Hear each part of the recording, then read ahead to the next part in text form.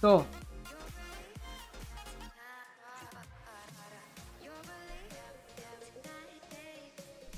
Ja, da bin ich. Und an der Stelle würde ich sagen, was geht und willkommen back, Mann. So, wir hattet alle einen chilligen Tag, oder? Ne?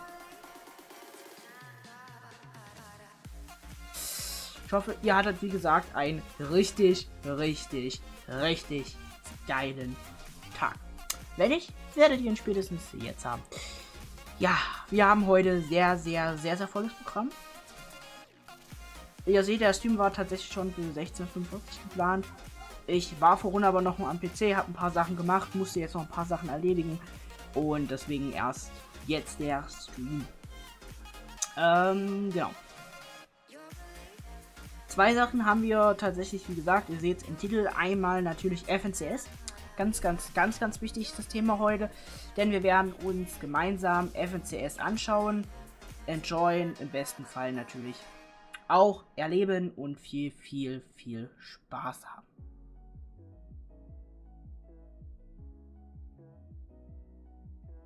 Vernon plus Ultra, wie gesagt, probieren wir dann. Können wir jetzt erstmal ein bisschen enjoyen, ruhig machen. Programm für jetzt ist noch nicht ganz so krass. Wie gesagt, ich will nur mal ganz kurz schauen. Genau, Stream ist live. Es gibt ein gratis Item, was ihr euch freischalten könnt. Vernon plus Ultra, wie gesagt, probieren wir dann. Können wir jetzt erstmal ein bisschen enjoyen, ruhig machen. Programm für jetzt ist noch nicht ganz so krass. Wie gesagt, ich will nur mal, wie gesagt, ne? Ansonsten können wir erstmal soweit jetzt erstmal ganz kurz runterkommen. Wir haben jetzt erstmal bis jetzt erstmal ein bisschen Ruhe, ne? Also wir können jetzt erstmal einen ruhigen machen. FNCS geht 19 Uhr los, dass ihr das natürlich auch Bescheid wisst.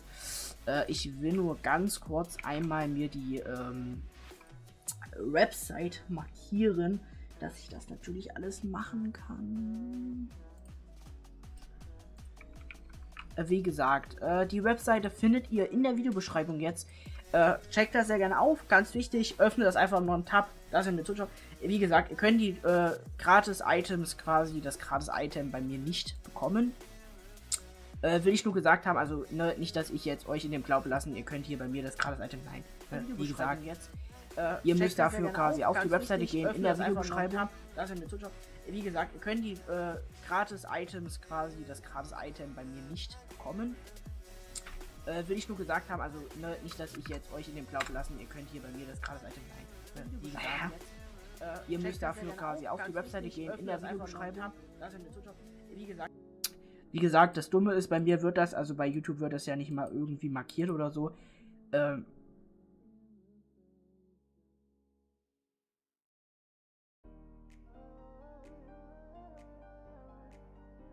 Wie gesagt, ne, warum auch immer Fortnite das so richtig creepy macht, aber ihr könnt das quasi leider nur auf der Webseite euch quasi abstauben. Finde ich auch ein bisschen doof.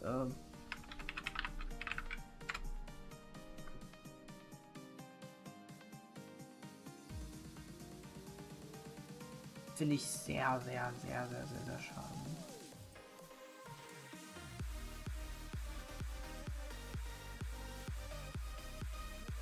Fortnite streamt wo auf.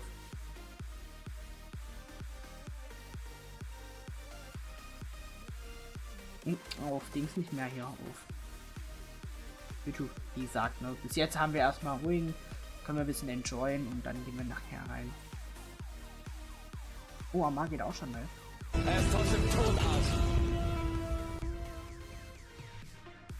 Heute, meine lieben Freunde, haben wir das FNCS-Finale von Woche 2 des Qualifiers. Zeig mal her, Top 3, Chat schon wieder. Bisschen nett. W's! W's! Oh, Kami und Setti. Okay, vielleicht auch mal verlieren jetzt hier. Vielleicht auch mal verlieren jetzt hier, Cringe. Vielleicht auch mal verlieren. Ja, weil das Setti ist. Setti Daddy. Setti Daddy. Setti.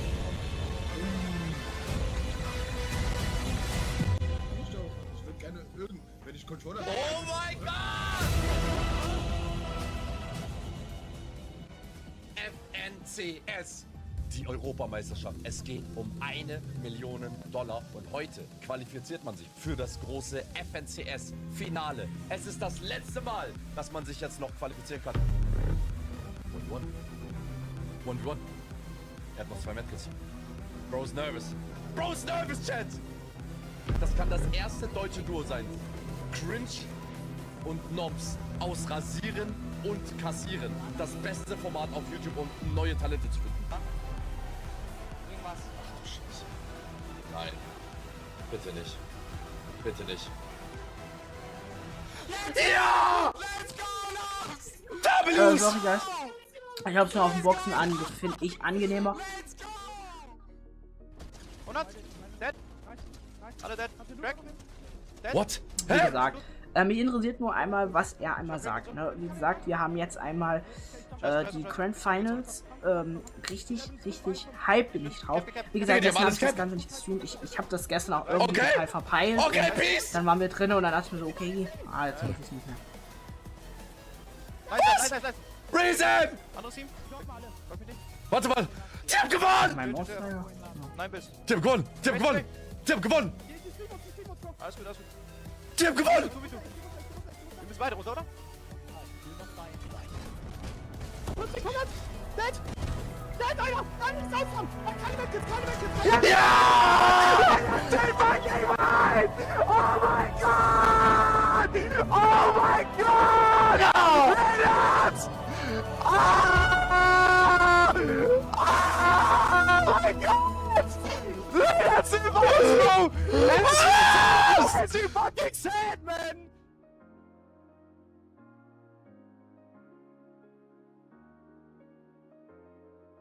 Ja, wie gesagt, Hallo, herzlich willkommen.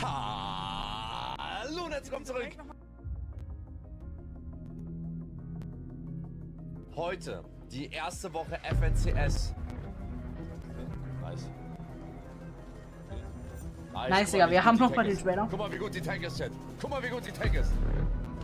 Nice! Nice! Let's go, baby! 13 Kills, Chat. Oh ja, die sind alle One-Shot.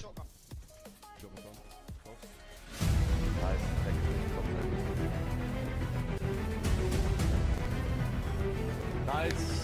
So, das ist GG. Das ist GG, Chat. Das ist GG. Das ist GG. Züchtige Businesspartner. Ja! W ist im Chat. Und Chat Reason muss hier Klatsch geben. Er hat noch 4 Bills, 3 Bills, 2 Bills.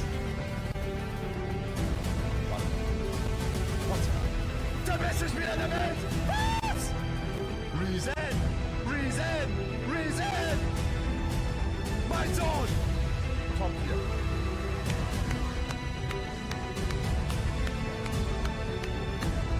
4. Er ist trotzdem Totarsch. Heute, meine lieben Freunde, haben wir das FNCS-Finale von Woche 2 des Qualifiers. Zeig mal her, Top 3, Chat schon wieder. Bisschen nett. W's! Oh, Kami und Setti. Okay, vielleicht auch mal verlieren jetzt hier. Vielleicht Cringe. Vielleicht auch mal verlieren. Ja, weil das Setti ist. Setti Daddy.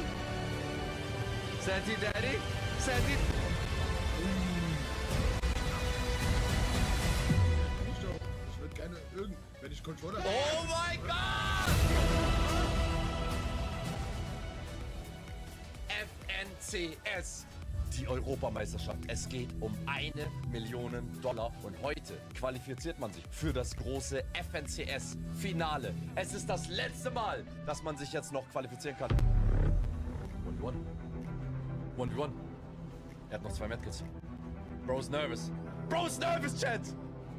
Das kann das erste deutsche Duo sein. Cringe und Noms aus Rasieren und Kassieren. Das beste Format auf YouTube, um neue Talente zu finden. Irgendwas. Ach du Scheiße. Nein. Bitte nicht. Bitte nicht. Ja! Let's go, Nox! W's! Let's go! Let's go! 100! Dead! Alle dead! Crack! Dead! What? Hä? Ich hab Brick und so. Scheiße. Die Zone. Ich bin Cap. Digga, die haben alles Cap. Okay. Okay, peace. Nice. Reason. Anderes Team. Block mich nicht. Warte mal. Die haben gewonnen. Chill. Nein, Bills. Die haben gewonnen. Die haben gewonnen. Alles gut. Die haben gewonnen. Du bist beide runter, oder?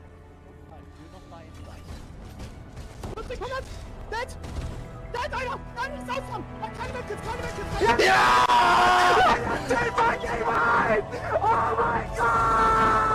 Oh mein Gott! Lennart!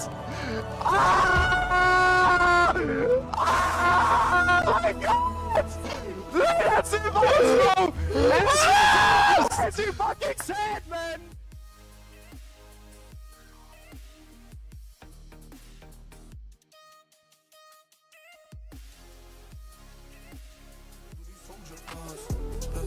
Wie willst du ein Boss sein, wenn du nicht Soldier warst? Live my best life, I have no time. Komm mit nem Jet dann in South France, Baby, vergess dein Freund. Digga, was geht denn bei Hammer? Chat, Baby! Ja, ich kann halt kein Copyright hören, das ist das Problem. Was geht ab, meine lieben Freunde? DJ, dreh den Tune leiser! Ja, geil! Was geht ab, meine lieben Freunde? Herzlich willkommen zum Tag 2 vom FNCS-Finale. Was war das gestern bitte für eine Reise? Ey, das war ja geistesgestört. Ich habe euer Feedback auf YouTube gesehen. Das ist only W's. Ich kann das gar nicht in Worte fassen. Ich kann es euch jetzt nochmal kurz live und aktuell sagen. Und zwar haben wir haben ein 1 von 10 Video und es sind jetzt schon 80.000 Live-Aufrufe mit einer Durchschnittsdauer von 21 Minuten Wiedergabedauer bei einem 1-Stunde-Video. Das ist geistesgestört. Also das ist geistesgestört, Freunde. Was da für ein Support gerade drauf ist, das ist schon sehr, sehr krass. Warte mal, Schlotter hat 2-1 gemacht und kein Rasenmäher. So ein was? Ich werde mir... So ein kleiner Wicht. Ich habe gestern noch gesagt, mach den Rasenmäher. Leute, was sagt ihr zu meinem Outfit? Hä? Ich habe mir heute gedacht, heute mache ich so diesen casual, leger Spielerberater. Ich mache heute den Spielerberater. Ich bin heute der Spielerberater-Chat. Aber bevor wir hier loslegen, bevor ich euch durch den Abend durchführe, weil wir haben hier heute wieder 12 Stunden lang Programm. Gestern haben wir 12 Stunden gestreamt, dafür schon mal W's in den Chat. Und jetzt heute nochmal 12 Stunden.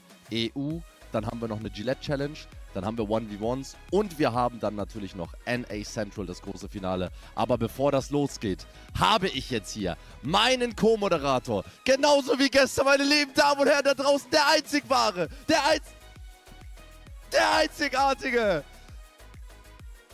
Kato! Digga, war das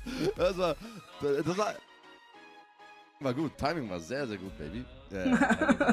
Timing war sehr, Chat, sehr gut. begrüßt mal Kato natürlich hier recht herzlich im Chat. Was geht, Chat? Unser Broski ist wieder mit am Start. Er ist auch derjenige, der an Fortnite festhält, auch wenn es mal unten auf dem Boden liegt, weil wieder oben ist, wieder unten auf dem Boden liegt, wieder oben ist. Und deswegen ist der Brudi hier mit am Start. Und ich freue mich auf jeden Fall wieder hier zu sein. Yes. Und der Chat hat auch Bock. Holy shit. Digga, der Chat ist richtig gut drauf, ne? Die Leute haben richtig Bock. Ey, ich hab auch, also wenn ich das hier so sehe, der Chat ist so am Rattern. Wir haben euch gerade das Intro gezeigt. Wir sind jetzt schon bei 18.000 Zuschauern, Chat. Eine Stunde bevor FNCS überhaupt losgeht. Ey, das ist wirklich geistgestört. Wir sind jetzt schon, haben wir das? Ne, wir haben gar nicht die Anzeige hier. Digga, wir haben jetzt schon Chat. Und darauf können wir uns mal gemeinsam als Community auf die Schulter klopfen. Wir haben jetzt schon 11.000 Subs geknackt, by the way. Das ist krank. Das ist wirklich krank. Und bei 12k Subs macht Amar eine Glatze, Freunde. Ganz wichtig. Nein, Also, bei 13 machst du wirklich, ne? Bei 13 komme ich hier mit dem ist mir scheißegal, was du sagst. Bei 13 hast du eine Glatze. Der Lade. ja, weiß ich. Da müsst ihr nochmal gucken. Bei 13 mache ich die Glatze bei ihm, Chat. Ist mir egal, was du mir sagst. Boah, okay. Amar, nice, danke auch für die 10 Nasche Ronskis. Digga, der Chat ist richtig, richtig gut drauf. Amar, bester Host der Welt. Dankeschön, Chat. Ey, wir geben hier gemeinschaftlich Gas. Wir glauben hier alle an Entertainment auf diesem Level ist unglaublich nice. Und wir werden euch heute, nur damit ihr wisst, was abgeht, wir werden euch heute natürlich komplett wieder durchführen. Wir werden euch sagen, welche Teams mit dabei sind, auch durch die Standings natürlich. Da haben wir, und viele wissen das ja auch schon, meine Söhne, Chat. Meine Söhne, seitdem ich seit 5 Jahren an denen ich festhalte, mitziehe, die mich mitziehen, ich sie mitziehe, hin und her. Die sind gerade auf dem ersten Platz europaweit. Vadial hat schon einen Europameisterschaftstitel. Reason hat noch nie einen ergattern können, leider Gottes. Vielleicht ist heute der Tag. Ich hoffe, heute ist der Tag. Also verdient hätte es endlich, mal seinen ersten FNCS-Sieg zu holen. Ah, das wäre so krass. Also wirklich, erster FNCS-Sieg, jetzt mal so nach Jahren des Competens wäre sehr, sehr crazy. Ey, aber dann gehe ich auch mit den Jungs in Urlaub. Also dann ist es so, wenn sie heute Erster werden, Chat, dann buchen wir heute Abend noch im Stream den Urlaub für nächste Woche. Also 1 Milliarde %. Und vergesst nicht, die müssen bezahlen dann. Ja. Digga, sehe ich aus wie ein Dummkopf? Also, jahrelang zahle ich denen alles und jetzt soll ich dann plötzlich den Urlaub zahlen, wenn sie Erster werden. Na. Dieses Mal, da werde ich die an die Eier packen und dann zahlen sie. Das ist mir scheißegal. Ja, das ist ja klar. Chat, einzelne Chat, wenn die dann zahlen müssen, die werden dann Europameister mit 170k in die Tasche, plus nochmal deren ganzen Fortnite-Maps. Ja, okay, mal ganz kurz. Plus die Streams, alles. Plus die Streams, alles mögliche, Werbung ohne Ende, was die knallen. Ja, wir wissen alle Bescheid. Ja, genau, das machen wir. Dann Punktesystem, dann Preisgeldverteilung natürlich gibt es. Pferdewetten. Wichtig. Heute müssen wir Videos ficken. Wirklich. Also gestern, ich weiß nichts von Pferdewetten. Ich weiß nicht, wie es bei dir Also aussieht. gestern haben wir nichts gewettet, aber wir müssen die heute ficken. Ja, safe. Naja. Also, wir haben es ja vergessen gestern. Tobi, mit den 5 Nasche-Roundskis. Dankeschön, mein Bruder. Vielen Dank für die 5 Naschis, Chat. Dafür gerne mal W's in den Chat, genauso wie Finn, Lenny, Timbo, Miguel, alle hier mit Stufe 1, Prime, alle hier mit am Start. Sehr, sehr, sehr, sehr geil. Ich muss mir zwischendrin heute mal, Digga, ich muss irgendwo Tabletten finden. Ich habe richtig Kopfschmerzen. Und, oh. Ja, Paracetamol. Meinst du, das ist, Chat, ist das kacke, wenn ich mir gerade schon eine Aspirin-Komplex gegeben habe zum Trinken und dann eine Paracetamol? Ich glaube nicht, oder? Ich habe keine Ahnung davon. Ich bin mir da auch nicht sicher. Das ist, glaube ich, nicht so. Ja, aber ich muss sagen, ich habe auch nochmal Bock, ne? Wir gehen da nochmal in die Standings rein, ganz, ganz wichtig. Ich habe dazu auch ein YouTube-Video hochgeladen. Checkt da sehr gerne ab, ne? Ist ja mal was anderes außer Fortnite, ne? Finde ich trotzdem total geil, ne? Warte mal. Okay, ich guck mal kurz. Aspirin. Aber ich muss sagen, ne, auch an alle, die. Ich bin gerade halt only YouTube Live, ne? Ich weiß nicht, ob das dumm ist, Sogar aber. direkt mischen. So. Kann man Aspirin nehmen? In den meisten Fällen kann ein Paracetamol gleich mit Citabax. Okay. Paracetamol wird verwendet, um Schmerzen zu lindern und Fieber zu senken. Bitte seien Sie vorsichtig bei der Anwendung von Aspirin und Citabax. Dies kann zu einem erhöhten Risiko von Magen-Darm-Geschwüren. Ja. Overrated. 4-stündige Intervall. Oh, ich habe es gerade genommen. Okay.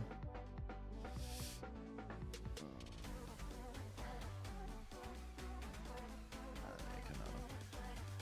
Erst in 4 Stunden einnehmen. Okay, wir nehmen es erst in 4 Stunden ein. Ganz entspannt. Muss for real warten. Ja, das ist ja komplett dumm. Was ist denn das? Also, das ist heute richtig dumm. Irgendwas wollte ich gerade sagen. Irgendwas war nochmal richtig, richtig. Wie gesagt, ne, wir schauen dann eben bisschen Fortnite zu. Eventuell schauen wir auch Amar zu. Ja, aber ne, das ist halt das Geile. Ich kann halt jetzt hier auf YouTube quasi auch was machen, ne? Und ja, ne, finde ich halt geiler, ne? Das ist klar, ne? Also muss ich sagen. Das ist halt sehr, sehr cool, dass ich das halt machen kann. Und das Geile ist, ich kann es halt auf YouTube machen, weil es auf YouTube gibt es halt sowas nicht, ne? Auf Twitch zum Beispiel bin ich dann halt der 50. der das macht, auf YouTube bin ich dann halt nicht so. Das ist halt einige. Ja. Ich werde übrigens wahrscheinlich durchziehen jetzt. Okay. Einige. Digga, sind einige hier mit am... Oh, okay. Chat, nur damit ihr einmal Bescheid wisst, ja? Die Leute hier mit dem... Ey, das Dumme war, es gab ja mein Wasser nicht beim Einkaufen. Vor denen könnt ihr euch verneigen, weil die waren gestern noch bis 5:30 Uhr mit bei NA Central mit dabei. Das war krank. Das war ehrlich krank. NA Central war auch sehr geil, Chat. Ne, ich hab auch so Bock drauf. So, Fortnite streamt halt leider nicht, das ist das Problem, aber... Ich kann ja schon mal eine Sache ganz kurz... Ich habe ja quasi... Mods, geht mal ganz kurz in den Subchat, weil... Wen's interessiert, ne? Also klar... Genau, wen das wirklich sehr interessiert, ne? Ich habe ja quasi auf YouTube... Das Dumme ist halt, YouTube zeigt ja oben an, dass du live bist und dann habe ich das ja quasi, habe ich hier nochmal reingemacht. Ich finde das halt dumm, ne, dass erst für mich kommt und dann live, ne? Halt, okay. Finde ich cool, aber dumm, dass man es auswählen kann. Ne? Videos, ja, habe ich ja ein Video gemacht zur FNCS-Erklärung.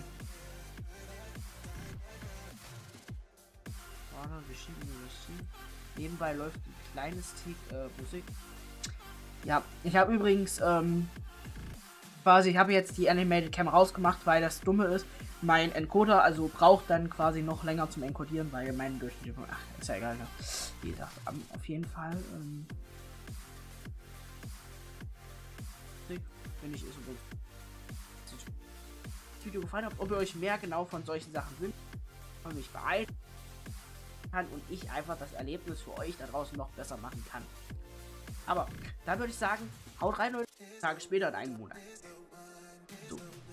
Ja, also, es sind ja Top 50 Duos, ne? 6 Matches pro Tag. Das heißt, am Tag 1 werden 6 Matches gespielt und heute werden quasi somit die anderen 6 Matches gespielt, dann haben wir insgesamt 12 Matches. Heute wird das Punktesystem mal 1,5 genommen, ne? Ganz, ganz wichtig, mal 1,5.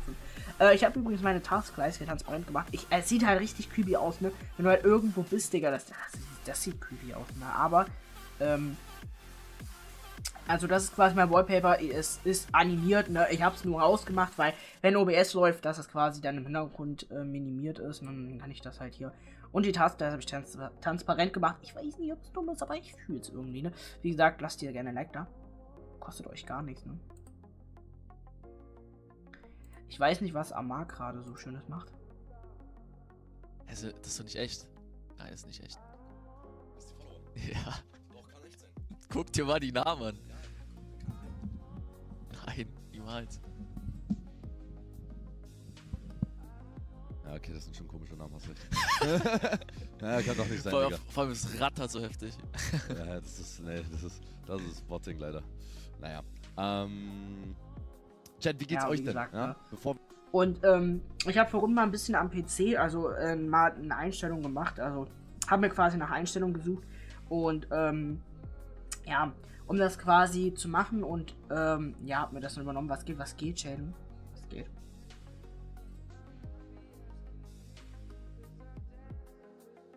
Aber irgendwie muss ich sagen, ich fühle, und zwar hattet ja YouTube in OBS so ein Statistiken-Doc, ne?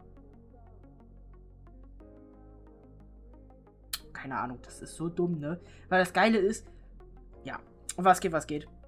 Ich hoffe, du hattest einen chilligen Tag. Nein, aber heute steht ja FNCS an. Und zwar die Grand Finals. Boah, Amar hat einen Uncut-Kanal. Das ist nice.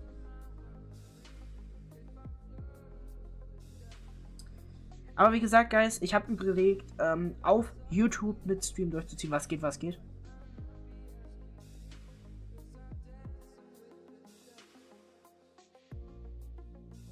Heißt sowas von Bock, einfach so auf YouTube durchzuziehen mit Stream? Ja, ich weiß nicht, ne? Also. Klar, YouTube-Stream, ja. Will einfach jetzt mal mit YouTube weitermachen, ne? Hab ich richtig Bock drauf. Moin, du kannst auch noch so auf den Chat Moin schreiben, wie du willst. Es kommt gefühlt kein anderes Moin. Ja. Aber gestern der Stream war auch echt geil, ne? Wir haben auf jeden Fall gestern eine Menge. Oh, cool. Ich weiß, ich war noch irgendwo am Erzählen, ich weiß noch nicht, was war gestern eine Menge und dann. Aber cool gestern das Stream, ne? Also auf jeden Fall krass. Hammer. Ich hoffe ja eigentlich, dass Fortnite mal live kommt. Ist das krank. So. Jetzt ein Red Bull. Ach, Jetzt musst du das auch noch googeln, ob man das auch. Boah, ich fühle diese Headsets nicht, wo du dieses Kabel da. Das Ding ist, ich bin ja auch immer der Sugar-Free-Mensch bei Red Bull, aber wenn ich jetzt so eine lange Show mache und direkt Energie brauche, dann nehme ich immer den mit Zucker. Ich weiß nicht, warum, vielleicht ist es auch Placebo, aber dieser direkte Zucker, der in den Blutlaufbahn geht, ist immer... Meinst du, der wirkt direkt? Ah, da wird Instant.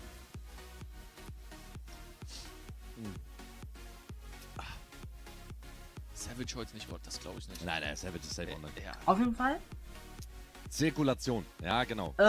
Gucken wir uns dann gleich nochmal die Bestenliste an. Heute also nicht, ungefähr das einer ist Stunde ein Bier. geht's los. Die Ich sind glaube heute gar nicht Fortnite, nervös. also wir schauen dann den Stream von Also ich Fortnite, glaube, ist geiler. die gleich weil, nervös werden, die werden wir auch gleich sehen. Da ist es halt Weil cool die auch zusammen, da richtig- müssen wir immer nicht switchen, weil ich Wir finde haben das natürlich nervig dann beim sehr, Zuschauen sehr und viel, zu die ganze berichten. Zeit zu switchen. Es ist Weil nur nervig, es dass gibt wir halt nämlich dann so- Fortnite wie nennt man die das? ganze Zeit beim Reden haben, aber ja. Boah, Es gibt so ein paar Und- Änderungen. Selbst wenn, also ich Wie gesagt, das mal ne? kurz. Selbst wenn Vadial und Reason gerade Erste sind. ja, genau. Valial und Reason sind Erster. Wen das komplette FNCS-System interessiert, wie gesagt, hier habe ich ja FNCS Mario 1 Erklärung. Ganz wichtig, also Major 1, ne? Das nächste FNCS ist dann Major 2 und dann irgendwann gibt es wieder einen Global Cup. Ne? Dass ihr das da draußen versteht. Also, nur weil wir heute die Grand Finals haben, sind das die Grand Finals von Major 1, ne? Ganz, ganz wichtig und nicht von Major 3 oder, ne? Ganz wichtig, ne? Also, leider danach kommt Major 2, wie gesagt. Checkt das selber gerne ab, ne? Wie gesagt, guckt euch das an, also dort geht es um Major 1. Ich mache dann natürlich auch für euch wieder eins, wenn es um Major 2 soweit ist. Ne? Ganz, ganz cool, wichtig, ne? Ich wollte gerade irgendwas machen, ich weiß aber nicht mehr was. Ne? Boah, ich habe mir vorhin hier Stream Awards reingezogen. War extrem geil, wir können da ja ein bisschen was mal im Stream schauen. Bin's von gestern. Ja, ich weiß.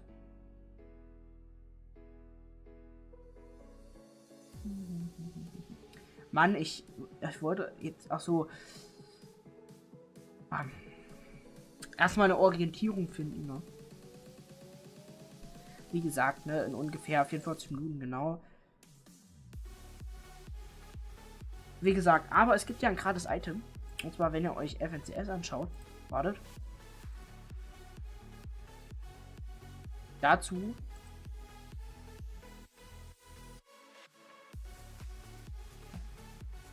Dazu einfach immer in Streams reingehen, also einfach hier in dem Stream. Dort geht ihr dann hier auf mehr und dann macht ihr Folgendes: Ihr müsst euch den Link kopieren, warum auch immer Fortnite den nicht gemacht hat. Warte mal, ich kopiere den mal und schicke den mal in den Kommentaren her. Achso, gibt's ja nicht. Warte mal.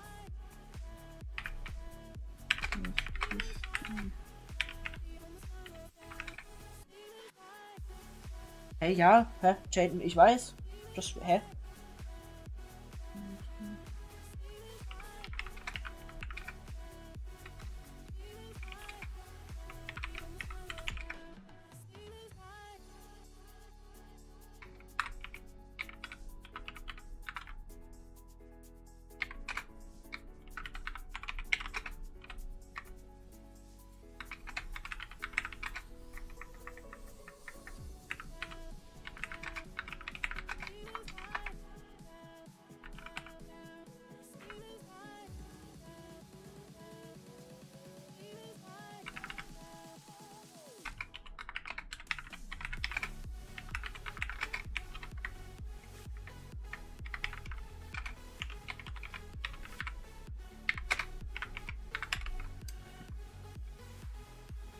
Oh, ey, über 3. Okay. Ja, das ist gratis.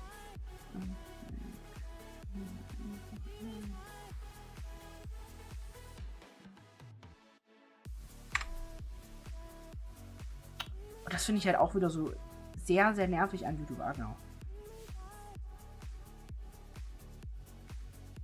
So, ich bin euch das Ganze einfach mal an.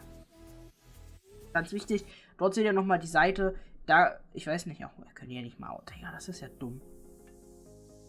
Bei Twitch geht das einfach, dass ihr das nicht ausgespielt habt. Das ist das, was wieder keiner versteht. Na egal. Auf jeden Fall gehen wir mal hier drauf. Und gehen in, genau, insgesamt werden ja 6 Matches gespielt.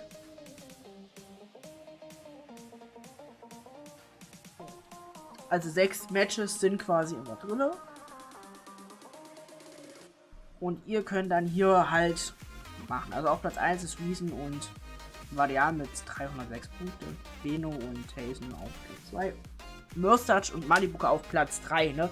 Die in den Opens so verkackt haben, sind jetzt sehr gut, ne? Also gut, ne? Varian war auch gut. Greasy und Thomas hatte ja auf Platz 4. Volko und Vortex auf Platz 6. Pink und Mixen auf Platz 7. Ja, ansonsten Janisset und Flixi auf Platz 18.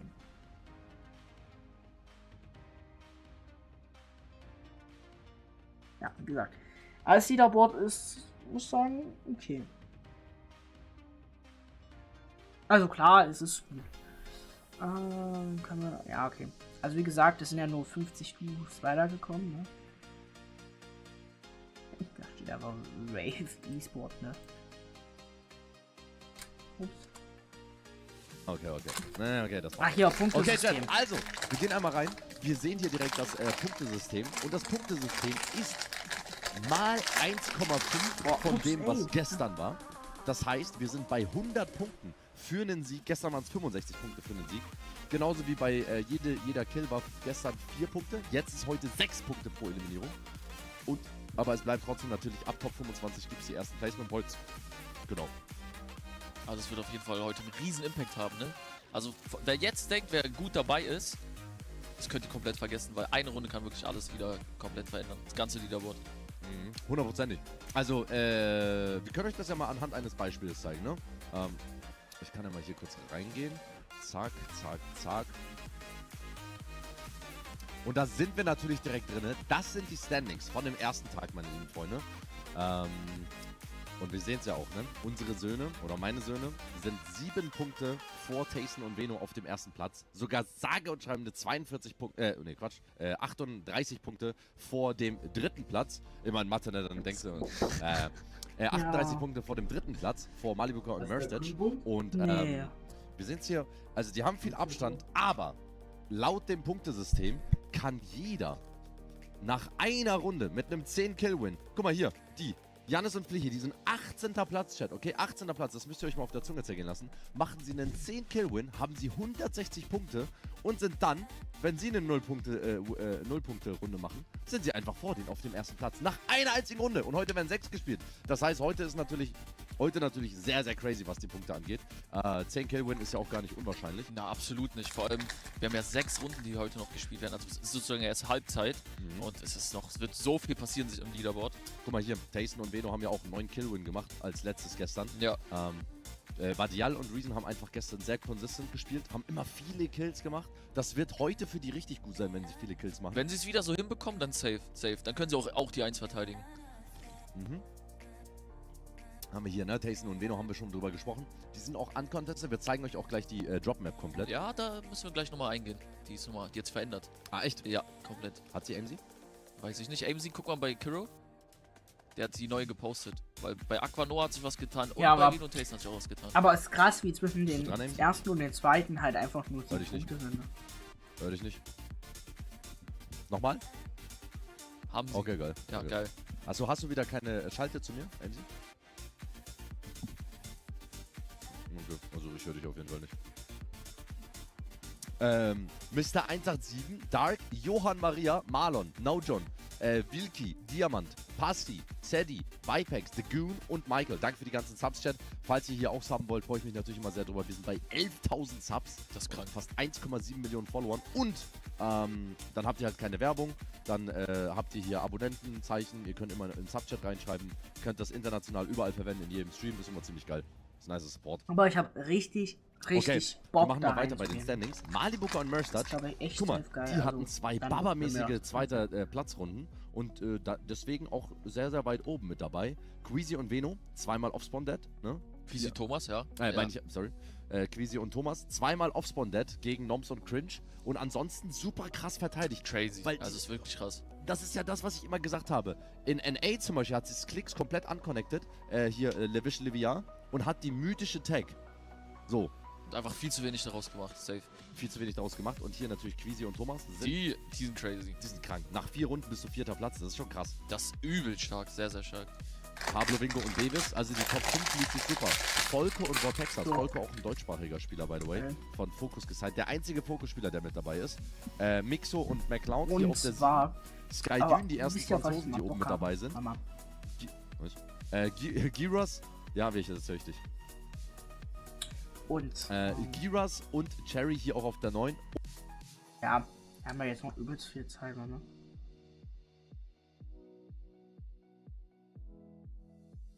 Oh, ich dachte, wir können uns alle mal anschauen. Ne?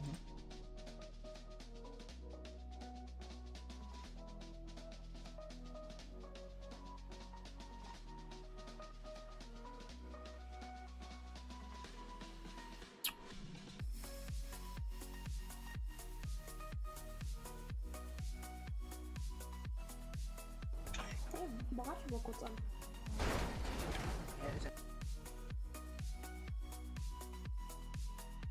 Um da hübscher zu sagen.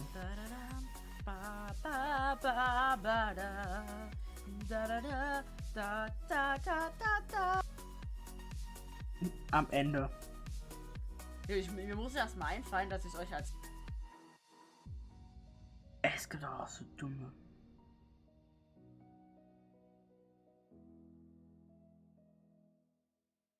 Johann auf dem Highground. Niemals, die werden schon wissen, dass es Aqua und Noah sind. Ist das krank. Jetzt rufe ich seinen Dormate an. Jetzt haben sie mich sauer. Jetzt haben sie mich sauer. Also eher würde, glaube ich, der Weihnachtsmann noch rangehen, bevor Aqua rangeht, aber ja. Die sind im Tunnel. Halbe Stunde geht's los.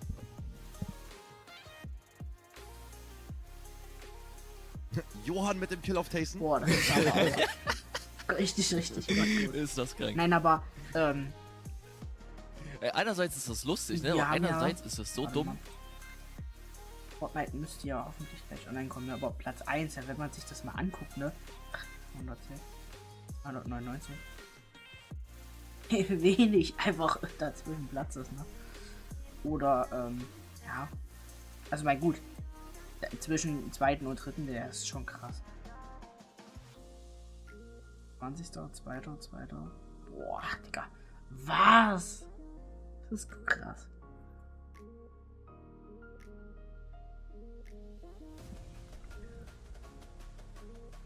Boah, aber Jan ist. Ja, okay. Inter, erst. Digga, Jan einen Win geholt. Vielleicht können wir hier drauf drücken.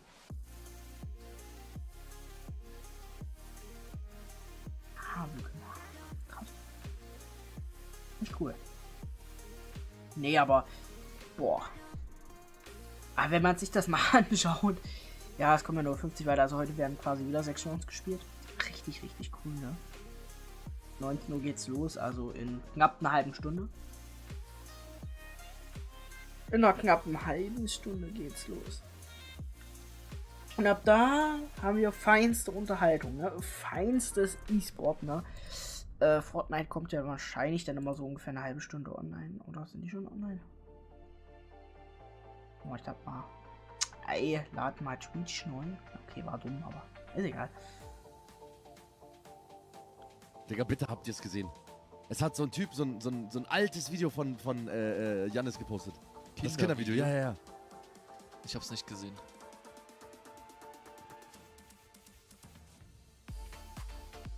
Okay. Jannis hat repostet, schreibt einer. Wenn es stimmt.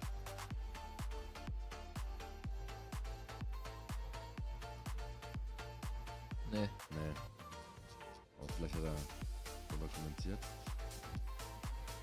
Nein, ich habe noch eine bessere Idee. Drexler hat kommentiert. Ja, guckt sich an, Chat. Guck mal. Ist das Jannis? Ja, warte. Warte, was? Guck mal bitte. Kannst du es kurz hochschieben, MC? Okay. was guckt der? Ja, oder einfach die Standings-Ansicht. Also.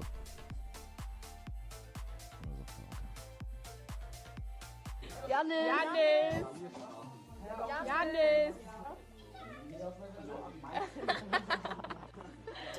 Nein, aber, na, wie gesagt, achso.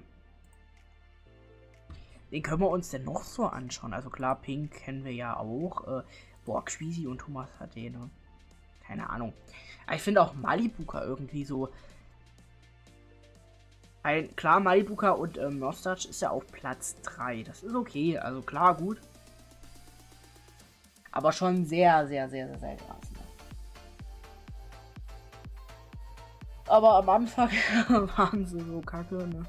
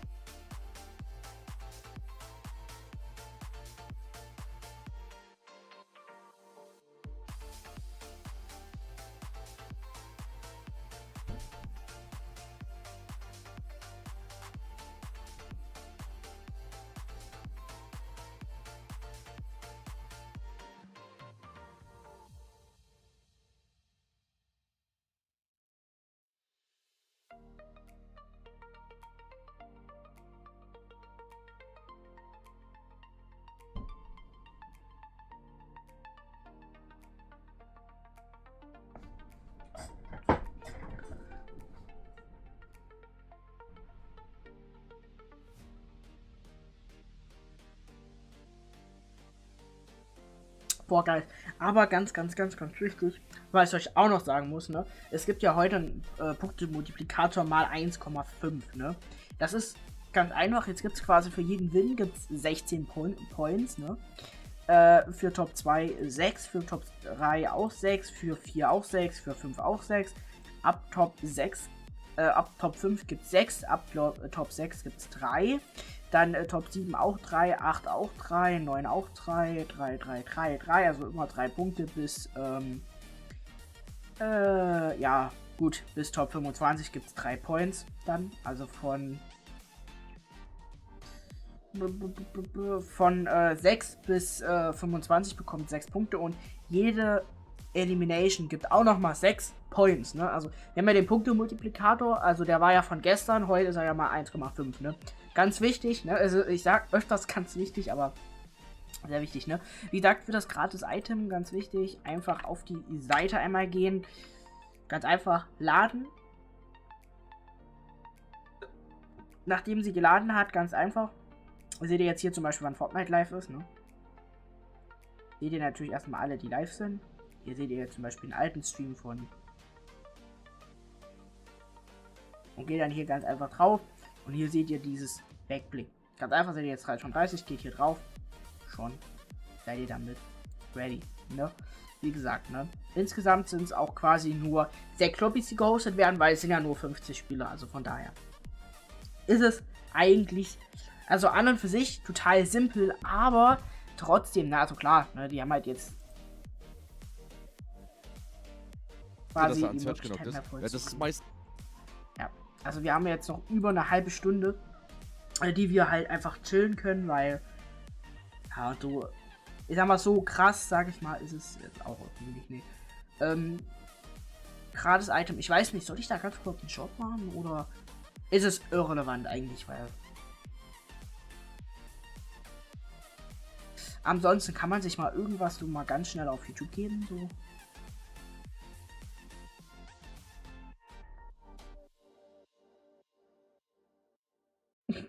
Ja, es kommt auch 19. Ich habe schon mal überlegt, ob ich mich selbst essen soll.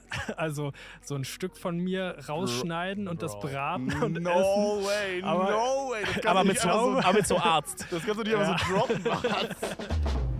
Herzlich willkommen zum Edel Talk zusammen mit Dominik und Kevin. Freunde, bonjour. Wir haben heute wieder einen Gast dabei. Und unser heutiger Gast hat jede Droge getestet, die es auf der Welt gibt. Wir haben Tomatolix heute mit dabei. Jo! Das ist der wichtigste Applaus, den wir Ja, dann klatsch doch mit. Ja, sorry, What the fuck? Dankeschön. Wir machen in der Post. Ja, okay. Ja, einen krassen Applaus bitte, Nico, füg ein.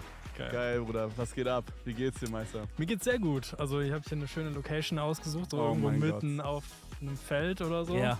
Aber noch ein bisschen Sonnen heute, oder? Richtig. Man muss aber auch direkt sagen, wir kennen den Besitzer. Alles ist safe, ja. Wir haben Der gedacht, Besitzer stand auch hinten eine halbe Stunde. Ich glaube, er steht immer noch da mit seinem Schäferhund, der sehr gefährlich aussieht. Und guckt uns die ganze Zeit sehr böse an, deswegen. Aber wir kennen den. Wir haben das alles hier abgesprochen. wir kennen alle und ja, ein bisschen Sonne tanken. Ey, Real Talk.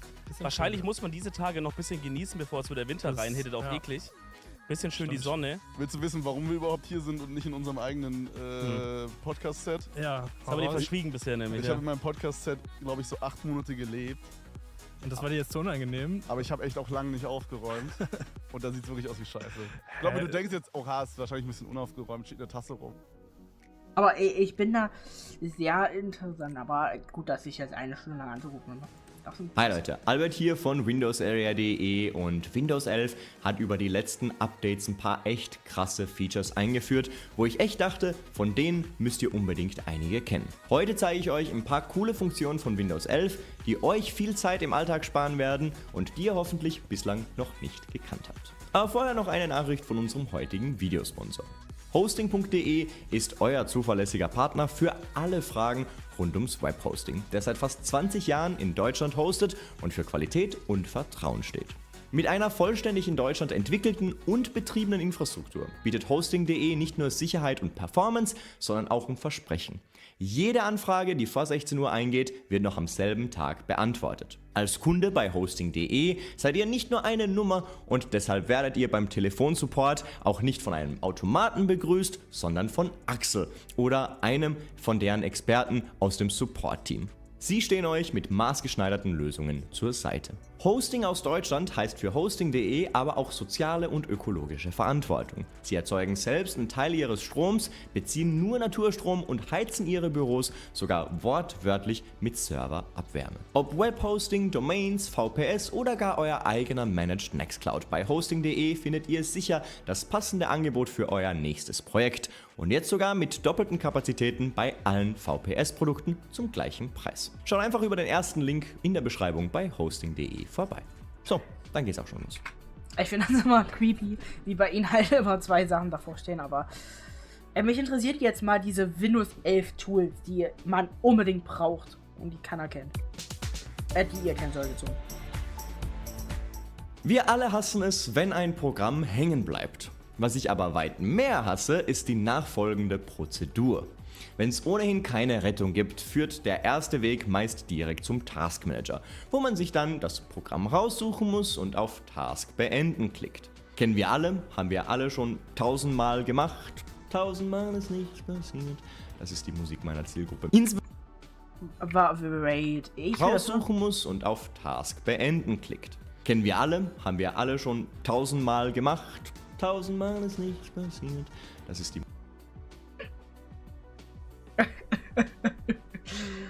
das ist aber auch wieder so gottlos, ne? Musik meiner Zielgruppe. Insbesondere jene von uns, die Adobe-Programme verwenden, kennen dieses Problem.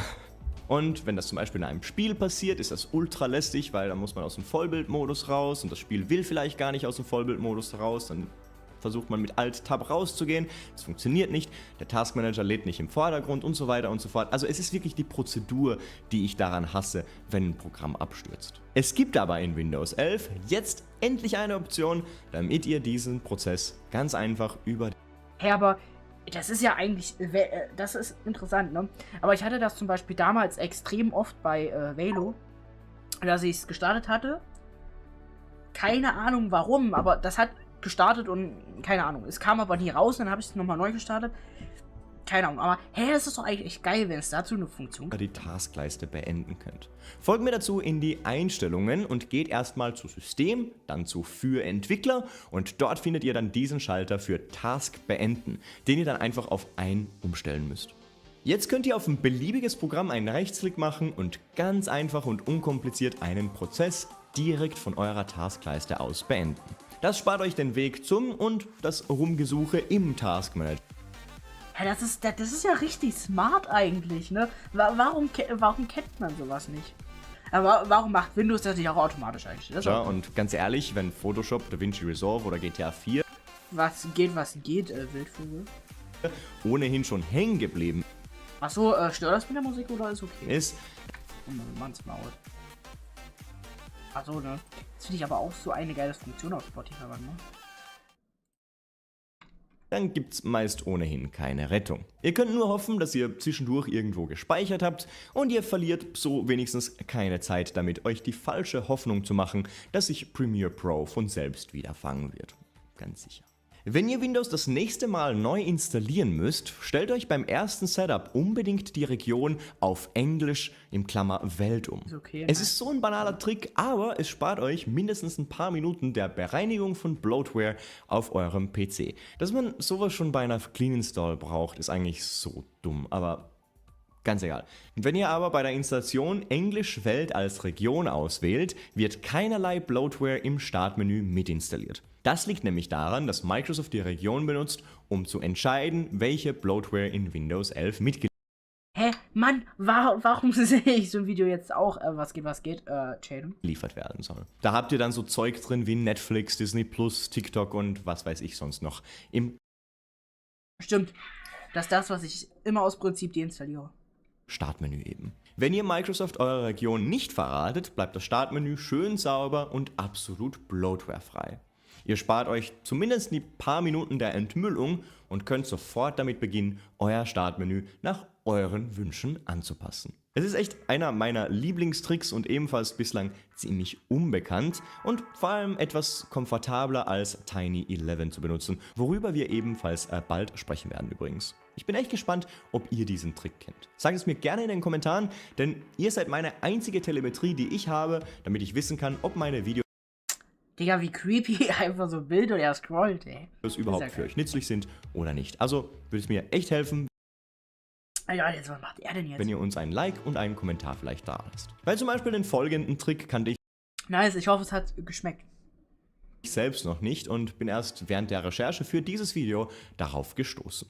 Windows hat seit Vista nämlich eine spannende Notfallfunktion, die einen Emergency Restart erlaubt. Klickt man darauf, wird der PC ohne viel Prozedere und Rumgefrage sofort neu gestartet. Ihr kennt wahrscheinlich alle die Tastenkombination STRG, Alt und Entfernen. Diese öffnet in Windows dieses Menü mit einigen Optionen zum Sperren, Abmelden sowie eben zum Task Manager starten. Was weit weniger Nutzer wissen ist, dass sich hier auch ein verstecktes Notfall-Neustart-Menü befindet. Unten rechts habt ihr hier das klassische Neustart-Menü und wenn ihr darauf klickt, könnt ihr euren PC einfach herunterfahren, neu starten oder eben in den Energiesparmodus versetzen. Haltet ihr aber die Steuerung-Taste gedrückt, wenn ihr auf dieses Menü klickt, ja, okay, aber das kenne ich mit der Steuerung. Dann werdet ihr hier das versteckte und ziemlich unbekannte Notfall-Neustart-Menü finden.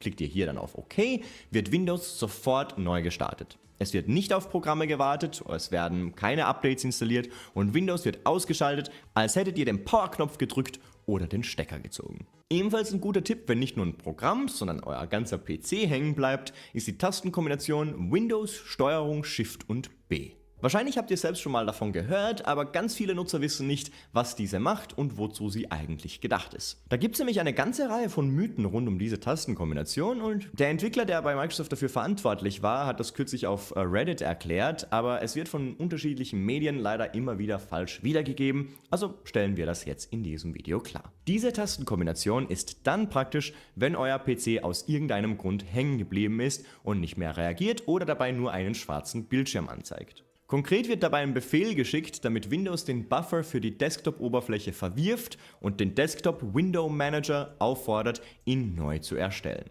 Manchmal kann es beim DWM zu Fehlern oder Störungen kommen und durch das Neuerstellen des Desktop-Buffers versucht man, den DWM zu aktualisieren und eine normale Anzeige wiederherzustellen. Es ist vergleichbar damit, als würde man das Displaykabel rausziehen und neu verbinden, aber halt das digitale Äquivalent davon, dass eben Windows sagt, es soll die gesamte Anzeige mal neu rendern, weil irgendwas gerade falsch läuft. Ihr werdet dabei feststellen, dass der Bildschirm beim Drücken dieser Tastenkombination für den Bruchteil einer Sekunde schwarz wird und man gelegentlich einen Piepton hören kann. Das ist ganz normal und bedeutet, dass Windows versucht, das Anzeigeproblem zu beheben. Windows Steuerung Shift und B startet übrigens nicht euren Grafiktreiber neu. Das macht Windows schon selbst, nennt sich TDR und das steht. Ja, aber ich meine, ich kenne das tatsächlich, ich habe das damals, aber mir wurde das damals, ich habe da im Internet geschaut und da stand halt auch da, es startet eure Grafiktreiber neu. So hab ich für Timeout Detection and Recovery. Es kann aber im Zuge dieses Prozesses vorkommen, dass auch der GPU-Treiber neu gestartet wird und ihr werdet das anhand dieser Benachrichtigungen dann merken oder daran, dass euer geöffnetes Spiel dann nicht mehr läuft. So vorgesehen ist es zwar nicht, aber wenn es hilft. Übrigens solltet ihr diese Tastenkombination nicht nutzen, wenn es nicht notwendig ist. Es sagt ja dem System unnötigerweise, dass etwas nicht funktioniert und Windows versucht dann rauszufinden, was falsch läuft und das nimmt dann unnötig Systemressourcen weg von dem, was ihr eben gerade machen wollt. Wenn es aber zu einem Problem kommt in Windows, ist diese Tastenkombination wirklich nützlich und kann euch davor bewahren, euren PC in solchen Fällen vollständig neu starten zu müssen. Der Volume Mixer bzw. der Sound Mixer ist in Windows 11 seit 23H2 bzw. dem Moment 4 Update endlich wieder zurück, nachdem er fast 2 Jahre lang im System gefehlt hatte. Und jetzt ist er besser denn je, denn ihr könnt den Sound Mixer einfach unten im Systemtray über das Audio Flyout öffnen und dort euer Spiel leiser schalten, damit ihr zum Beispiel den Discord-Chat besser hören könnt. Wenn ihr das Menü schnell aufrufen wollt, könnt ihr auch die Ja, nice, dass du gerade Abendbrot gegessen hast. Tastenkombination Windows Steuerung und V benutzen. Steht zwar auch hier direkt drin, aber ich habe das ehrlich gesagt nie bemerkt und hätte ich es nicht irgendwo gelesen, hätte ich es euch jetzt nicht erzählen können. Es ist so offensichtlich, aber ich habe es ehrlich nie bemerkt. Die meisten von euch dürften diesen Trick bereits kennen, aber meiner Meinung nach kann dieser nicht oft genug wiederholt werden. Windows hat weiterhin einen Tastaturbefehl zum Öffnen des Task Managers und dieser lautet Steuerung, Shift und Escape. Aus irgendeinem Grund bin ich selbst so darauf gedrillt, bei einem Problem in Windows immer die Steuerung Alt und Entfernen zu drücken, obwohl ich eigentlich nur den Task Manager öffnen wollte. Also Steuerung, Shift und Escape, das merke ich mir jetzt, damit ich das endlich auch verwende. Aber gut, das kennt man ja eigentlich. Was viele womöglich aber nicht wissen, ist der folgende Trick für den Task Manager. Ich selbst habe meine Prozesse ganz gerne im Task Manager nach CPU oder RAM-Nutzung sortiert, weil ich dann relativ schnell weiß, was genau mein Problem verursacht. Viele Benutzer machen das so, aber was dann lästig sein kann, ist, dass der Prozess, den man beenden will, rumspringt wie ein Verrückter. Und hier ist auch der Trick. Wenn ihr die Steuerung-Taste gedrückt haltet, wird der Task Manager pausiert und ihr habt dann alle Zeit der Welt, um den gewünschten Prozess rauszusuchen und zu beenden. Windows hat eine ganze Reihe von nützlichen und ein paar ganz komische Tastenkombinationen. Wusstet ihr zum Beispiel, dass ihr mit Steuerung, Shift, Alt, Windows und L die LinkedIn-Webseite öffnet? Das ist so unnötig, ich habe keinen Plan, warum sie sich das ausgedacht haben. Ja, das ist aber wirklich so unnötig. Aber es ist vielleicht nützlich zu erwähnen, dass damit auch andere Office-Programme geöffnet werden können. Steuerung, Shift, Alt, Windows und P öffnet zum Beispiel PowerPoint, wenn man genug Finger dafür hat. Mit W öffnet sich dann Word und mit O öffnet ihr Outlook. Und alle Excel-Enthusiasten erschließen diese Erfahrung mit der Tastenkombination Steuerung, Shift, Alt, Windows und X. Warum hat Excel eigentlich kein E als Icon, sondern X? Oh... Wieder was gelernt. Und damit sind wir auch schon am Ende von diesem Video. Wenn ihr noch mehr Tipps und Tricks rund um Windows 11 sehen wollt, habe ich jetzt ein Video für euch in der Infokarte und auch in... Ja, schön, dass du Abendbrot gegessen hast eben. Wie oft willst du das jetzt eigentlich noch in den Chat schreiben?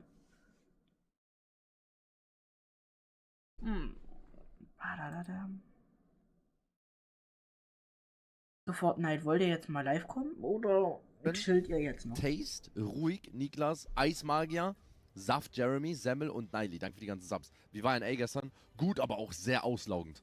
Irgendwann so letzte und vorletzte Runde, Digga, irgendwann konnten wir nicht mehr. Unser Kopf hat ja, wenn man hier 11 Stunden sitzt und castet und so, ne? Das war nicht ohne. Das war echt nicht ohne. Aber es war geil. Es war trotzdem sehr geil. Ich muss aber sagen, Klicks war ein bisschen enttäuschend. Der war uncontested, Levish Leviar und ist so Top 8 gewesen, glaube ich. Ja, es war, also ist auf jeden Fall mehr drin. Ich würde sagen, BloodX hat gekostet.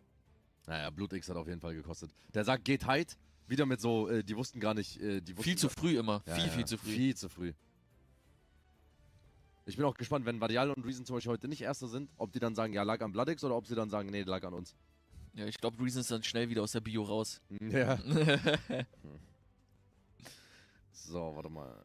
Wir zeigen nochmal die Standings gleich, bevor wir einfach starten. Ich glaube, das ist ganz geil, bevor wir dann so loslegen. Früh, ja, viel zu früh. Und auch nochmal vielleicht erwähnen, dass Punkte-Multiplikator Weil das ist wirklich, also jetzt wirklich, Freunde, wir dürfen nicht vergessen, Jannis und, nicht Jannis, Vadeal und Reason haben 300 Punkte, aber das kann heute, oder das sind so ungefähr so 30% erst für den FNCS-Sieg. Ungefähr.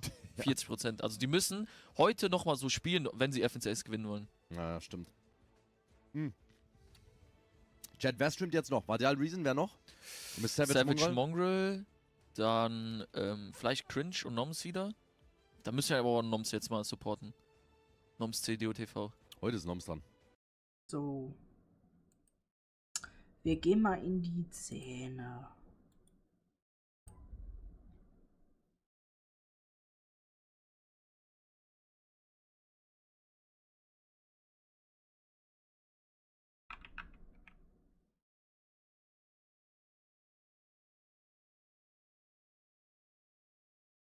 So. Du kannst es zwar gerne noch 5-mal in den Chat schreiben, dass du gerade Abendbrot gegessen hast. Ich weiß nicht, was du dir dabei erhoffst.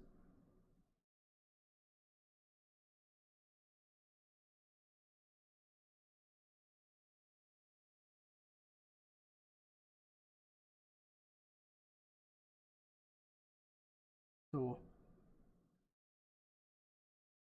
Ich hoffe, du denkst das mal drüber nach, dass dir das überhaupt nichts bringt, in den Chat 5-mal dasselbe zu schreiben.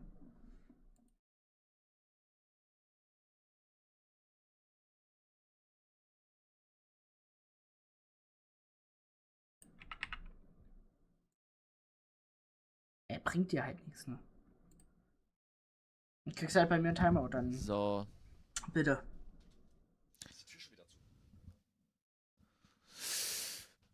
Wann es ungefähr losgeht, ich denke so, Chat, wir gehen so ungefähr so 20 Minuten in die erste Runde langsam rein. Ist ja immer so, vor allem erste Runde, das dauert immer so ein bisschen, bis die Lobby startet. Statement von Frankfurt. Ah, ich muss sagen, gut, erste Runde, ne, Fortnite startet, das stimmt schon. Das dauert also ungefähr, ja, keine Ahnung. Aber gut, die erste Runde ist halt auch langweilig, weil ja alle parallel ja drinne sind. Also es ist ja nicht, die starten und sind gleich drinne und dann ist es ja auch Richtung Endgame, weil klar, du schaust dir dann halt so Top 70 zu, das ist dann schon sehr. Ja, Fortnite müsste eigentlich wieder streamen, ne? Also wäre jetzt natürlich ein Nonplusultra. Nee, aber für das gerade Item könnt ihr euch einfach ganz simpel das Ganze machen. Also ihr macht das euch sehr, sehr gerne abstauben. Gratis Item, ihr müsst nichts mehr machen. Wichtig, ihr geht einfach ganz normal bitte auf die Seite, auf keine andere, genau auf die. Früher war es ja, was ich schon noch fand, war es auf Twitch, dass du quasi mit den Drops das Ganze dann halt freischalten konntest. Ey, Fortnite ist live.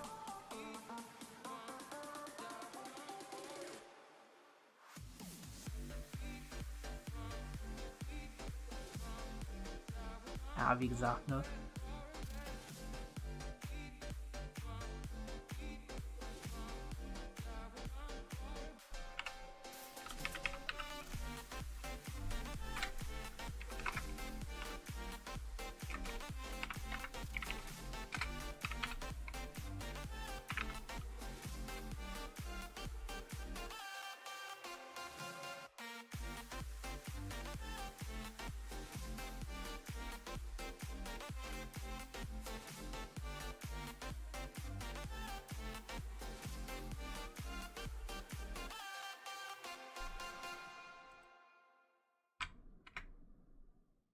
Ja, wie gesagt, Fortnite ist ja auch live. Auf Twitch. Warum nicht auf YouTube?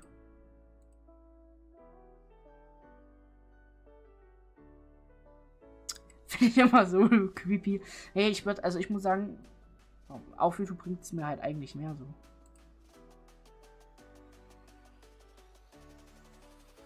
Bin aber nicht auf YouTube live. Nice Fortnite. Nice.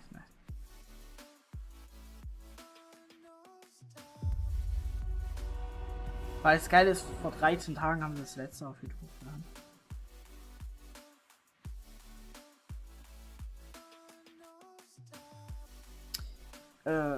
Fortnite?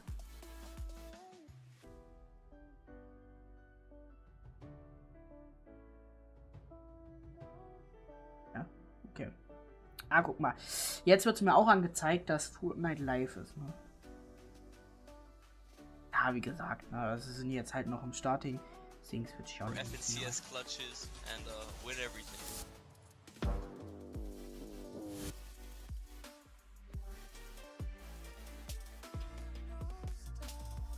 Ja, gut.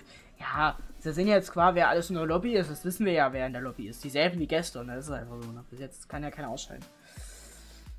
Und ich muss sagen, mittlerweile liebe ich meine Haare, weil das Geile ist, dadurch, dass sie so kurz sind, sieht das richtig, richtig smart aus. Und ich muss ja halt nicht mehr jeden Tag machen. Das ist für mich natürlich auch angenehm. Wie gesagt, wir sind schon wieder seit einer Stunde live. Ne? Also bei mir gibt es dann wahrscheinlich auch gleich Essen. Ja. Ich habe richtig, richtig Bock, auch richtig Motivation in Fortnite reinzugehen, aber ja. Also, ich switche euch in die andere Szene, ne, dass ihr das ausseht. Vielleicht auch an alle, die neu reingekommen sind. Wir schauen uns quasi Fortnite FNCS an. Moderiere das für euch ein bisschen. Auf ganz entspannt. Ja. Also die erste Round wird quasi so erst so 19:10 Uhr bis 15, kann aber auch erst 19:20 Uhr sein, wenn es losgeht, ne? Ja, das ist auch nochmal ganz interessant für euch. Und zwar geht es ja quasi um Preispool, den ihr jetzt quasi bekommt. Top 1 bekommt 170.000 wieder. Ja, natürlich. Top 220, Top 3 100.000, Top 4 80.000, Platz 5 60.000, Platz 6 50.000, Platz 7 40.000, also immer 10.000 weniger. Also quasi Platz 8 30.000, Platz 9 20.000, Top 10 15.000, Platz 11 bis 15 10.000, 16 bis 20 8.000, Platz 21 bis 25 6.000, 26 bis 30 5.000, 31 bis 35 4.000 und 36 bis 40 3.000, 41 bis 45 2.000 und 46 bis 50 1.000. Also egal, wie gut ihr jetzt performt, natürlich alle wollen am besten performen, ne, aber ist schon krass, ne, also klar, 1.000, also sind es 500 für jeden, ne, klar, ne. Aber finde ich cool, ne. Das ist quasi das erste Grand Finals, die wir also jetzt aktuell haben, beziehungsweise auch in diesem Jahr das erste Grand Finals, also wir haben ja bis jetzt immer die Finals gehabt, aber jetzt ist quasi Major 1 ab heute nach FNCS over, ne. Ganz wichtig, over. Mann, ey, ich sag das oft. Ganz, ganz wichtig.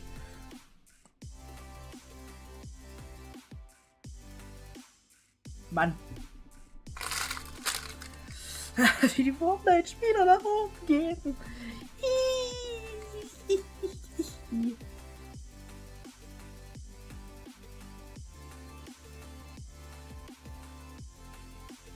Oh, Vico, Digga. Aber Vico ist eigentlich auch echt ein sehr sympathischer Typ, ne? Oh, Mr. Savage, ja.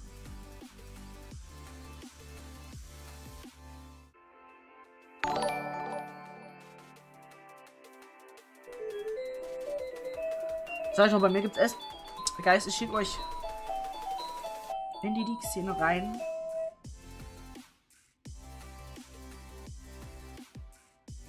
Bin gleich wieder da. Ich lass euch in der Szene, ne? Bis gleich. Ne? Oh, steady. Push it steady.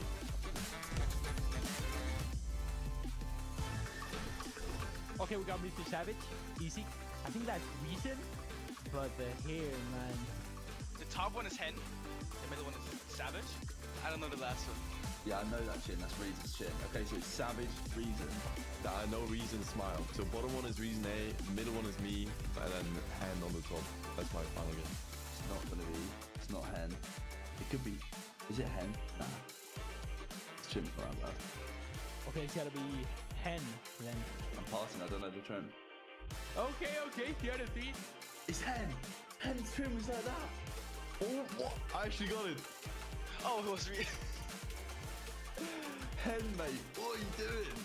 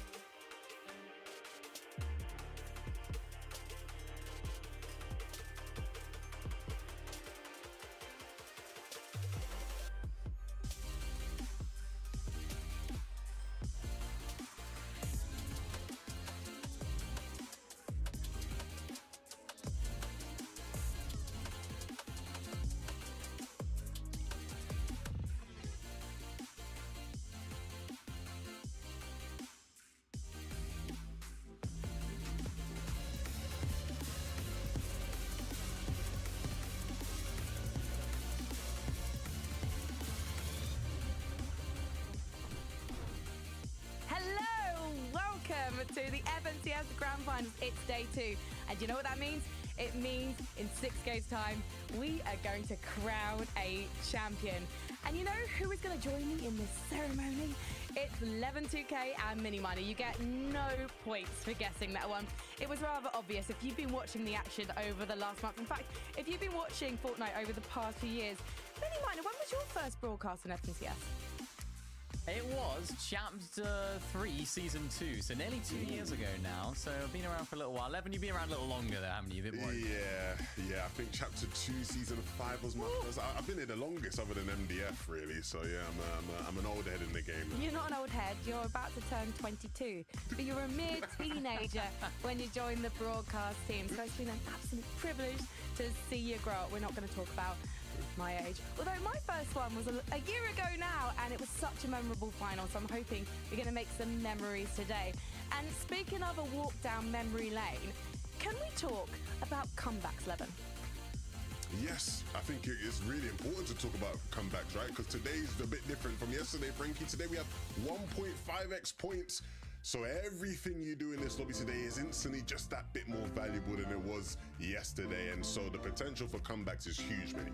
Yeah, it really is. I think I saw a little bit of confusion on socials as well. It's 1.5x eliminations and placements. So it's not just going to benefit certain teams. It will benefit a lot of teams that are going to have a better day on day number 2. And I wanted to have a little look. What was the biggest comebacks from previous seasons of FNCS? One stands out, of course, Chapter 4, Season 1, a whole chapter ago, was Mustache and Tayson. These guys are actually in 7th place on day number, or after day number 1, and then ended up, of course, winning the major overall. Yeah, that was, you know, a really memorable FNCS, and it was actually the biggest comeback we've seen anyone have to actually go on to win an FNCS. Nobody's ever been 7th or lower and then won an FNCS, so maybe, you know, looking at some of the players on the leaderboard, maybe some people try break that streak today. Of course, below that, iDrop and Mappy had a very historic season where they had a big comeback. Say and Cammy have had big comebacks in the past. You know, we've seen people have comebacks in the past that are, you know, outside of the top 10, pushing them way into good, you know, standings. And I think we're going to see quite a few of those today.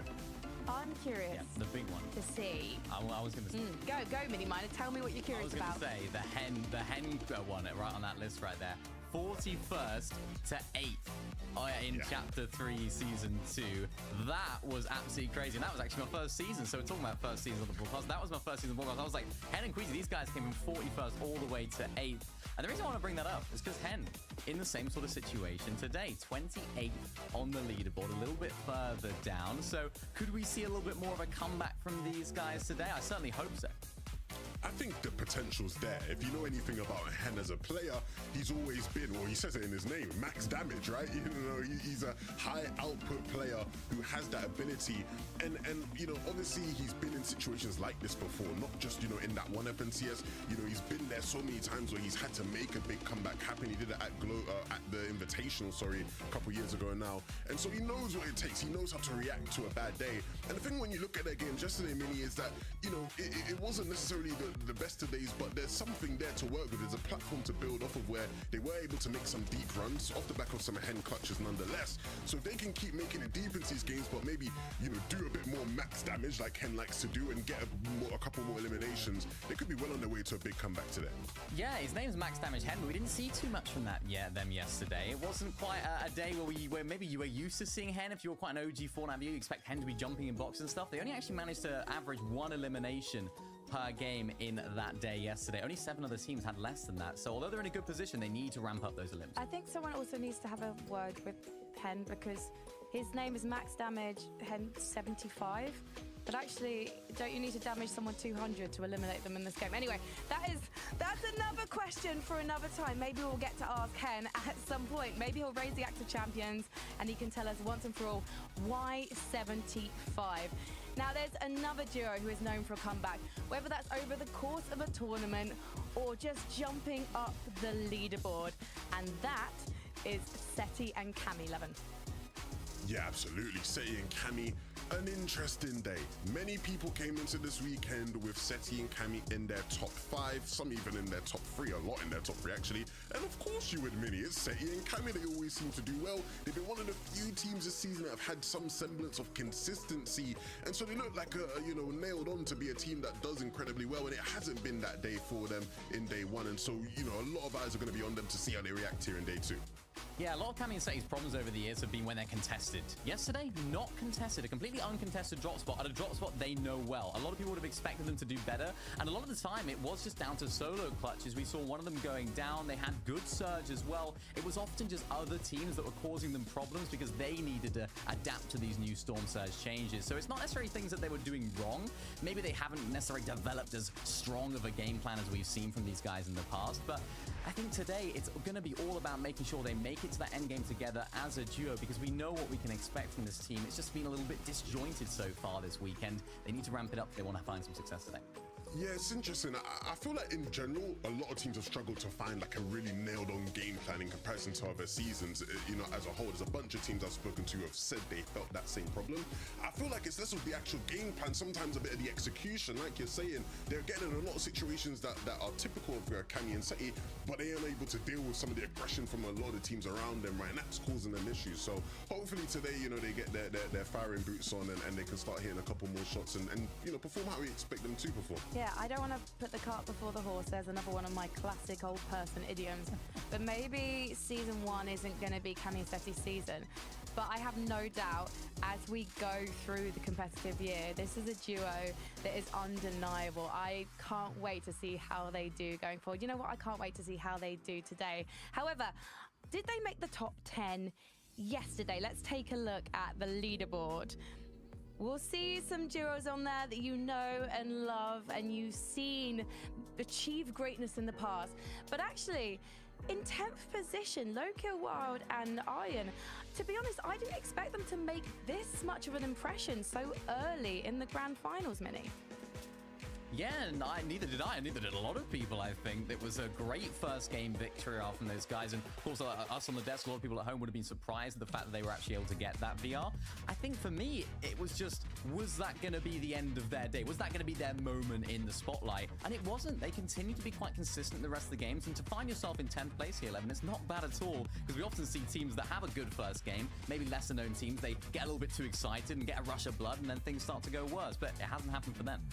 Yeah, no, as we established earlier, I've done a lot of these FNCSs now, and we see teams do that all the time, but these guys are stuck at it. And to be the team, a team who, came up through the lower bracket, they were actually the team that won the last game of lower bracket round 3. So technically, when it comes to FNCSs, they actually won back-to-back games, if you want to get a bit fancy with it.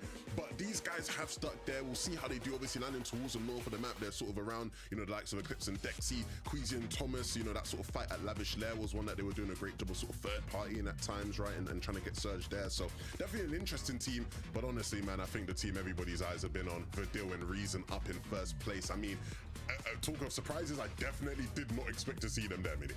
Yeah, I didn't either. Even on socials, I was looking. Verdil said, I don't know how I'm in first, but we're in first. We're here and we're ready to go.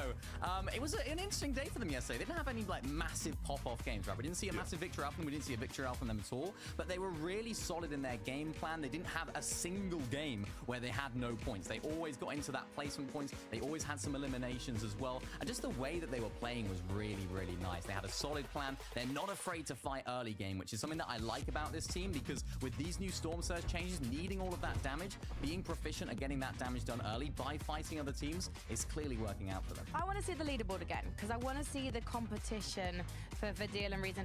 Verdil and Reason didn't get a victory royale yesterday, but they are so consistent in those fights in particular, as well as getting to that end game, that they have really blown away a lot of the competition. However, Benno and Tayson, when I see these guys already in second place, I just feel like it's inevitable, Levin.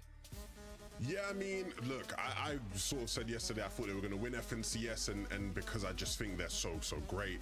They didn't start the day great yesterday. The first 3 games were a bit, forgettable for Veno and Taysom, but after that third game, they definitely locked in. They were struggling with sort of the early surge, and to be fair to them, everybody was struggling with early surge. Like, if you can tell me, really good teams that weren't struggling with early surge, it'll be hard to come by. But then once they sort of understood the assignment, Veno did what Veno does, right? Veno was tied for the most snipes yesterday, right, with 11. He was spamming that sniper rifle. Taysom was setting them up to play for high ground a lot more, which was part of the friction they were having as a team earlier in the season, Mini. And so to see them actually being able to get in these positions more, Veno definitely rewarded Taysom by then, putting up excellent performances in these types of positions. That win there as well that he got was so clutch, right? Came down to literally half a second. So these guys are looking very strong. They have momentum now, and that's a scary prospect for anyone that wants to even think about holding the AXA champions.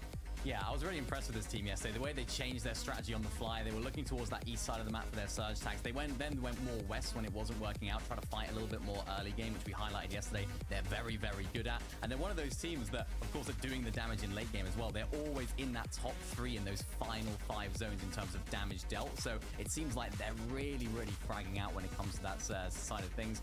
I mean, Veno, of course, what a sniper as well. We have to talk about how good he is at that. Thomas HD, you're getting kind of overthrown here in terms of the sniping king, and I'm interested to see how this goes today, because a lot of their damage when it comes to the surge for Veno and Taysom 11 came from Veno's snipes.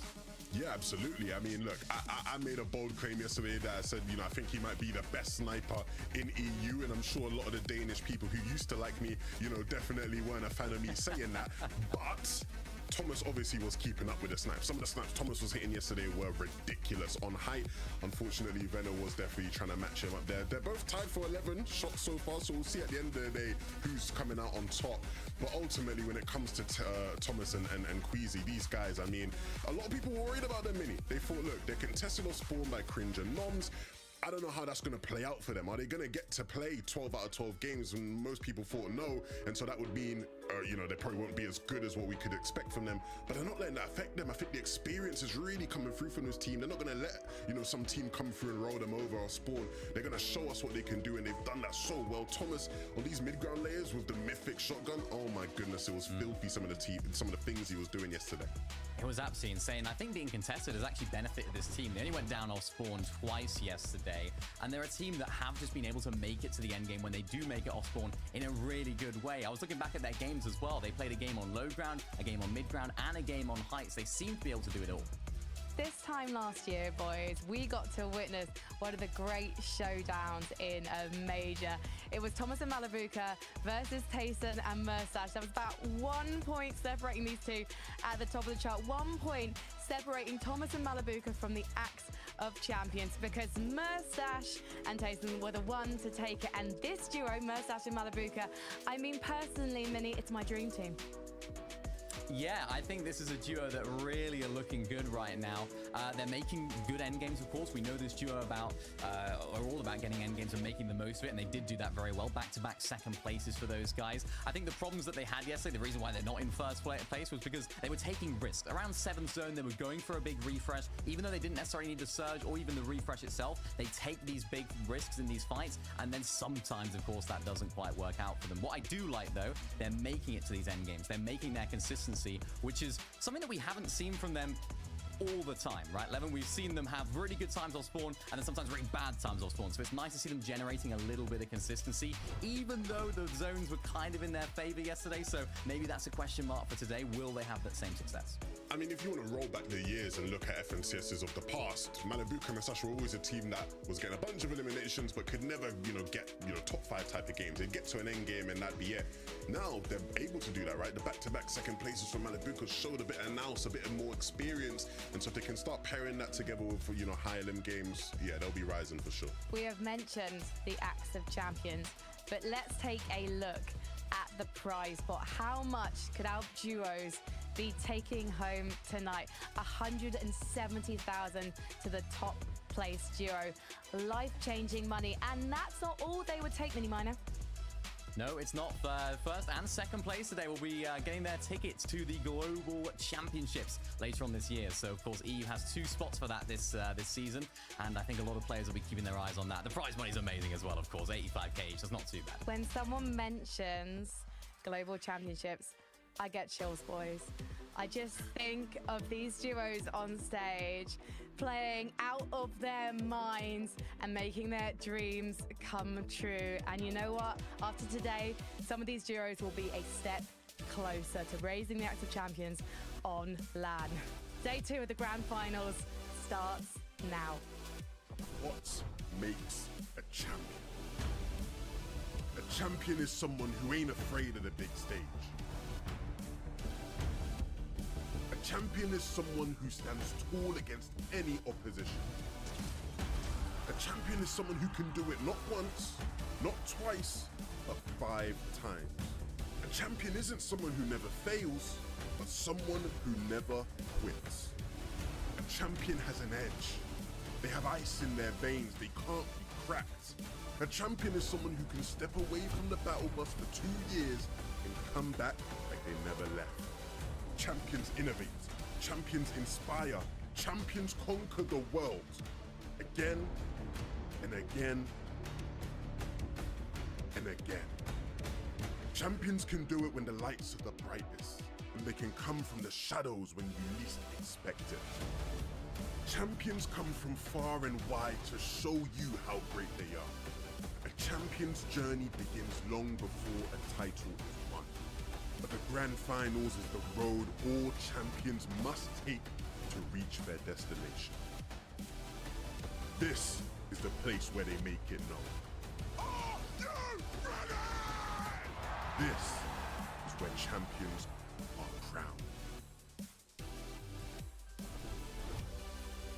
The time has come. The finale, day 2 of the EU FNCS Grand Finals. And today, Takata, we crown ourselves a champion. Over $800,000 to be won, and the coveted spot at the Global Championship later this year. There is so much at stake today. Every single player in the top 4 are running for the title of the best player in EU. All 8 players competed in the Global Championships. All 8 players had at least one top 5 FNCS finals finish last season, and we're starting off strong. Lavish Layer, a battle continuing from yesterday. Thomas HD, Queasy, can they take it today? Yeah, one thing I noticed about this fight yesterday is Cringe. He was kind of struggling in these off spawns, and it wasn't necessarily because of Thomas and Queasy. 2 different games down to fall damage trying to grab one of those weapons at the top, which kind of made it easy for Queasy and Thomas to roll over. And I think this time they're taking more of a passive approach going against Thomas and Queasy. You see them disengaging out of the main building of Lavish Layer altogether, moving towards the south. There's vending machine, there is loot down there, but you're kind of giving up the priority position to Queasy and Thomas very, very early on. Yeah, we mentioned this earlier, but when playing Lavish Layer, you want to land at the top of the building. It secures the best position for this early engagement, but also maximizes your efficiency in terms of the loot path. So seeing that Thomas and Queasy won the drop, their opponents are gonna disengage. Noms Cringe are not trying to risk it all, especially in the first game of day 2. We talked about it earlier, but as a reminder, the points are multiplied by 1.5. It's 6 points per elimination, as well as the placement points being multiplied. Mixon also connecting shots right off the bat, allowing him to get some pressure in. Yeah, he's trying to help Pings and alleviate some of that pressure. Luckily, he did just enough damage. Ping's able to survive with just 1 HP and a dream, and you can kind of hear the crash pads coming out. Kind of leaves no choice but to disengage, especially from a fight happening this early.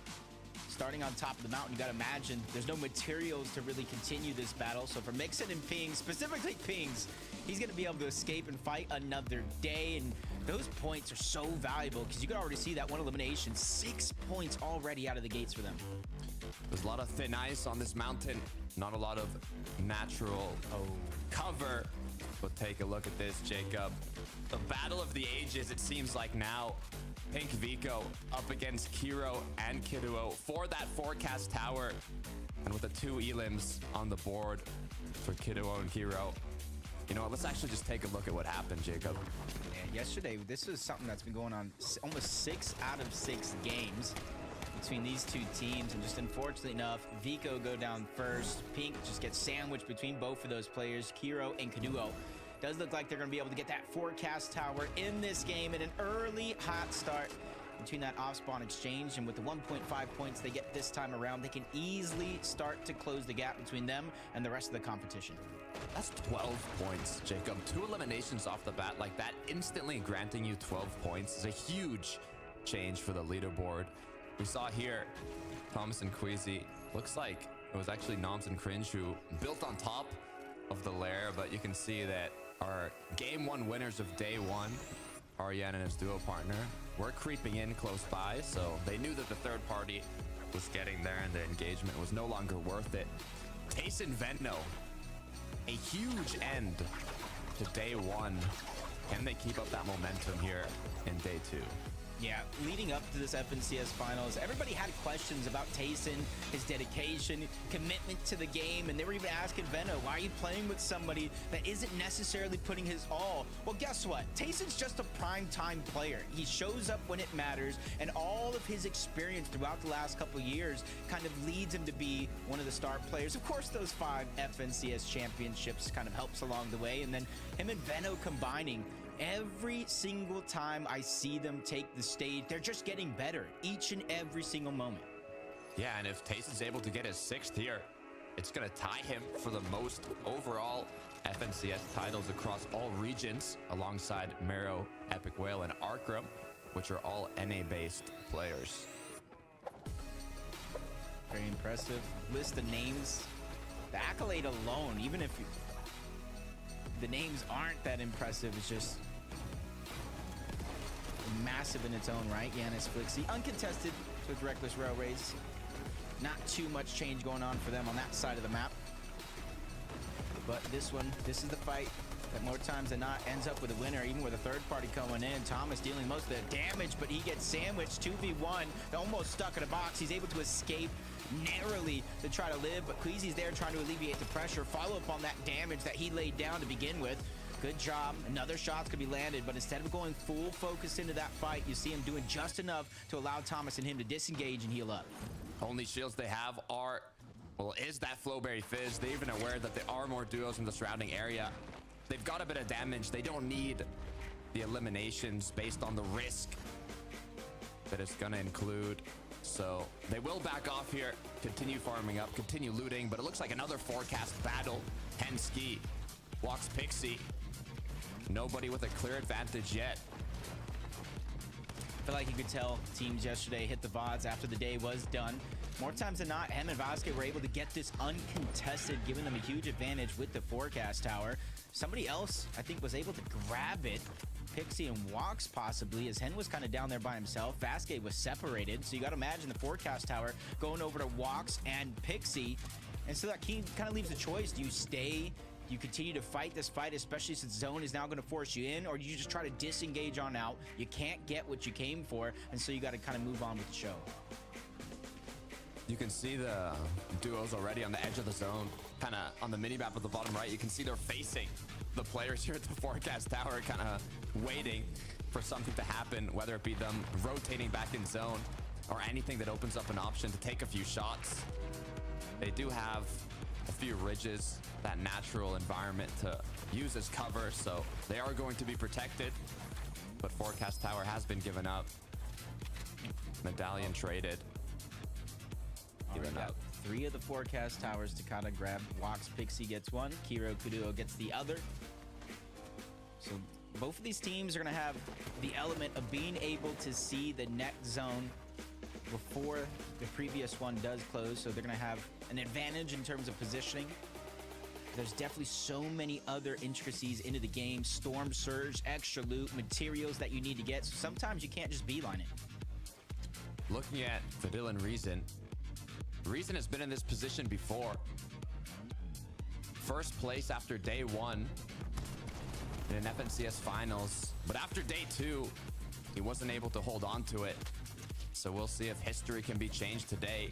For Tini and Misha though, 2 quick elims on the board, 12 points. They're in the zone, but being the second one, Storm is not going to be dealing enough damage yet for it to be too much danger, so they can farm up and make their way back in. Yeah, the blessing is they were able to get those 2 eliminations. Even with how drastic Storm Surge has been with, sometimes we're seeing 12, 15 people that need to go down before it deactivates. Getting that early surge is so important, but you gotta be able to keep the flow going throughout the course of the game. Even if the first couple zones you are ahead of surge, we've seen teams fall behind at a moment's notice.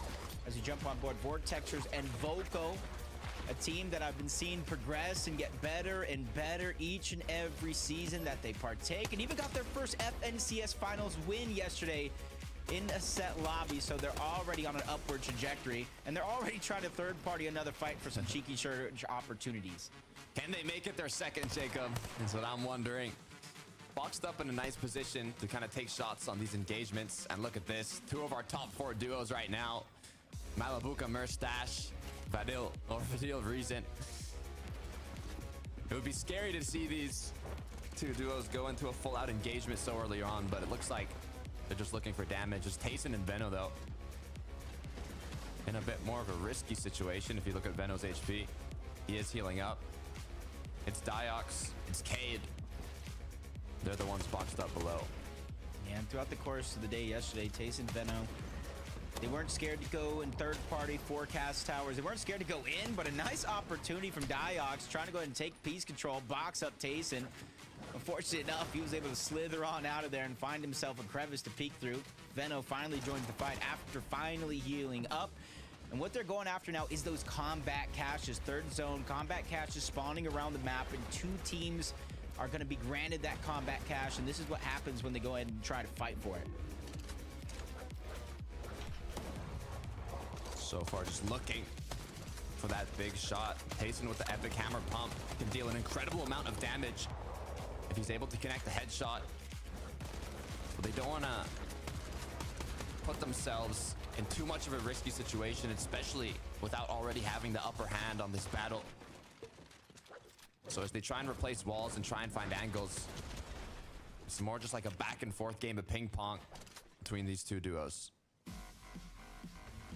And rightfully so, Cade and Diox were actually playing pretty well to start the day off yesterday. Even at one point, sharing first place on that leaderboard before kind of hit some speed bumps in the road. But Tayson and Veno, they're going to disengage on out, kind of leaving what's left of that weapon cache on over to Cade and Diox. It's going to help their game out, help metal that they were able to grab, because they land over towards fencing fields, and with so many teams, 3 contested teams on that side of the map, you can kind of see that there might not be too many opportunities to grab metal, which is the hardest resource to gather. You can see a lot of the duos here kind of surrounding the forecast tower that Pink and Vico and Kiro and Kiduo have been battling against almost all season long.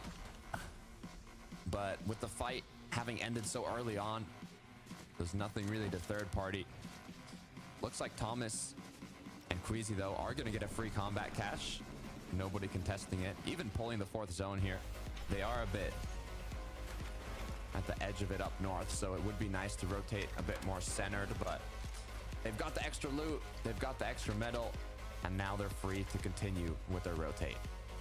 This is, I wouldn't say interesting season, but this is one of those seasons to where you have so many different teams fighting for history, fighting for bragging rights on their own mind. If you look at this team right here, Queasy and Thomas, this would have been, if they do win, Thomas's first FNCS title, even though he's been so close so many times. But the impressive thing is actually going to be on the other side with Queasy. This will not only be his 4th FNCS title, but this will have been his 3rd duos championship, and every single time, Takata, it's with a different teammate. That just goes to show how impressive Queasy is and what he's able to do with his duos, no matter who it is by his side. And each of those duos that Queasy was paired up with, it was their first FNCS win, including Thomas's if he's able to get it. I mean, you talked about his consistency.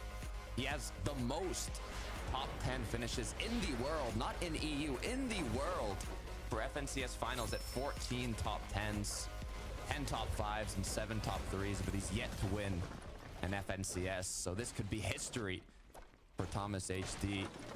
Veno Tayson now looking like they've secured the Rift Island. Veno, top tier EU competitor, known as one of the greatest fighters of all time. But if he's able to add yet another FNCS title to his name, his third title, it could help him round out his kind of resume as a Fortnite competitor. US Cherry now, 247 above the Storm Surge threshold. We've seen how dominant, how prevalent Storm Surge has been, especially in these grand finals with the amount of experience that's in this lobby. So seeing them already 200 above in this fourth zone, using that lock-on pistol, it's a great position to be in. And their team, particularly in this zone, they do find a lot of damage. I think they're ranked 5th in Zone 4 when it comes to overall damage dealt throughout the past couple games. But Thomas with the crash pad, they didn't even hear it coming. Oh no, I cannot believe Thomas does it again. Queasy's just there watching that one go down. And Queasy has to just be smiling ear to ear. Yeah, that's my duo. He just did that. They had no idea. Are you kidding me? Caught them with their pants down. They didn't even know where they were. In the bush looking lost. Quick 2 eliminations. I mean, that is a incredibly powerful way to start off game 1. That's just one of those moments where, like, you know that thing could probably happen. You know you could get launch stand, but you never expected in a million years. Bevy's trying to fight back. Pressure coming in. Pablo's going to be stuck by himself, but he has the HP. Even a knock, a trade on the other side. So it's going to come down to a 1v1. He returns back. He's trying to go ahead and get revenge for Bevy's, who went down. And he has a huge damage lead, and he's continuing to push himself further and further up that mountain. Finally gets the elimination to save the day, and they're really trying to reunite the momentum in which they started off the day yesterday. They even got a VR. If they can mix that up in here today, Takata, they'll be well on their way to the top of the leaderboard. Look, all these brawls are ending incredibly fast today. I mean, there's a lot of staggered kind of engagements, but they haven't really ended in eliminations. The ones that have ended in eliminations have, it's been in an instant, literally, from Thomas jumping in the bush to now Pablo finishing it off quickly. Merstash Malabuka, on the other hand, no eliminations to their name yet, but with the position they're in, the loot, the materials, the consumables, they have everything to make something happen. And all they need is a chance. I think Malabuka has taught us that by himself. Just need a chance to get back into the game. You can make wonders happen. Merstash might have the record with least amount of game time actually played with a victory royale in Malabuka's impressive run to qualify to the grand finals. It's not an accolade most people even have a chance to get. Bevy's going to get a chance to get back into the game. Him and Pablo got a second chance at life, and they're 200 above the damage threshold. So very, very little to worry about outside of rotating the zone. Taking a look here, I'm trying to see as we get closer and closer how many duos are already based up inside of the zone. It's a significant amount as they're looking around to see now that, you know, the Storm Surge threshold is appeared on the screen. They know whether they need damage or not, as Pablo connecting those shots with the lock-on pistol and now making his way in. Bevy's, though, being so low, you know it's gonna be a deciding factor if they're able to group back together.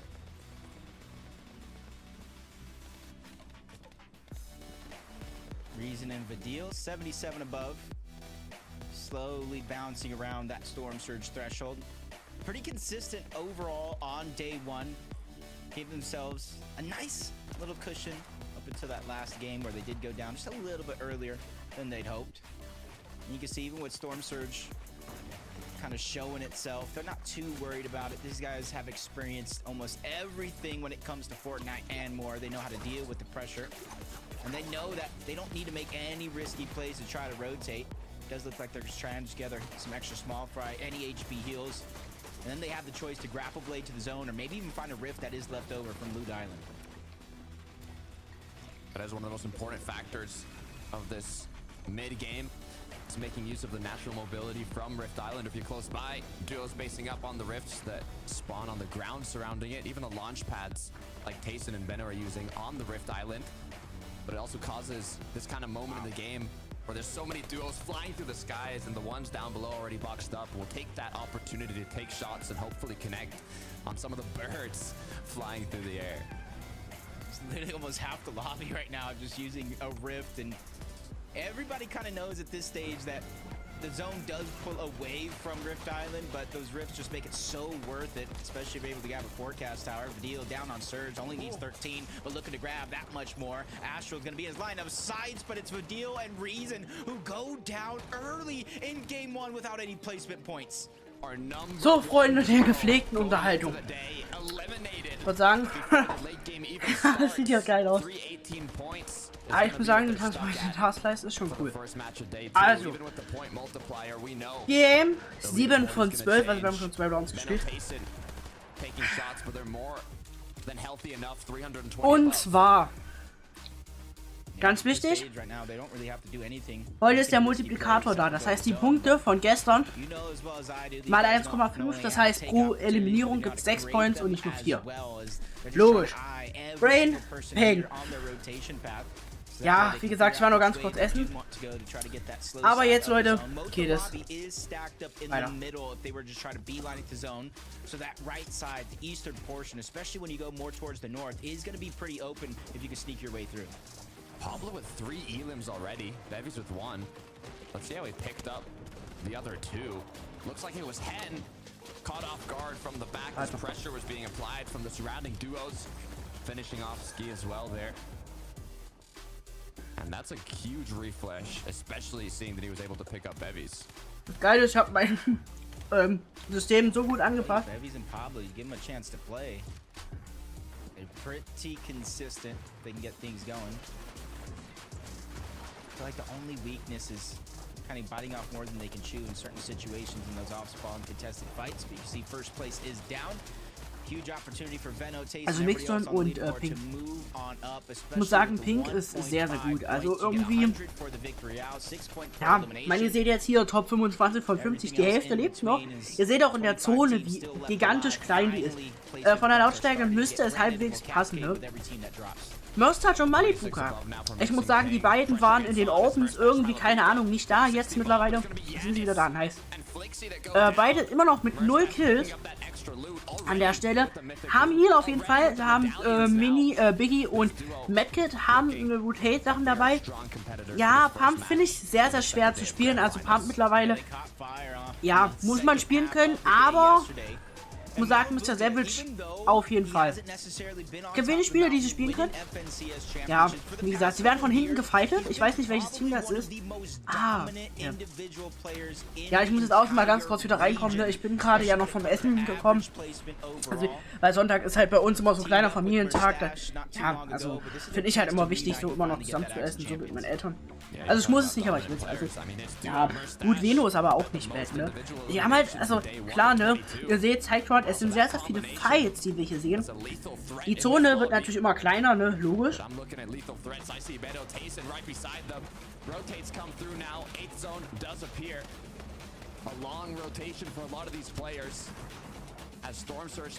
Bis 22:15 Uhr übrigens ist FNCS angesetzt. Deshalb wird die letzte Round gehostet, aber es sind in Anführungsstrichen eh nur 6 Rounds, aber ist immer noch lange nicht. Ja, Veno weiß ich nicht, ne?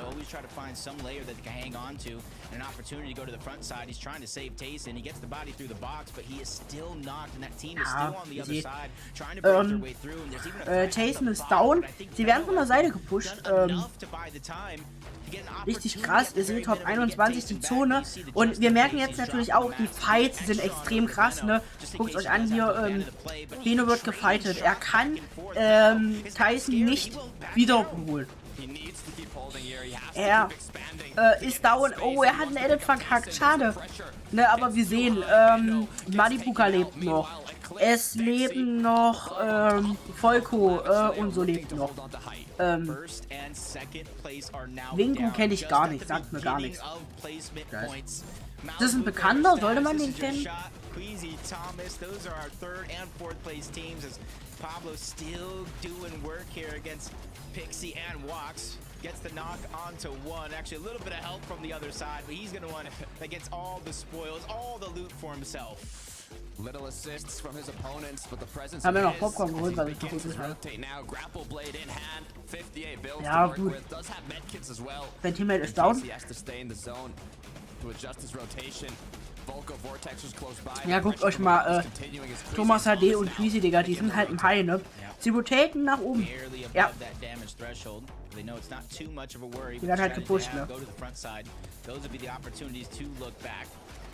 I think Queasy and Thomas are doing a good job of finding those open holes here through Ja, this endgame. You can even see Flowberry. Ich muss sagen, heute irgendwie, die Aufrufe werden leider weniger. Nein, das ist nicht. Ja gut.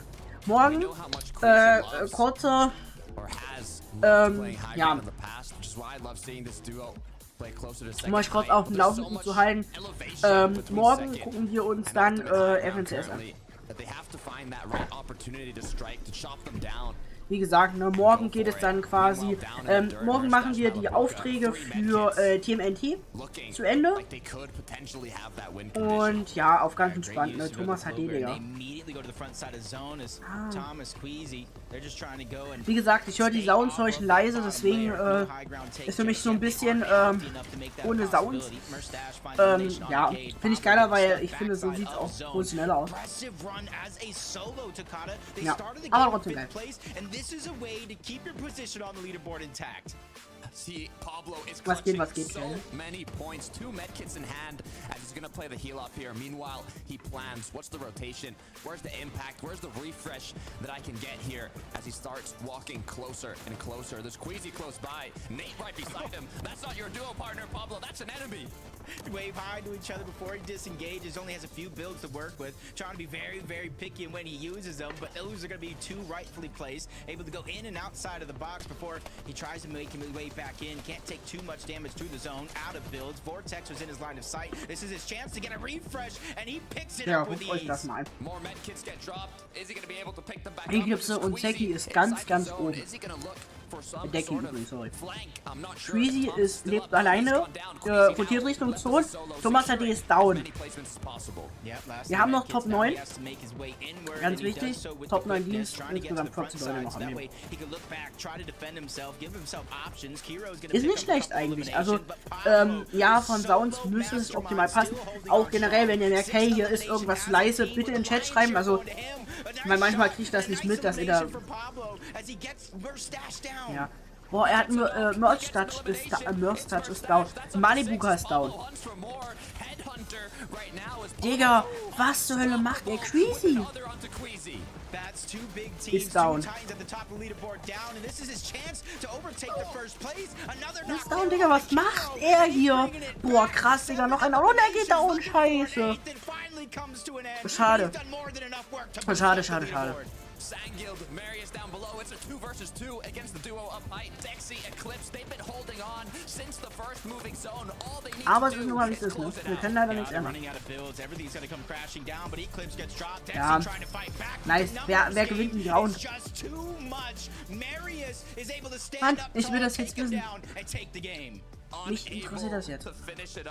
Finishing in second, but Sangild, Marius securing the win, securing that victory royale. What an electric way to start game 1 of the Day 2 EU FNCS Finals. Yep, and throughout the course of that game, we saw first place go down, second place go down, fourth place go down, and then even wir schauen uns noch ganz kurz das Replay an und dann war ich mal ganz kurz meine Camp he was in 5th place. I can only imagine what the leaderboards look like, but Marius and Sangild from the low ground, they chop them down like a great oak tree in the forest, and they put in work to take the game. I can only imagine where they're positioned on the leaderboard now that it's 1.5 times points.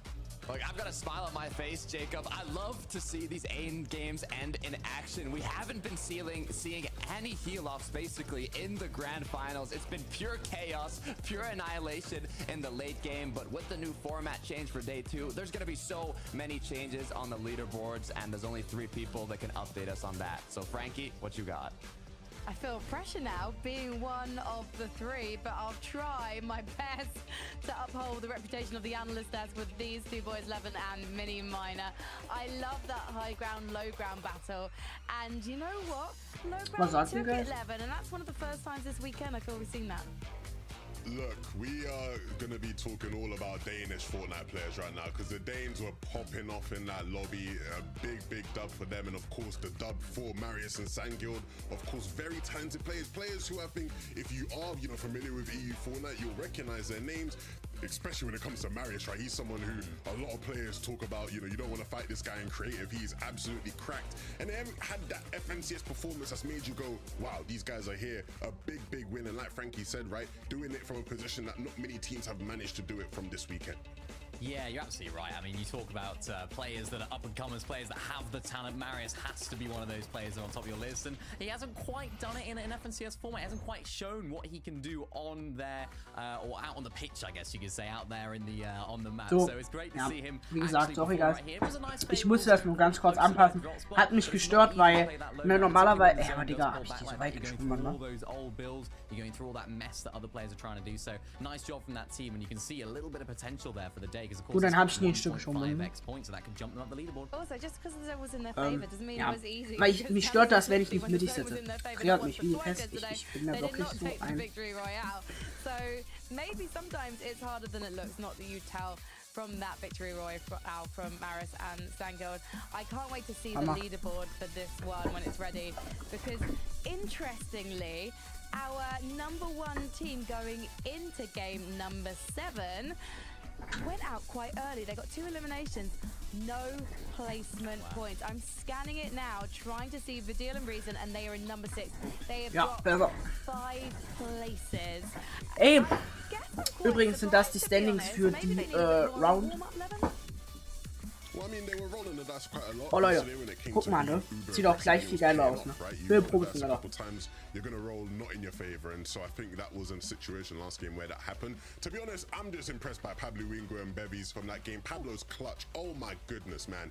That guy was crazy. Every time I thought, okay, he's done now, right? Surely he's done now. He just kept hitting more shots. I mean, again, Danish Fortnite taking dubs. This guy was going crazy. I think Takata called him the headshot hunter or something like the head hunter. He was, oh my, it was mad.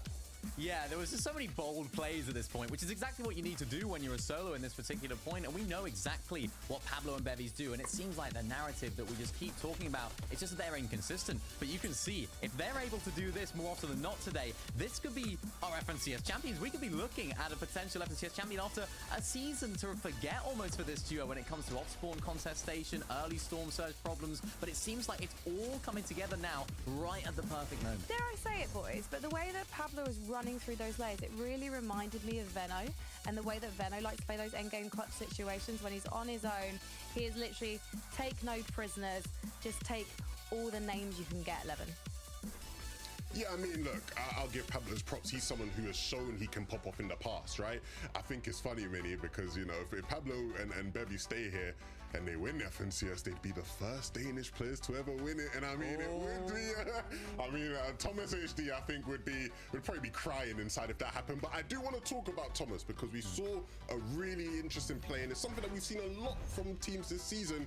And what a lot of the players have been calling it, the crash pad. Ich muss sagen, Thomas HD, keine Ahnung. You line up a team, you know a team somewhere, and you set up the crash pad so you land perfectly on them, and you do this. And I mean, I was freaking out when this was happening. Minnie and Frankie were both freaking out. And I mean, how could you not?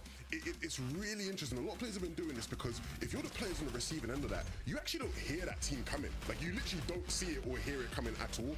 And so it's like a really crazy surprise play. We've not seen much of it on screen, but I'm glad we got to see it once because a couple teams have been playing around a bit. Obviously, Thomas combining it with the Flowberry Fizz, which was nice. It gave him a bit extra distance. But yeah, Queasy and Thomas still are going to be a threat today for sure. Yeah, and it's exactly the type of player that you want on the other end of that Flowberry crash pad, right? You want it to be Thomas HD getting into that bush, not only just seeing the team in there, but also hitting a max damage, 173, whatever that was, then connecting with the assault rifle shots, hitting double headshots on the next player. That was absolutely spectacular, and we talked about how good Thomas HD is and has been this season in that duo. So although that game wasn't necessarily the best for them, even though it was a nice zone for them, I'm expecting big things from this duo, because when you got someone on your team that can pull that out of the hat, anything can happen. The more Danish players, the better. I do want to propose something though, boys. Can we call that move the baby bouncer? Because they're on the junior crash pad. We're not. So like you grab your baby bouncer and you bounce into the Should we just call it the Flowberry crash pad? Or the baby boomer, you jump on the baby crash pad and then you can do it boom. without the Flowberry. People do it without the Flowberry as well. You can just do it with the crash pad. If you line it up and you sprint jump, it's like 190 meters. It still works. So, yeah. Do we need a name for it? Can it just be crash pad onto someone's head, into max damage pump, into eliminate? Baby boomer. If you want to say that every time, Minnie, feel free to say that every You time. jump on the baby and then you boom shakalaka into their faces. Just like we're boom shakalaka into ring. Game number 8. Take it away, Jacob and Takata, please. Like, that was a whole lot of yapping, Jacob. But what I'm interested in is Game 2 of the EU FNCS Grand Finals. Explosive start to the day. Pablo, I mean, Headhunter, what did we witness in that late game? We witnessed somebody steal the show. Ended up in a 3rd place from 5th to 1st after that huge solo Digga, clutch. was hat er für ein Mic? If any time is to look back at a moment and say that is why he won FNCS. That's a big if. Don't want to curse him too wir sind early. in der That is the 3. Round, moment Leute. right there. Will we have more clutches with the next game ready? We'll see.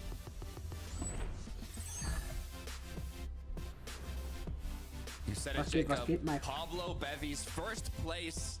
Hauen wir den Leaderboard Tag, now. ne? Merstash Malabuka in 2nd. Queasy Thomas HD Digga, in 3rd. Cringe. Ja, wie viele sind denn hier? Now Tweezy instantly und right back into the Cringe. action. I feel like every single game today we might have a different first place team. I feel like that's the trend. The 1.5 points with how well everyone's playing. It's not just one team playing well. Everyone is playing lights out in this competition. So you got to think fights like this, no matter how well you did in that last game for Queasy Thomas, are never going to come easy. And we're even seeing the ballistic shield coming out from Thomas. Doesn't have any close range, so it could be the play for him, especially with Queasy going down off spawn. Hätte fast mein Wasser umgeschmissen. Autsch. Autsch, autsch, autsch. Digga, da gehen die ersten down. Thomas hat DG down. From 3rd place on the leaderboard to now 0 points in game 2. Ja, aber Noms ist eigentlich auch echt stark. Could Pablo Bevy's, wenn man sich das mal anguckt. Aber ich finde sehr, sehr viele Spielen stark. Ja, gut, Cringe und Noms sind auch echt gut. Nice, danke Hund, dass du bellst. Jetzt, danke dir. Es geht raus, Pudi. 7 top 3s yet to get that FNCS. Ja, war eigentlich ganz gut. Au, au, au. Was hast du gemacht mit deinem Handy? Das ist ja gottlos, ne? Und das auch noch an einem Sonntag, ne? Einen schlimmeren Sonntag kann man nicht in seinem Leben haben, ne? The replay of Mongrel and Savage. We saw this highly contested fight. 6 out of 6 games throughout the day. Ja, da ist der 008 und 009. Taking the fight to them.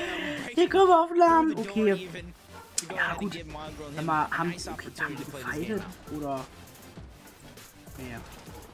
Now, yesterday we did say there was 3 duos contesting fencing fields. However, it seems they don't really take those early engagements Aber unlike stark, guckt euch an, also krass. Also ihr seht, wir haben 8 von 12 Rounds heute gespielt, also bis 22 Uhr geht FNCS und wir werden auch immer, also an alle, die jetzt sagen, ja okay, hey, es sieht doch gut aus, wir werden auch bis 22 Uhr safe auch brauchen.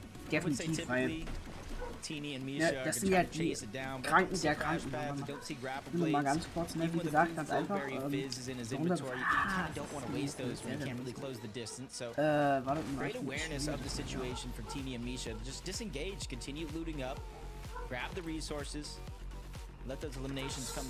Ja, schade. Das ist halt immer, ne, wenn man sich so überlegt, so, ohne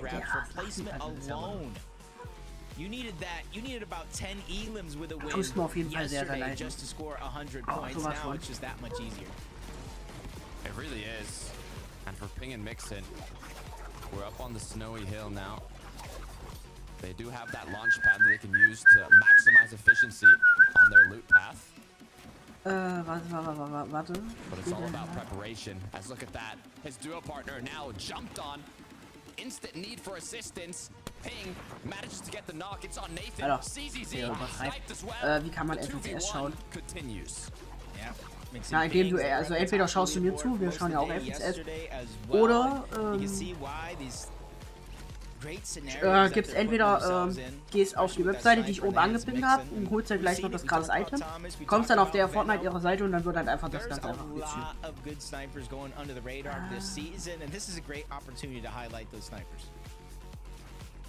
Hä? Hab ich doch gerade gesagt, wie man FNCS schauen kann. Ach so, hä, naja, hä, FNCS ist doch geil. One shot is all it takes to turn the not just tables around, it could turn your whole game around. As Vico Pink, ist sehr, sehr geil. Kiddo, once again, the battle continues. Boah, Vico und Pink. Alter. Ich glaube, den haben wir heute noch, also den haben sie heute noch gar nicht zugeschaut. Aber Vico spielt echt auch gut, ne? Ja, so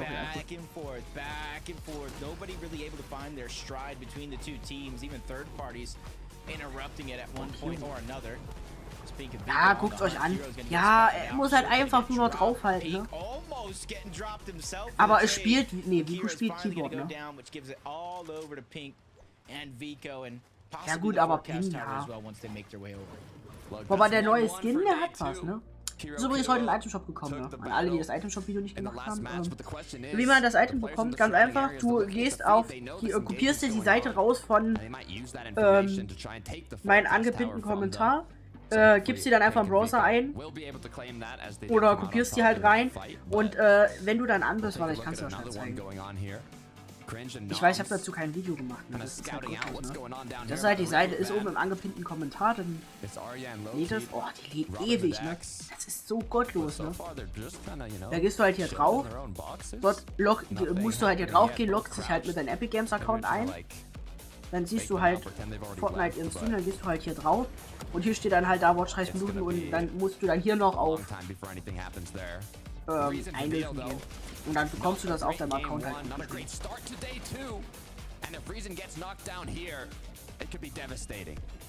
Huge flank, third party by Andalex and Sato. And immediately, look at the minimap. They got their surge. Trying to disengaging, Mox, Lazen are there as well. Aber Varial und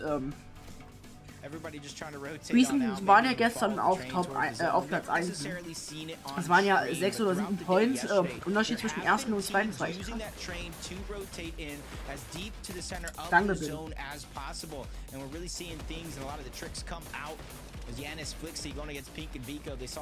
Bam, Chat, ich will nur mal ganz kurz, ne? Mein,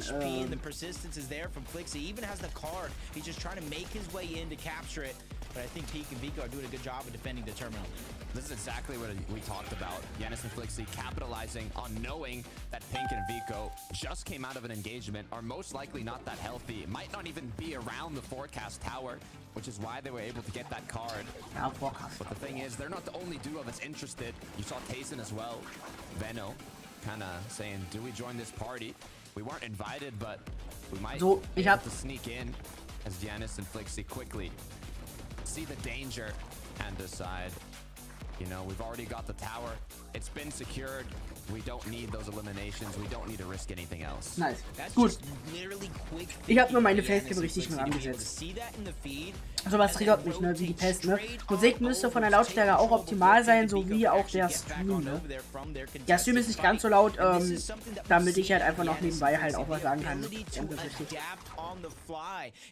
Boah, Janis Set und Flixie, keine Ahnung.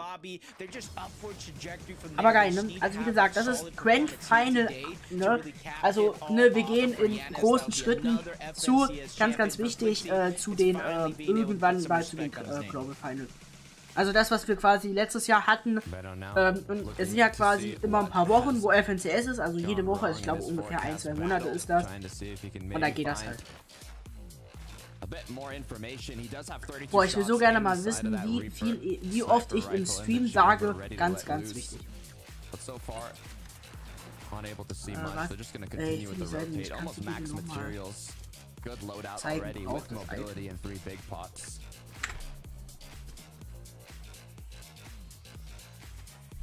This looked like their original plan there was kind of disrupt that forecast tower fight, but too many players already did just that. I saw it in the feed. Production read my mind. Bevis goes down. Pablo's got the feeling of deja vu. I'm a solo yet again. And it's Marius and Sangil, the same team, made it towards the end. Ich weiß halt game and was a huge part in making Ja, sure ich glaube, Pablo ein did Flügel go ist, glaube down, ich, but it einfach. does look like he's going to be able to escape for now. Nobody's hot on the chase just yet, but he has to be careful because he is on the edge of zone. Teams are beginning to rotate in that direction. You see two already on the Wie gesagt, ihr habt nur noch heute Zeit für das Item, also bis ja, 22:15 habt ihr Zeit. Ich glaube, es geht auch, wenn anderes, also FNCS ist ja nur heute. Ich weiß nicht, ob das auch geht, wenn ihr einen anderen Stream schaut. Also von Fortnite gibt ja mehrere. Morgen machen wir übrigens den Aufgabengrind für Team NT. Also für die Ninja Turtles Aufträge für den Mini Battle Pass. Haben wir ja gestern schon im Stream ein paar Aufgaben gemacht. Wir wollen, morgen will ich die quasi fertig machen. Da plane ich auch wieder einen Stream. Ich denke so 16:30, 17 Uhr, dass ich den dann plane. Ich plane den nachher noch schon mal. Dann komme ich live. Und ja, dann mal schauen, dann machen wir quasi morgen das, dann machen wir lass mich überlegen, am Dienstag machen wir dann die Lady Gaga Aufträge für den Mini-Battle Pass im Festival-Modus und dann, ja, mal schauen. Also das sind quasi so die Pläne, wie ich sie quasi erstmal ziehen. So that way they can really kind of get the information, if any players are around them, to figure out, is this something they want to take, do they want to hold their position, or maybe even rotate on out. Ja gut. FNCS mag auch wie gesagt nicht für jeden das sein, also definitiv. Und wenn halt einer sagt, für ihn ist es nicht, ist das ja auch okay. Also ich bin ja fein, ne? Also muss ja jetzt nicht jeder FNCS führen. Auch Chat an alle, die drin sind, ne? Also wie gesagt, ihr braucht da keine Angst zu haben. Es ist jetzt erstmal FNCS, jetzt sind ja heute die Grand halt. Ich finde es privat geil, also deswegen schaue ich mir auch zum Anfang nicht mal geil. Ja, wie gesagt, ich will übrigens mal wahrscheinlich so, es kann, also wie gesagt, ne, auch wenn ich mal nicht online komme, dann, ja, also ich versuche eigentlich immer so gut wie jeden Tag online zu kommen, wenn ich es mal nicht schaffe, dann, ja. Dienstag kann sein, dass ich später online komme, weil ich wahrscheinlich nochmal zur Fahrschule muss. Ich warte nämlich aktuell auf einen Prüfungstermin. Ich kriege nämlich keinen, also für die Theorie, ich kriege nämlich keinen für die Prüfung. Ich habe aber nur maximal bis August Zeit, den Führerschein zu machen. Das ist das Problem. Also, bis dahin will ich ja fertig sein, bevor ich 18 werde, aber das Problem ist, meine Fahrschule kriegt aktuell keine Prüfungstermine. Und es sind ja halt auch aktuell keine Prüfungen. Ja, warum baut er nicht? Deswegen, es ist echt.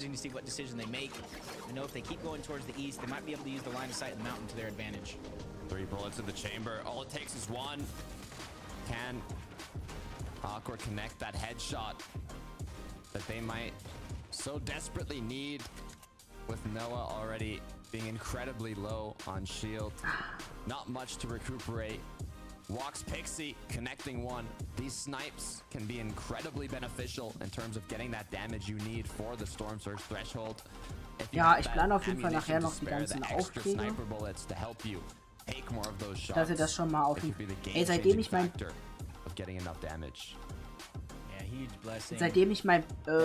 vorhin mein System optimisiert habe, Digga, läuft das alles smart.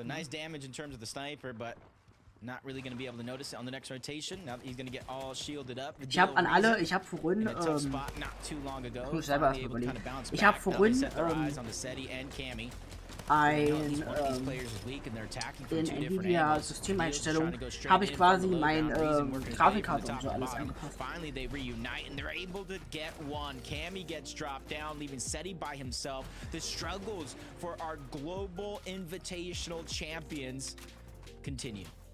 Seti put into panic now as he's forced into the 1 versus 2. But it looks like Reason isn't done yet. It's Mongrel close by that wants to escape. Komme gleich nochmal. Jo, mach das. Boah, jetzt ist der Typ endlich raus, der vorhin. Ich habe den in Timeout gedrückt, ne, weil. Nowhere to escape. And that's another Elim on the board for Vidal and Reason. Yeah, 6 more points. Starting to pick up the pace. Game 7 of the overall tournament, which was game 1 on the day. a little bit of a misstep, and sometimes Alter, der hat vorhin ungelogen. Ich meine, ich habe ja an und für sich total kein Problem. Man kann ja gerne mal Ecken, ne? Reinschreiben so. Aber Digga, der hat ja wirklich, hat der Spam Beatdruck zu ernst genommen. Also das ist echt schlimm. Der hat halt Beatdruck, der hat halt nur reingespammt. Ich meine, ich muss sagen, ich bin ja wirklich, was das, also der chilligste Typ. Bei mir kann man auch gerne mal, ne, aber Spam, ey, das ist... But if I know anything about King, he can turn things around, especially with the sniper in hand. For Pablo, though, has been unable to pick up bevies yet. He is still looking healthy, but the clock's ticking. 30 seconds until this fourth zone closes and fifth appears, and with two duos in a battle in front of him, he might find an opportunity to take that snipe, get that headshot, but he's unable to connect the first bullet. Hey, persistence is key. He does have the 3 medkits as well, but this is vital information because there's only X amount of teams still left in this lobby, 36 overall, him being one of them. And with the rotations coming out, if he was able to get the reboot card, he could outlast the zone, get bevies back in, because I predicted bevies to be back. I thought he'd be back by now, but Pablo just leaving us in suspense a little bit longer, trying to go for a couple more snipes, but crash padding as Darky and Darkest to make their way on out, and finally Pablo sets his eyes on that reboot.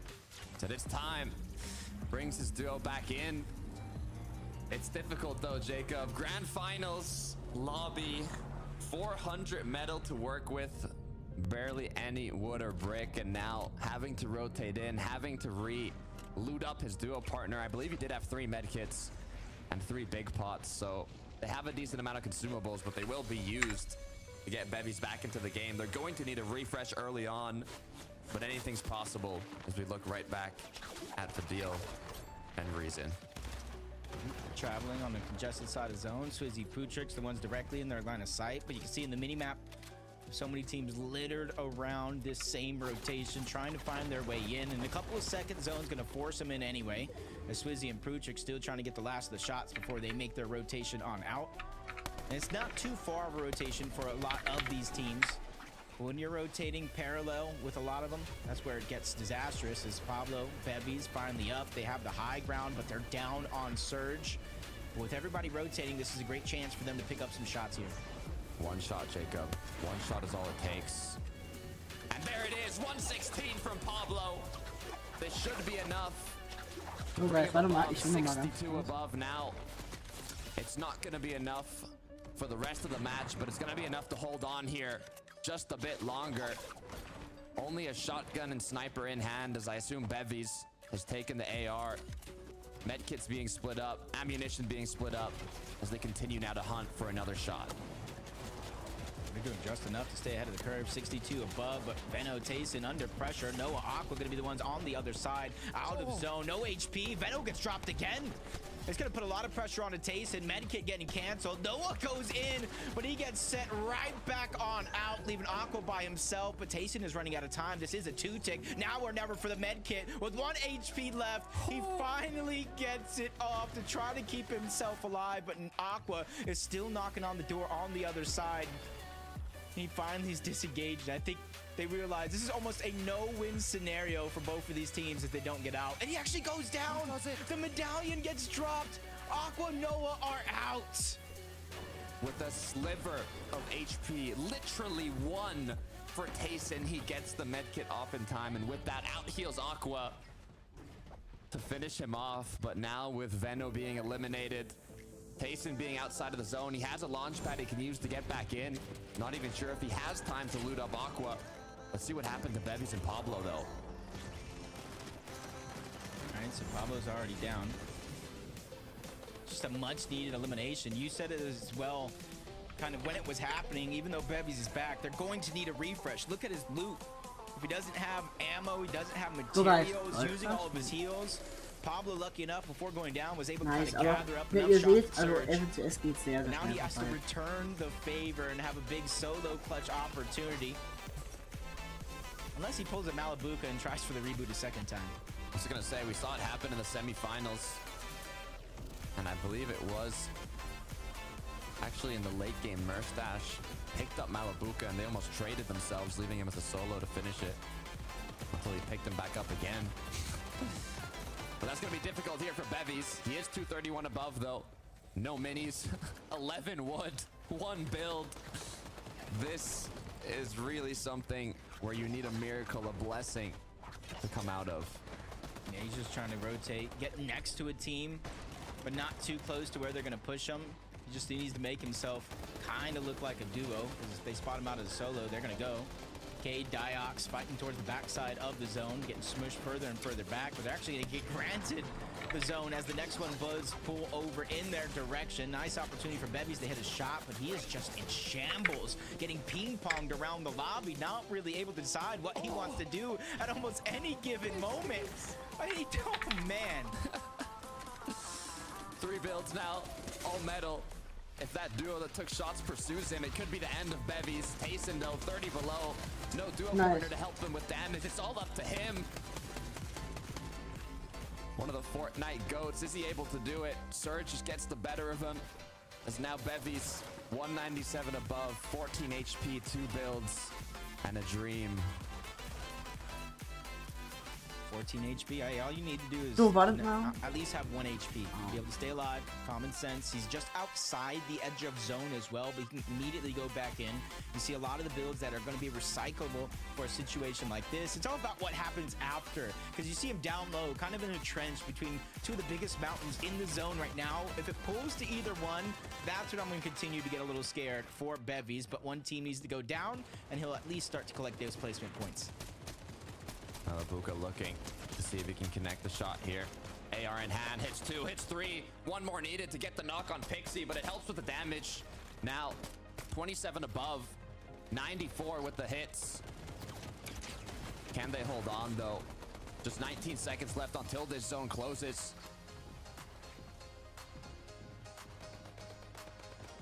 Buka Mustache, they don't really have to do much. They're not the highest elevation, but they do have the natural mountain behind them. So lessens the chance of somebody being able to break into the box, but mixing pings a whole different side of that Storm Surge threshold. Not going to be a ton, but 34 Ich will nur ganz kurz schauen, ob ein Bot opportunities there as we look at an opportunity here. Bevies. Oh my gosh! The Reaper Sniper no scope, not no quick scope at close range. Talk about getting back into the game. Bevies has finally done it.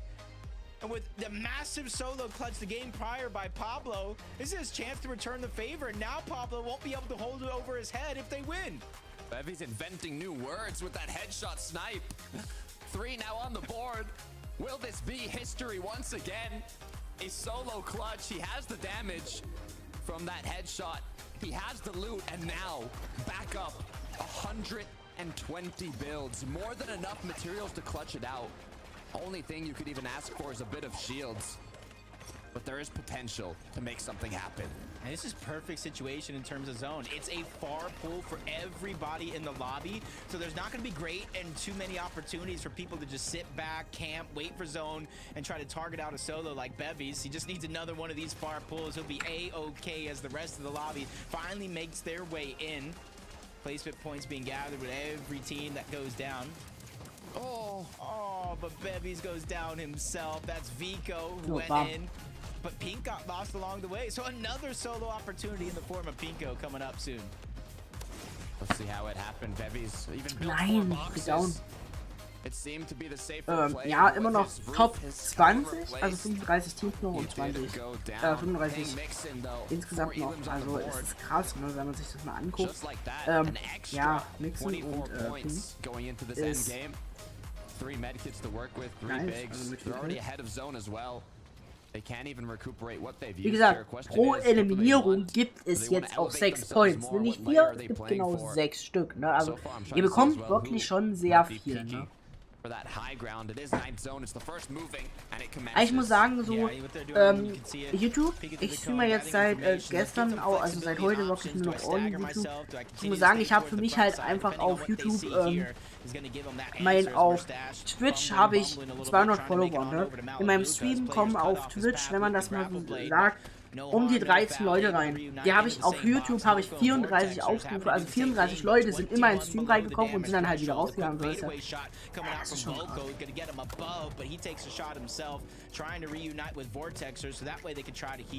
Aber wir müssen auf jeden Fall mal wieder was mit Farlock machen. Looking to continue strong. It's going to be Reason, Badil trying to make a comeback from that game one. Vadil oder Vadil? Digga, Vadil, alle sagen zu denen immer Vadil, aber Vadil. Ja, Vadil ist schon krass, der mit 3 Kills. Stark. Aber ja, sie können halt auch mal headporten, da unter ihm ist halt Meine Buka, ne?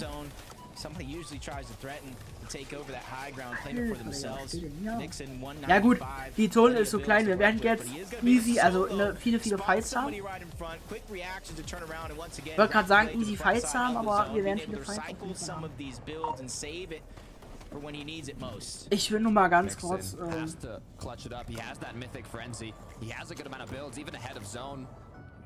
With those 3 medkits, the potential to play back and slow when he runs out of materials. Stash Malabuka, though, showing their dominance with 3 elims. Issue is, they could use a bit more materials, but they're more than healthy for the rest of this zone. Yeah, but this consistency is absolutely insane for Malabuka and Mustache. They're slowly but surely moving up the leaderboard, which is hard to say because they're already at the top of it. Started in 3rd place on the day, slowly but surely taking over other spots. Vortexer's lost Boko. You saw his shield get dropped not too long ago, so now Vortexer's left by himself, trying to grapple blade once more to the front side of the zone. Ends up almost getting boxed up, but it doesn't matter. Marius and Sangil, 2 shots are better than 1. Take him down. Wanting to get the back-to-back VR. As Badil Reason still up strong above. Marius Sangil now trying to build up as this zone does pull towards a ridge. They cannot get trapped here. They need to elevate themselves as quickly as possible, but as all duos have the same plan in mind, they get trapped together on the journey up the hill as his duo partner Sangil goes down. So does Marius. Yeah, he tries to backtrack in his zone. That was 2 different teams that took part in eliminating that one. As Shari, Gear is trying to go ahead and get a flank on Analex and Sato. So far, it's working to fruition, but they immediately dropped down low. Find a shot on a Nev, but I think iDrop was able to scoop him up before the elimination actually went through, saving the loot for himself, but another traded shot going off. Hari is doing his best to go ahead and dominate the lobby, but he finds a medkit towards the backside. He's going to allow himself to stagger backside of zone.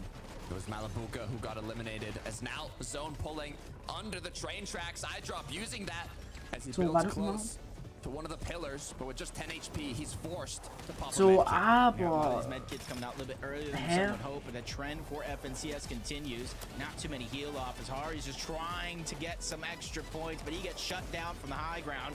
Analex, Sato look towards the back. They find out Art Skill. Another couple eliminations going to be grabbed, and they position themselves in the top 3.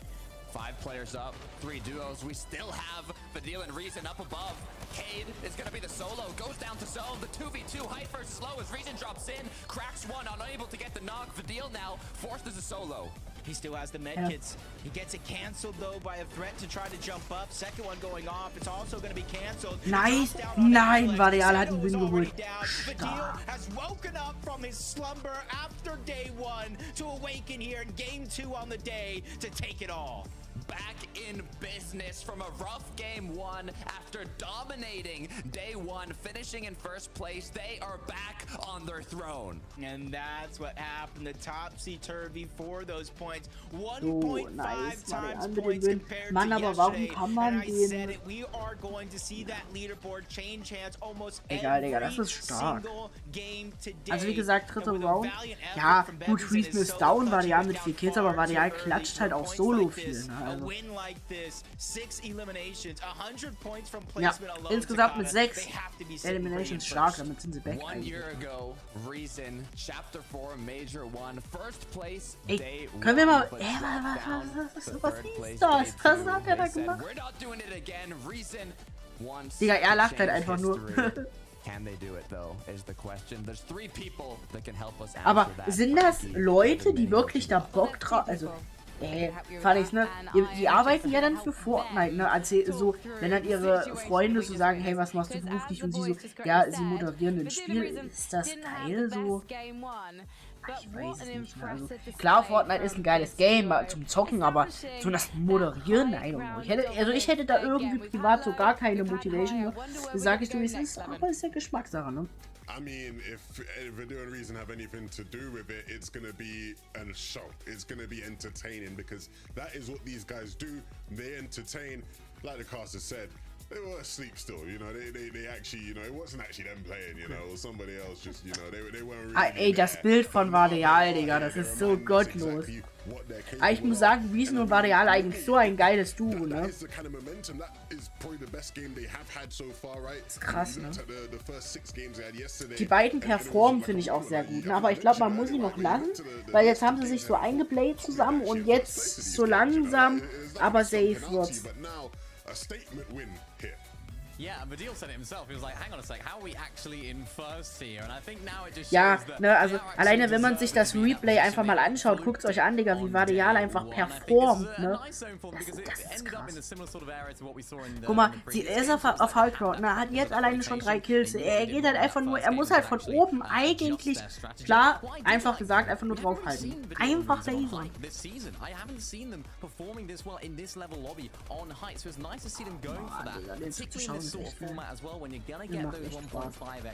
Ich muss sagen, ich schaue sehr gerne.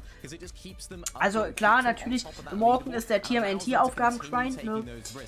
Daraus werde ich dann quasi auch, also, ja, ich weiß halt nicht, ne? Wir werden auf jeden Fall, ich weiß noch was sagen will. Danach werden wir auf jeden Fall Lady Gaga machen. Hat ja eine neue Festival-Season begonnen, deswegen ist ja der Mini-Battle Pass drin. Ja, in der Zwischenzeit, wo wir jetzt warten, ich weiß nicht, also Stream für morgen plane ich tatsächlich schon.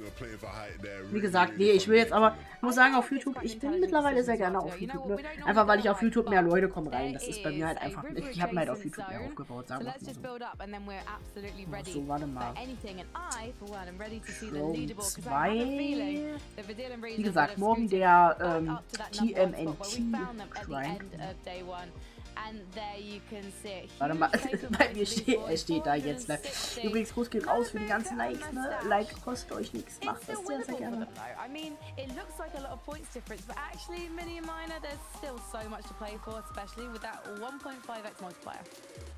Yeah, 100%, but really impressive stuff from this team, staying consistent. We saw them have 2 massive games yesterday. They had an average game there. Ja, Verbindung müsste eigentlich für euch sehr gut sein. Are they going to be able to do that tomorrow? Are they going to be able to do that when the points are multiplied? Are they going to be able to do it consistently? And so far, with a 7th there and an 8th in that last game, 5 eliminations and 4 eliminations in both of those games. Really nice from this duo. They haven't quite had that massive game yet. The one that we know this duo for from all the way back when, sort of chapter 3 days, just fragging out, going absolutely crazy. But this could be their time to win Malabuka, of course, his first FNCS title. Of course, Mustache won it last year in this very same Mage, Chapter 4 Major 1. So he has the experience, and Mustache was playing so well yesterday. It looks like they're continuing that today. Absolutely, man. I look at, you know, when you look at the list of great. Digga, was war das denn bitte für eine random Werbung, ne? Aber ich bin auch schon, muss ich sagen. Achso. But if it wasn't Thomas, it would be Malabuka, right? It's 1A, 1B in that regard. And so, look, I think we're going to see some history today, right? If it's these two, if it's first place and second place that continue this race for first, then one of those teams is going to have a new champion. Right? Reason as well, a legendary player who has never won an FNCS yet, and he's come close many times. So, look, both of these teams will be pushing in these last couple of games to really make it happen. I mean, Mustache, he's done it before, and so you'd like to hope that experience will tend well and lead in their favor. Same could be said for the deal. If you can keep on pulling out moments like this one, I mean, look, these guys in their element, flow state right here. Like low HP, you just need to get a limbs. There's not many players better than Mustache and Malabuka. So, ja, about some of the duos that aren't quite getting victory royales, but are showing themselves to be game for a fight. I'm thinking about King at the moment. We just saw so much from him and his duo in this game, and actually across the weekend so far, 20, sondern ich setze den Stream auf. You know, they were doing a bit of roulette yesterday in terms of where they were landing, so we'll see what they can do today and whether it delivers. Yeah, I can't wait to see it. We're nearly halfway through, boys. Wie gesagt, Stream für morgen ist gerade geplant. Und zwar für morgen. with everything on the line here, games are slowly but surely going out the window, and the opportunity to pick up points is going along with it. Takada, taking a look at that leaderboard, is there any team kind of pointing out to you? Look, there's too many teams pointing out at me, Jacob. With the shakeups we've had after every match and this change in format, 1.5 times placement and elims for day 2, it seems like after every game, you said it after game 1, but it's like we have a different person on the throne. It's constantly changing. Like, I can't even imagine who is going to end in the top 3, so it's what I love to see. The constant action, but also the adaptation that these players have to do. Yeah, and honestly, So, geplant für morgen 16:30 Uhr. Wie gesagt, Guys, lasst alle gerne ein kostenloses Like da. Ganz wichtig, kostet euch gar nichts, wenn euch das gefällt. Und sehr, sehr wichtig, wenn ihr reinkommt und ihr sagt, boah, ey, ich finde den Content geil, ich finde sowas geil. Lasst gerne ein Abo da, kostet euch gar nichts. Aktiviert die Glocke, damit ihr genau den nächsten Livestream morgen nicht verpasst. Aber natürlich auch meine Videos. Ne? Und auch an jeden, der es gemacht hat, Gruß geht raus. Danke euch. Vidil and Reason sitting back on their throne like they were at the conclusion of day 1. But Queasy and Thomas HD going down off spawn in the second match. They've dropped down Achso, ja, Queasy und Thomas halt. Nice. Ah, er hat Noms gekillt. Oh, Cringe geht down. Ja gut, es sind jetzt hier Early Fights, definitiv. Oder, ja, doch, sind Early Fights.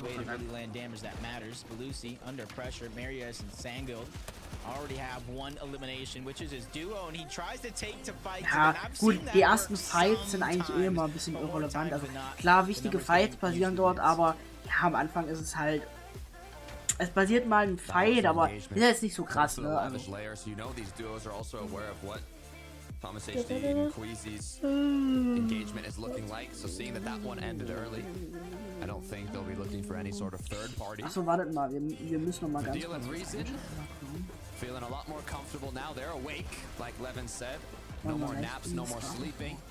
It's day 2 of the grand finals, the last chance to show your worth in this major. And they are a duo that are looking like they can take it home. What I like about Reason and Vidil over here towards Snooty Steps, typically you see a lot of teams kind of just battle it out for the mythic, for the medallion, without too many cares in the world. They kind of play it by ear. They let those opportunities come to them. But looks like George looking for Vasquez. They finally drop down. They're going to find him. No more hide and seek. It's all about finishing the job, and that one's going to come through easy. Just stuck on the side of a mountain. And then Vasquez are going to be no more here in this lobby, which kind of opens up a possible forecast tower. More times than not, it was them that were going for it.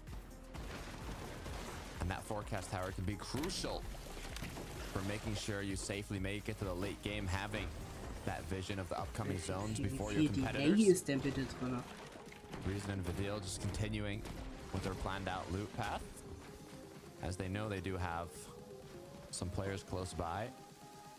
However, there's nothing they need to do other than loot right now. You're just trying to find for both of them to get a grappler, maybe some fizzes, some crash pads. It's gonna be the most important things that they're looking for. Rotation, mixing pings. Almost looks like they're trying to cut off a loot path, hide on a chest. Marius and Sangil gotta be careful. It's no longer just a trick coming out from Misha and Teeny. Everybody really taking note and trying to add some sort of that strategy to their game plan. Will it work though? And they sense it. They sense something's up. Nothing's easy. They try to go ahead and 2v1 pings on the other side. Marius go ahead and adds a huge flank and a couple of shots. Gonna allow his teammate Sangil to get out almost unscathed. It does not work, as Ping and Mixin from hiding now to on their knees, knocked down, using that sniper rifle to maximize damage.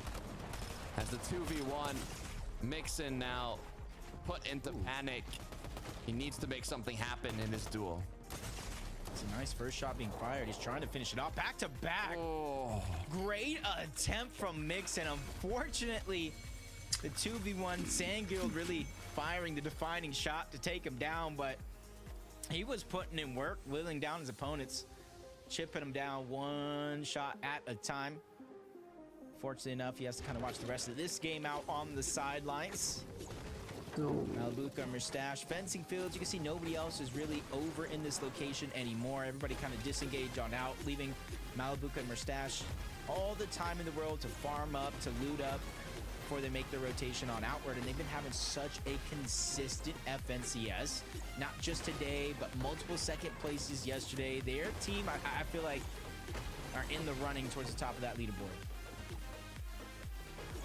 They have such a strong early game as well. Getting the vault every match, getting the medallion, the mythic AR. It's a huge benefit to the rest of their match, just like these forecast towers that Giraz and Cherry are going for. They might have even already gotten it. You can see the Elim on the board. Or they're just waiting for the NPCs to spawn still. Taking a look at the surrounding areas. Farming up, making sure they're staying efficient. They don't want to be put into place here, doing nothing.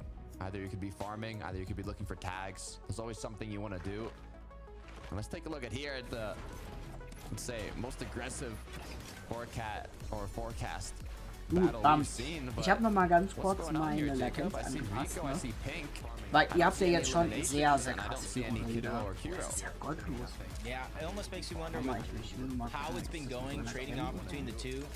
You can kind of see when Vico and Pink get their first hero and Kudo, they halt play nur creepy, dass sie slow, so they mit take dem high Blut ground, bumps. or they Ich disengage hab noch mal ganz completely, kurz but on the other way meine around, more Latenz times than not, Pink and Vico are ready to fight for Weil it. ihr habt ja jetzt schon It sehr, does look sehr like they were just there first to the punch. Ich hab mal really extrem kind of niedrige pushing Latenz teams out angemacht, as aber they try to enter in to their line of sight. Even players trying to launch pad into the distance, becoming targets of Vico. We can see here, Kaduo is at the Grand Glacier with his duo partner. They are refarming, currently in 13th place on the leaderboard. Was ich halt nervig right finde, wenn beside meine Nachbarn so Vico Sonntag, and Pink at 15th. Für uns fahren sie halt Everybody mittags close in terms of points though. You can see it's 218 Oh, wenn die mal den for Müll jetzt 17th and I believe Ich krieg da die 228 Krise, ne? all the way Wie up gesagt, ne? to Ihr 13th. seht, wir haben jetzt Top 77. Just a Das couple ist schon eliminations separating schon them. wild. As Diox and Cade now as well with 0 on the board will just continue getting themselves into a better position. Aber wie gesagt, Guys, ich... Achso, Digga, das hab ich halt gesagt. So, Guys, aber auf jeden Fall, wir können halt, sag ich mal, echt eine FNCS geil. Also klar, jetzt ist halt normale Latenz drin für die beste Videoqualität. Ich habe jetzt mal für morgen auch extrem niedrige Latenz gemacht. Also, dass ich quasi in Echtzeit mit denen kommuniziere, weil dort quasi das Bild würde dann quasi schneller zu übermittelt. Dadurch sinkt zwar ein bisschen die Qualität, aber dazu kann ich halt in Echtzeit mit meinen Dings mit meinen Leuten interagieren. And obviously the first one that we saw, Pink and Vico, they're going to have the third. Rotate continues now. Objective secured, loot secured. And after the forecast towers, now the engagements usually end up for those combat caches that will spawn at an equal distance between two teams. So if we start to see a lot more box fights, that is why. Taking a look at Pablo and his duo partner Bevies, who have been performing incredibly well here at the start of day 2. You can see up in 3rd place now. Mustache Malabuka 2nd, Vidil Reason up back on their throne in 1st. But all it takes is one big game, like we saw, to change up the leaderboard. And it almost makes me wonder if they're just able to stay alive as a full duo. As Mary just kind of misses the crash pad play, hits his head on the roof. Like, how good would Pablo and Bevies be on that leaderboard if they were able to play out those respective games together? Might have made a big difference.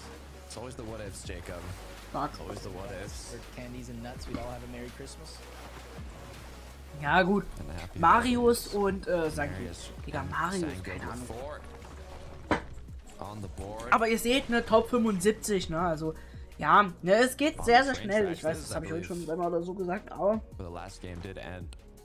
Ja. Ich freue mich schon, wenn neue Siegpunkte kommen. Auch an alle, ihr könnt euch ein kostenloses Item freischalten. Gehen wir auf Competitive. Sapphire gets a knock on the Venom in the feed. Fortnite. And even gets the cleanup. That's not the best situation for them to be in, especially with a comeback opportunity Nochmal echt komplett nicht comparative, aber gut. Tyson und Veno ist down. Ja, aber guckt euch das Aim an, das ist schon geil. Aber auch mit den Aufsätzen, ich muss sagen, am Anfang dachte ich, ja, was ist das für ein Scheiß, aber ja, die Aufsätze sind schon echt smart. Which not necessarily been going their way, and they've been kind of having to really dig deep, put themselves into risky situations just to find that surge. And I gotta imagine that has to be another one.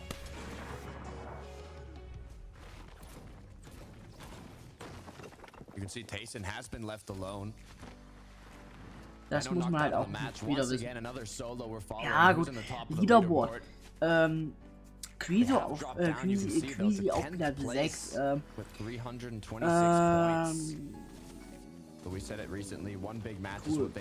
Ja gut, Tyson war also.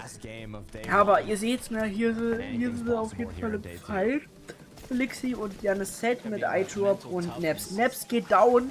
iDrop versucht wegzurotieren, was an und für sich ja nicht dumm ist, weil. Ja. Ich weiß nicht. Er wird aber von der Seite, glaube ich, von 9 Team gepusht, kann das sein? Ja. Also rotieren kann er nicht. Also nur auf der anderen Seite.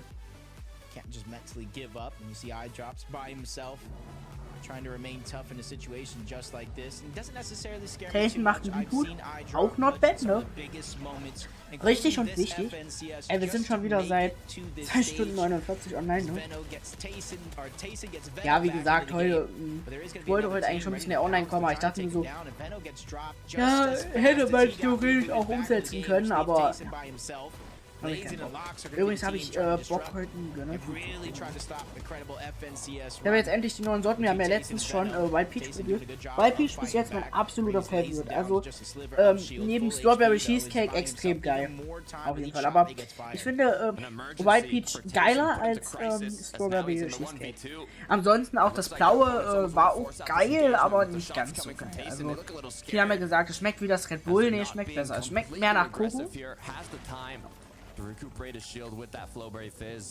finde es halt auch geil, dass er quasi eine Main Drop hat, also der quasi immer kommt und dann quasi einen Limited Drop. Ich finde es halt nur doof, dass halt am Anfang nicht alle quasi das hatten, aber es ist ja normal, sag ich mal, dass man das nicht mag. Get just a couple more shots for his overall storm surge. Tyson sneaks in, grabs Veno's card, and is immediately trying to disengage on out and go for reboot attempt number 2. Morgen wird auch wieder ein richtig geiler Stream mit den TMNT-Aufträge. Habe ich auch Stream schon geplant, also morgen 16:30 Uhr. Nee, doch. 16:45 Uhr, Mann. Ich plane den meistens immer auf 16:30 Uhr, deswegen. Ja, Tyson ist im Fight. Stimmt, Veno war eben down. Ja, gut.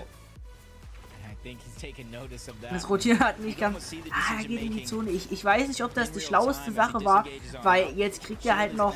Ja, okay, ja, versucht so nicht. Ja, ich weiß halt nicht, ne? Ja, jetzt kriegt er halt Zone-Damage. Also macht. Ja, ne? Das ist halt das Problem, man. Ja, jetzt ist es noch easy, das Zone-Damage, was er kriegt, ne?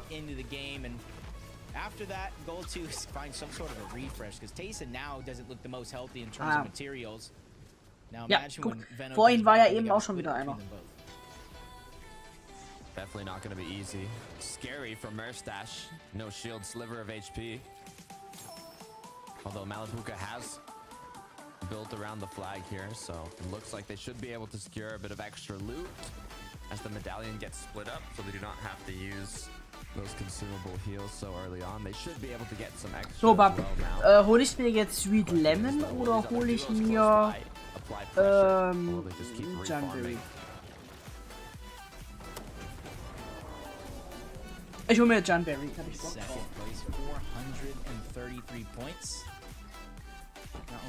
Das Geile ist, die Dosen stehen ja bei mir, ich habe ja meine Tränken immer auf dem Boden, das steht ja da unterm Fenster. Deswegen ist das eigentlich immer echt angenehm, weil mein Fenster ist halt Real Talk, ich mache das morgens auf und abends, wenn ich ins Bett gehe, zu, aber weil es halt draußen angenehm ist, ne? Das ist die Dose übrigens hier. Janberry. Richtig geil. Quasi so lila, dann halt G steht für gönnen, dann halt eiskalt genießen. Leider haben wir keinen Platz im Spiel. So eiskalt, ich muss mal wieder welche reintun, das ist mir geil. Jumpberry Jam Geschmack, 500 Milliliter steht drauf. Ich weiß nicht, ob das bei den anderen auch ist. Und hier halt Koffein. Aber ich finde halt Limited Edition geil. Aber ich glaube, es stand auch bei den normalen auch drauf. Und wir haben wie immer Gold mit Deckel. Ich finde die Farbe geil, auch vom Design her, so ein lila finde ich auch geil.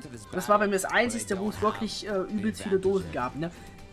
Bei manchen Märkten steht da bitte nur 3 pro Person. Bei uns zum Glück nicht, aber bei uns gab es auch halt nur noch 2 bei Peach.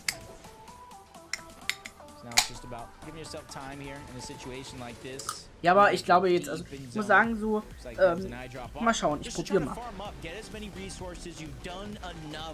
Es erinnert mich an das Red Bull, weil das ist ja auch Jan Baron.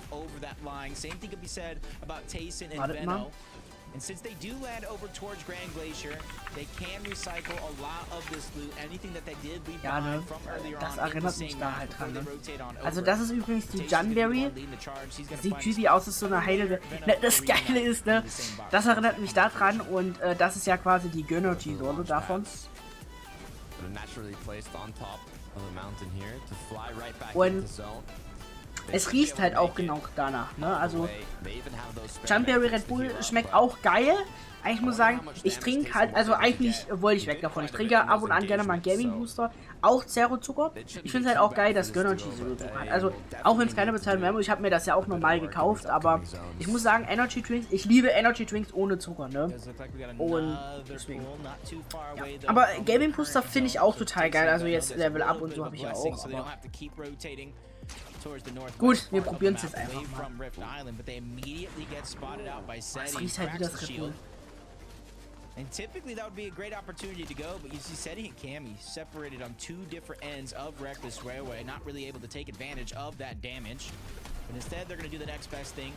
Try to reunite on the other side of the zone, but as we tune in, Malibuka and Mustache in another fight on the other side. They're able to at least get one. Ja, ich weiß nicht. Left, and they're hot on the heels, melting through a lot of these builds, just trying to get that 6 extra points for their efforts. Schmeckt Real Talk not bad. Aber irgendwie es schmeckt halt extrem nach der Junberry, wie auch immer. Ganz kurz und danach schmeckt es wie Wasser. Also richtig creepy. Es schmeckt halt ganz kurz danach und dann ist es schnell wieder weg. Keine Ahnung. Finde ich. Also klar, bei Peach bis jetzt ist geizig. Aber Sweet Lemon habe ich überhaupt noch nicht probiert. Aber bis jetzt zwei Peach geilste. Aber ich muss das Ganze noch mal kalt trinken. Also richtig eiskalt. Weil eiskalt schmeckt immer geiler, ne? Ist einfach so. But they're gonna need to get into a bit of action if they want to secure it. 35 above, they've done a bit of damage. 41 shield, 35 HP as the zone keeps ticking. Yeah, luckily for them, they did get the combat cache in which you were talking about, which grants them medkits and more time to fight in towards the zone. But iDrop has to go ahead and pop his first one now. Nevs needs to play defensive. Ja, schmeckt nicht schlecht, aber schmeckt halt sehr kurz nach der Berry.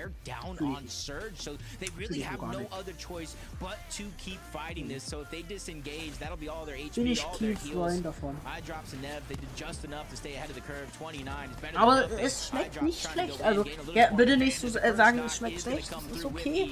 Ist aber nicht mein Favorite. Also, bis jetzt bei Peach immer noch das Beste und wird auch, glaube ich, immer das Beste bleiben. Also, davon mal abgesehen. Wins the fight, but Nevs goes down again. They needed to take this fight. They needed those eliminations. Ich find's halt geil. Ne? Ich habe ja YouTube. Continue as a solo. We can see what happened here with Benno and Tayson. They just were making their way back. Das Geile ist, ich habe ja YouTube Premium. Und die Meldung so, hey, jetzt YouTube Premium. Ich hab doch schon. Yeah, unfortunately, wie gesagt, Livestream ist für morgen geplant. Go down outside of zone. Another game where the struggles continue, which is und ganz wichtig, holt euch dieses. Ja, das Geile ist, ich habe ja gestern 5 Stunden gestreamt, davor habe ich immer nur so 2 Stunden, 6 Stunden, 8 Stunden habe ich sogar gestreamt, Open 2. The first place prize, but that global championship, which is granted to the top 2 teams in this competition. Malibuka Mustache currently in second place. Wie gesagt, ist echt cool, muss ich sagen, aber...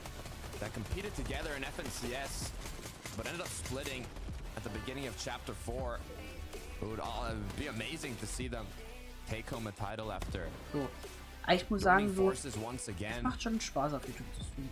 The deal and reason, though, they might stop that from happening if they continue the dominance like we saw from the last match. Yeah, you can see they got that max pull, and instead of fighting a risky fight, the team that's in first place, it does look like they're going to try to crash pad, rotate on out. They're just double checking before they go ahead, maybe popping a little bit of the med kit on the side of the deal. Crash pad finally coming out. Ich wollte nur ganz kurz gucken. Ja, Reason, ich muss sagen, Reason diesmal mit 2 Kills, Varian mit 1 Kills, haben 400. Ich freue mich noch auf die Standings. Insgesamt sind es jetzt noch 3 Rounds zu spielen. 10, 11 und 12, noch 3 Rounds. Also wir haben jetzt nach der Runde genau die Hälfte. Wir haben ja immer 6 Rounds gespielt. Ja, bei Fortnite steht da 9 von 12, weil die quasi sind ja in den 2 Tagen werden immer 12 Rounds gespielt, davon 6 gestern, 6 heute. Wir haben uns das gestern nicht angeguckt, weil gestern aber später da und ich wollte halt gestern noch was anderes machen. Also, ist nicht schlimm, aber Digga, Bucky.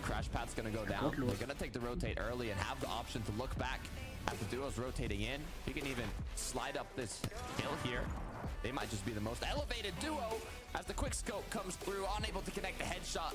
Aber ich muss sagen, dass Lieder eine Red Bull für die Lieder eine Gönnertief für die. As soon as they got the crash pad off, you see that team just immediately close up their boxes. They don't want to be susceptible to any sort of sneaky plays or even if somebody trying to slide. Ist geil. Safe. Natürlich, aber nicht ganz so. Oh Mann, die hier. Hä? Vor den. Ja, okay. Ja, aber das ist ja voll dumm. Vor denen sind ja übelst viele. Es ist Vico, es ist Pink, es ist. Ja, doch. Es ist. Flixi ist neben ihnen. Alter. Ja, gut. Ihr seht, die Zone ist extrem mini geworden. Also, wenn man sich das mal anschaut, das ist krass.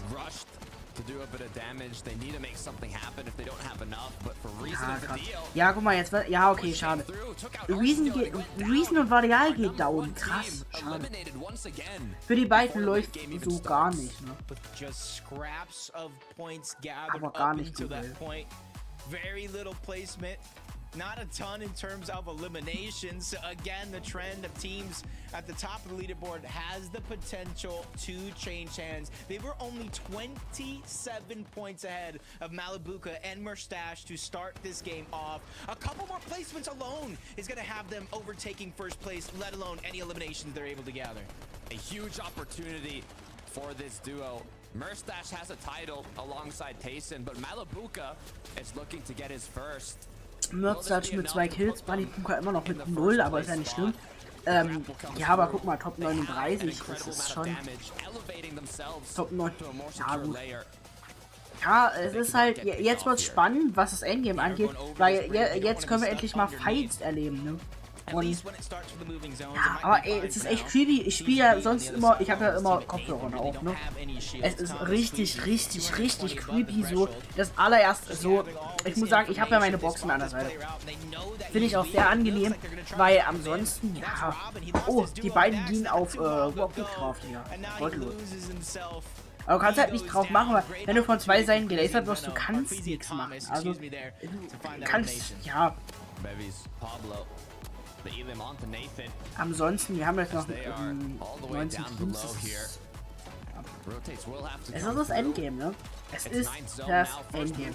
Wir hätten theoretisch auch Ingame zuschauen können, aber ich finde es so angenehmer, weil, ne, wir schauen Fortnite zu, dann entspannt, ne? Aber krass, ein Amar hat halt immer mehr Viewer wie Fortnite. Das ist halt, ich finde es aber halt angenehm, weil so können wir halt nebenbei einfach ein bisschen moderieren. Ne? Das ist auch tief und entspannt. Aber was anderes, ist auch mal Man muss es aber halt fühlen. Es gibt halt auch Leute, die fühlen halt einfach keine FNCS. Guckt sie euch an, die haben halt auch so eine geile Pusi, ne?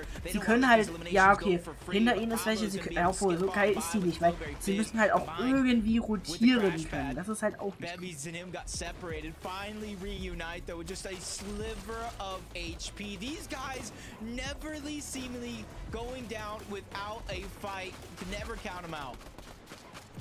Pressure is on as they're 132 below. Flowberry Fist gonna be popped for that mobility boost. Big pot coming through, but Bevies needs a med kit. It's dropped now. Also mein, klar, die beiden. Ja gut, sie müssen aber auf jeden Fall, ja genau, hinter ihnen glaube ich, ist einer, dann müssen sie auf jeden Fall rotieren. 23, 40, 80, constantly ping-pong up and down the damage threshold. A couple of those heals are coming out. Only a couple more players do need to go down before Storm Surge does deactivate. Great play, an example for that is target towards the backside. Damage has been dealt, but Storm Surge turns off. 3 Stunden gucken wir uns still need some sort of refresh to heal up, and Diox ja, theoretisch, du brauchst halt eigentlich nur eine MP. Wenn du, und dann halt gut mit Pump und dann halt gutes Aim. Weil du musst halt eigentlich mit der MP musst du einfach nur durchlaufen, ne? Das ist eigentlich easy. Also eigentlich easy, eigentlich smart würde ich sagen, nicht easy. Aber was ist denn heute los, ne? Ey, Swissy haben einfach so eine geile Position, die haben so eine geile Position. Ja, oh, schade. Ja, der hat gar nicht gecheckt, schade. Notstadt ist down, Malibuga ist somit allein. Oh, Hilfe. Notstadt mit 6 Kills, das ist stark. Weiß ich nicht, also Malibuga, man hat auch lange von Malibuga nichts gehört, also so von allen anderen hat man aber gehört, auch von Malibuga. Ja, guck mal, Queasy und Thomas HD sind fast im High Ground. Nee, doch, die sind im High Ground. Stark. Ey, Flixi, ja, das ist krass, ne? Die beiden leben noch. Deustch lebt wieder. Ja, Marius und ja, lebt auch. Schon. This team, they already have a win today, and it was Sangild's first win in ja. FNCS Finals Lobby. Gut, die haben halt 8 Kills, ne?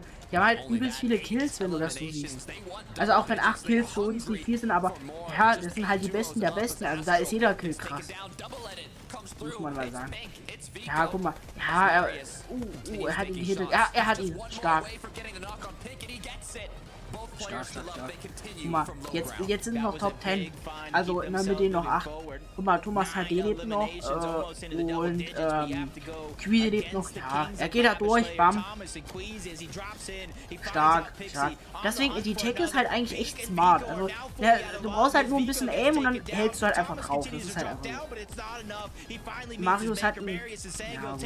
Komm, jetzt finisht er ja. Jetzt geht's langsam Richtung Heal-Off, ne? Jetzt brauchst du an der Stelle Heal. Definitiv. Und wenn du jetzt keinen Heal hast, hast du ein großes Problem. Marius geht down. Atlantik.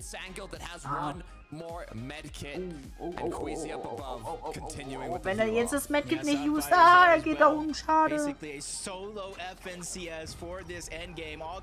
Nee, doch, nee, Atlantik geht noch. Mann, das sah gerade so aus. Ja, okay, nice.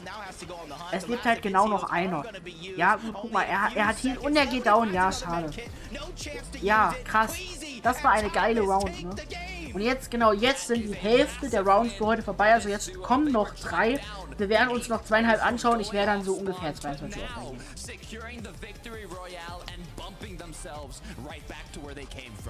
Playing their roles to perfection. Thomas dropping down, causing so much chaos, so much commotion. Das ist extrem krass. Also die beiden. Ach, cool. Ja, am Ende ist es halt immer schade, weil am Ende ist es ein Heal-Off. Das ist einfach so. Es ist am Ende einfach ein Heal-Off. Ja, ich bin jetzt richtig hype auf das Gameplay, ne? Ihr seht, es ist schon. Ja, guck mal. Bam, Thomas HD, bam. Thomas HD trying to get his first, the most consistent player yet to take home an FNCS. You know they want it more than ever. It's gonna be the greatest chance. There was kind of the final moments. Ja, am Ende ist es halt eigentlich nur noch Hoffnung. Ja, haben wir von denen auch ein Bild? Thomas dachte, wir and kriegen von denen auch ein Queasy Bild. really rise up, and something we noticed throughout game 1, throughout game 2, first place, the teams at the top of the leaderboard are falling rather early, so another chance for a team to take over first place, but have they done enough? Frankie, Levin, Mini, let us know. Thank you very much, boys. I'm so excited to see the leaderboard yet again for this one. Queasy is no stranger to a victory royale in a major Aber final. ey, so moderieren, so bei Fortnite FNCS, ey, ich glaube, so moderieren ist echt geil, ne? Ich kann es mir sehr scheiße vorstellen, aber kann auch Real Talk geil sein. Das Geile ist, ich habe mein System vorhin optimized, ne? Warte mal. Stark, ne? Ich habe mein System optimized. Digga, meine fucking GPU ist einfach zu 30% also zu 20%, eben 29% ausgelastet. Ich streame, Digga. Das ist schon wild. Wenn man sich das mal anschaut, Digga, hier Video-Encode 28, ne? 38, Digga. Ja, okay, 12 GB werden verbraucht. Ja, gut, 26 ist schon. Das ist schon echt cool, ne? Bei 3 Stunden und 15 bin ich am PC. Ja, gut. Ja, ich habe da auch eigentlich... Ja, ich habe vorher schon PC gestellt. Na, aber wenn man sich das mal anguckt, ne? Digga, 54.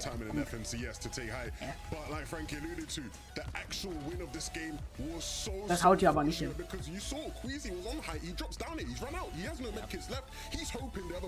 Boah, das ist echt gut, muss ich sagen.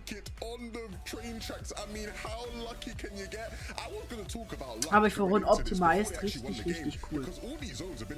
Seitdem läuft auch alles sehr gut, ne? Ich habe Farben alles gut angepasst, das ist richtig cool. Also bei mir sieht es richtig farbenintensiv aus.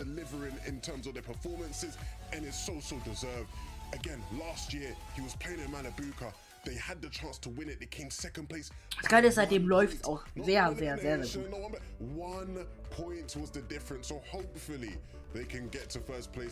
Also bei mir sieht es richtig geil aus, wenn ich ihn zugucke, nicht so, aber... Weil bei mir ist dieses Weiß, so Richtung Creme-Weiß geht das dann. Bei euch ist es ja richtig krank weiß. Bei mir sind aber auch die Farben kräftiger geil. Cool. Ich will nicht wissen, wie oft die Leute jetzt gesagt haben. Das ist gut, aber ist egal. Wie hat sie denn bitte ihr Mic, Digga?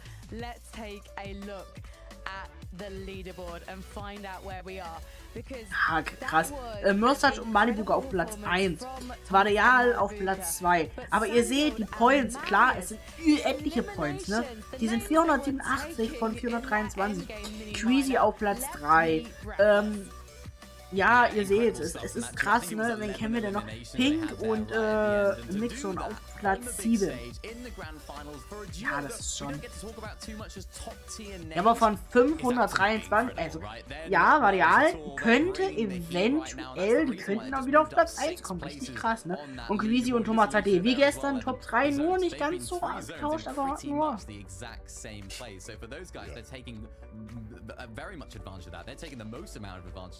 Like, because they drop very close to that. For someone like Queasy and Thomas, those guys are contested off spawn, right? They've only had 2 chances to actually make it to that end game. So to see those guys really making the most and grasping as many points as they can when the zone's in their favor is really nice from them.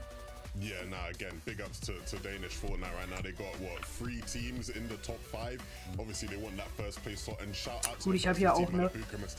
Ich habe hier nur mal meinen Stream auf. Ich glaube, wir sind dann schnell wieder aus der Bio raus. Ich wollte gerade sagen, hä? Ich hatte schon gerade Panik um mein Leben gekriegt, aber... Hey, Digga, das ist schon krass, wie ein Delay drin. Wir gehen einmal in die Standing. Ich will nur mal... Ja. Fortnite sieht auch Fortnite. Ja, okay. Macht Sinn. Nee, ich will nur mal ganz kurz hier bei Ferius auf seinen Dienst schauen, weil... wieso hat der unterschiedliche Farben? Was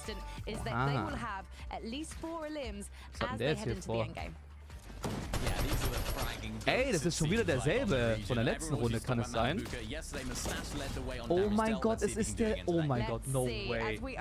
Ist der cringe. Ist der cringe. Oh mein Gott, warte mal, war das ein Stream-Sniper? Wenn ja, bist du ultra cringe. Bist du schlecht. Nein. Du bist so schlecht, dass du noch mal in meine Runde reinkommst. Das Ding ist, ich wusste nicht. Warte mal. I mean, honestly, a couple of these teams need to change up how aggressive they're getting early, and then some other ones about how passive they're playing early. Some teams going for Surge. We saw it a few times already, and other teams just trying to out-heal Surge. And with these new changes, it's not the easiest thing. In some of these zones, we need 10, we need 15 players to go down. And even if you have the resources to out-heal it, it leaves you nothing left once it does turn off.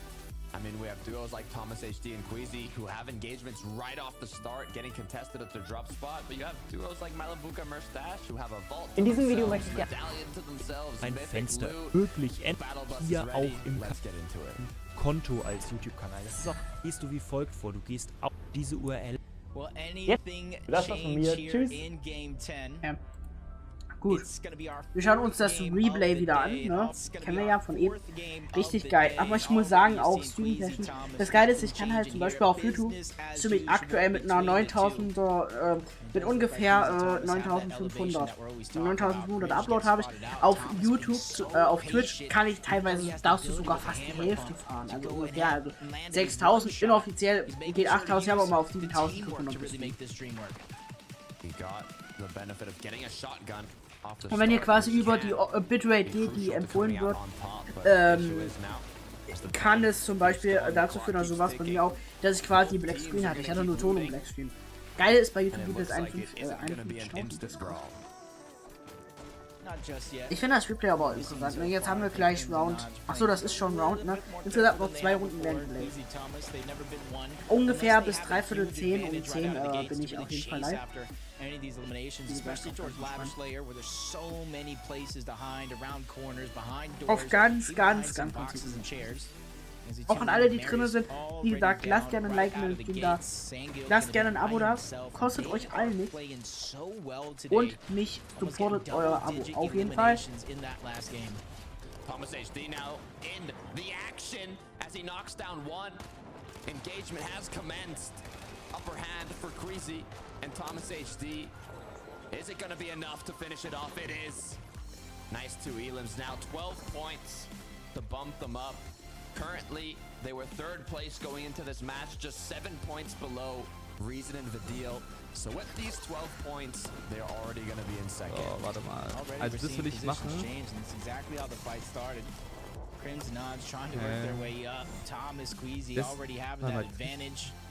Ach so, Angriffen meinen die abknallen, oder? Warte mal, wo bin ich auf der Map? Oh mein Gott. Ich bin ein bisschen ätzend unterwegs. Wann kommt die Hand? Junge, frag Fortnite. Wann die Hand kommt, weiß ich nicht.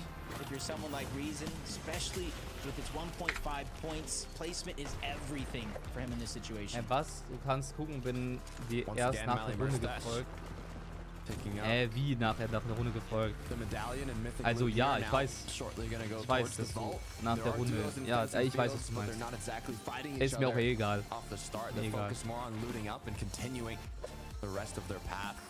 Ich will nur meine Aufgaben machen. Nur meine Aufgaben. Er macht Ausrufezeichen rein in den Chat rein. Ey, als ob ich jetzt hier wirklich das hier kriege. Geil. So, und jetzt gib mir meine Aufgaben. Wird es noch Update die Season geben? Ja, am Dienstagnachmittag. Ja gut. Deswegen, wir haben Update. Deswegen glaube ich, dass die Hand Dienstag 15 Uhr erscheinen wird. Ich hoffe nicht, dass Fortnite den Ehrenlosen macht und es halt währenddessen macht, währenddessen ich schlafen will. As the game does progress, especially if they're still able to find surge shots, even if it's not just on mixing and pings. as they are looking around all other directions. They have the elevation advantage in a position like that. As Sangil now under pressure once more. He was left alone as a solo. Mishatini trying to go ahead and the run of a team that's just been so dominant throughout the past couple of games, and he's doing everything he can to try to just disengage, but he's going a little bit too quick for himself. And this is where Misha and Tini, they're just going to continuously chase this one down. This is 6 points. This is a player that's ahead of them on the leaderboard that they don't have to worry about for the remainder of this game. Looking to plan his escape route. Does have that grapple blade in hand, giving him the advantage, as I believe his opponents do not. So they'll take shots from afar, but they're not going to be able to chase Sangil as quickly as he's able to escape.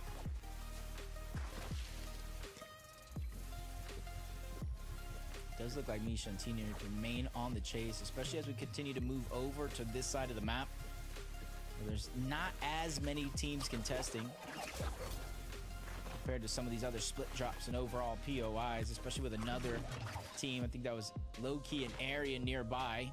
Misha and Tini might get distracted with them and allow Sangil to get out and have a chance to get Marius back into the game, because that's going to be the biggest thing. There's such huge strength in numbers. Even with some solo clutches, the biggest difference is when teams are able to make it to the end game alive.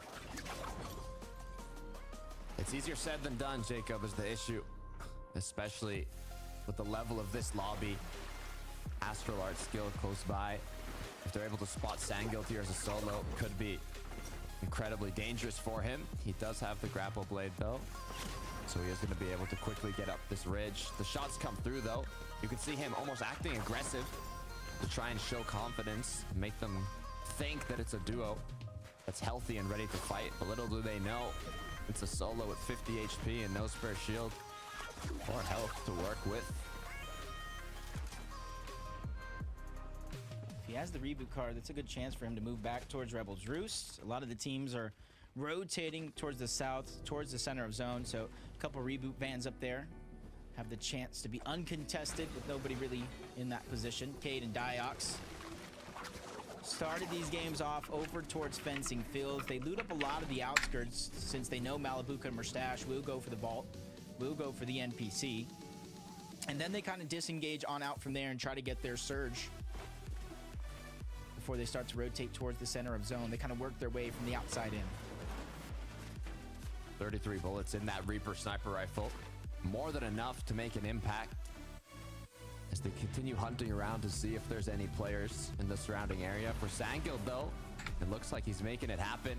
Reboot comes through. Are there any duos around? I don't see them. No shots coming through either, but just in case, building up, making sure they're good to go. You can see on the mini-map though, it looks like someone's interested. Yeah, there was one duo that heard the noise and they're quickly rotating off into this direction. They know exactly where the reboot van is, but they don't have confirmation that they are still there up until this point where Sangil breaking through. You still have to break those. I actually got stuck on that the other day. The fight's gonna begin though. That's Art Skill on the other side. Makes easy work of Sangil. Marius gonna have to go ahead and make up for it. He was able to grab a decent loadout for a situation like this, trying to burst into the box. Art Skill is gonna be there on the other side, a trade for trade, a knock for a knock. But Marius still has a player on Astral right below him who is full shield and HP that he has to work his way through. Marius was the one that got rebooted, so no shield to work with, just a little bit of weapons.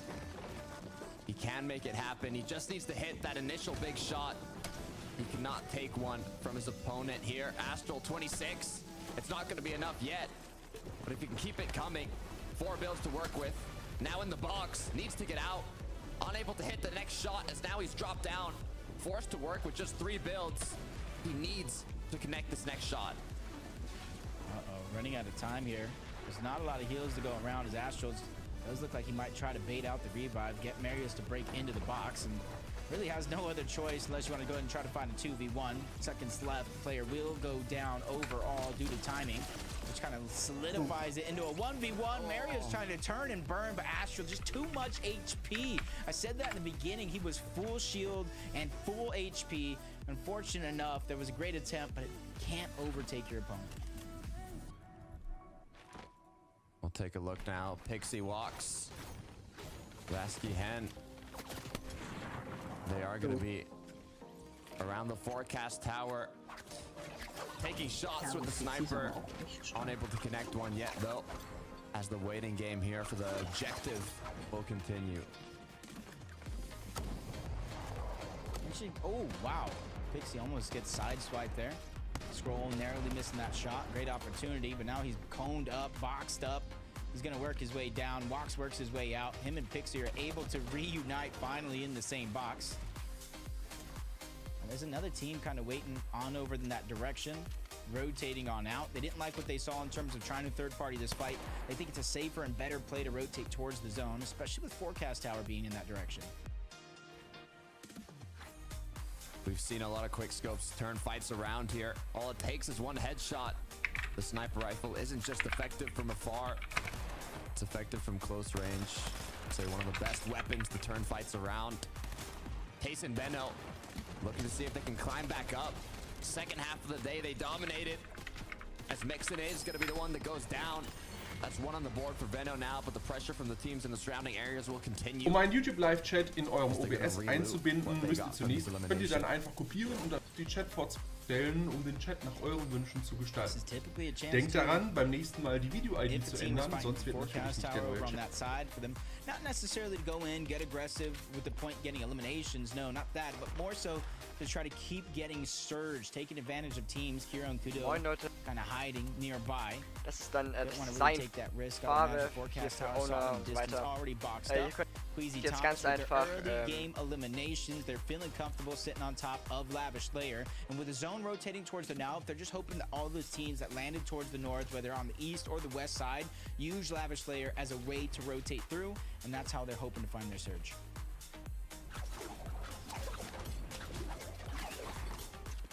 Rotate coming through now. Thomas grouping back up with Queasy. That was going ahead. You can see up at the north side of the map here, back from zone. There are some duos coming back in.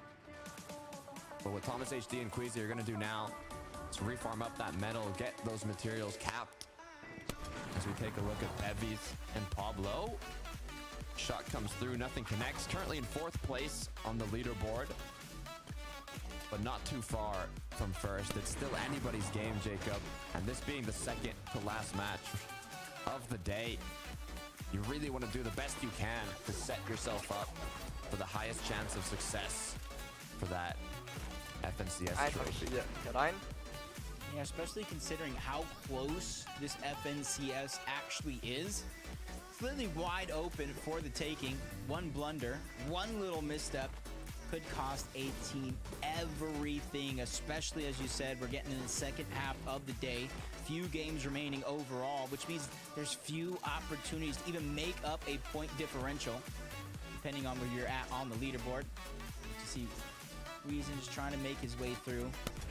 For him, Surge is going to be a challenge in this game, especially as a solo, because even if you're able to pop the shots, as soon as the team turns around and sees you're a solo, they might see that as a green light to go and take advantage of the opportunity while they have it. You can see here, Thomas and Queasy, seeing that the zone did pull more north here by Lavish Layer, they're automatically put on the uncongested side, and they're not forced to rotate really deep into zone.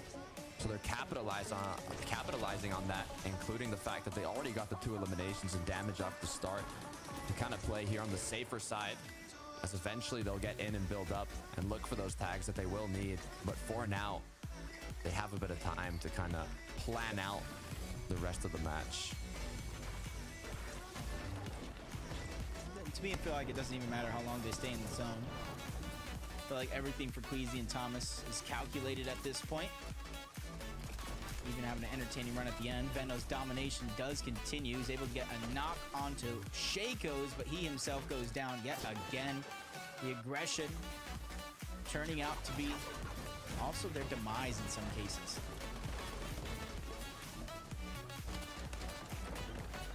Does look like he's getting pushed. Yeah. In a tough situation here. 487 points on the board, 43 builds to work with. He does have those 3 medkits if he would like to stay in zone longer, but forced into this engagement. He really needs to show his dominance. He's doing a good job fighting back, especially with numbers massively against him. One's gonna go down, but unfortunately he's just all by himself in the numbers game. The 2v1 is just too strong for him to overtake, but you gotta give him credit being able to not only fight back, but at least get a knock on the one also of the erstmal, two was players. geht noch? Ich hab's jetzt erst gelesen. Ja, es ist tatsächlich eine gute Frage. Also, Cherry. ich kann mir gut vorstellen, das war die Einung richtig. Kann ich mir gut vorstellen, aber Malibuga und Deustch ist As they're irgendwie elevated auch enough to look for those shots on the players rotating in. Diox Cade, a little more close quarters engagement here. Debule Pixel are going to be the players close by. Cade is just a sliver of shield just left, so you're gonna have to reunite, figure out what order they want to use everything in. They do have minis. They have, I do believe, big pots or maybe a Flowberry Fizz as well, just to kind of get the last remaining of the shields, but there's still a lot of teams littered in and around fencing fields. So you have to be careful to not overstay your welcome or leave at the wrong time. And even more coming in, you see Anderlex and Sato in the distance, Cam Musetti and the hill outside of fencing fields. With the zone pushing in this direction, it is going to become the congested side of the map.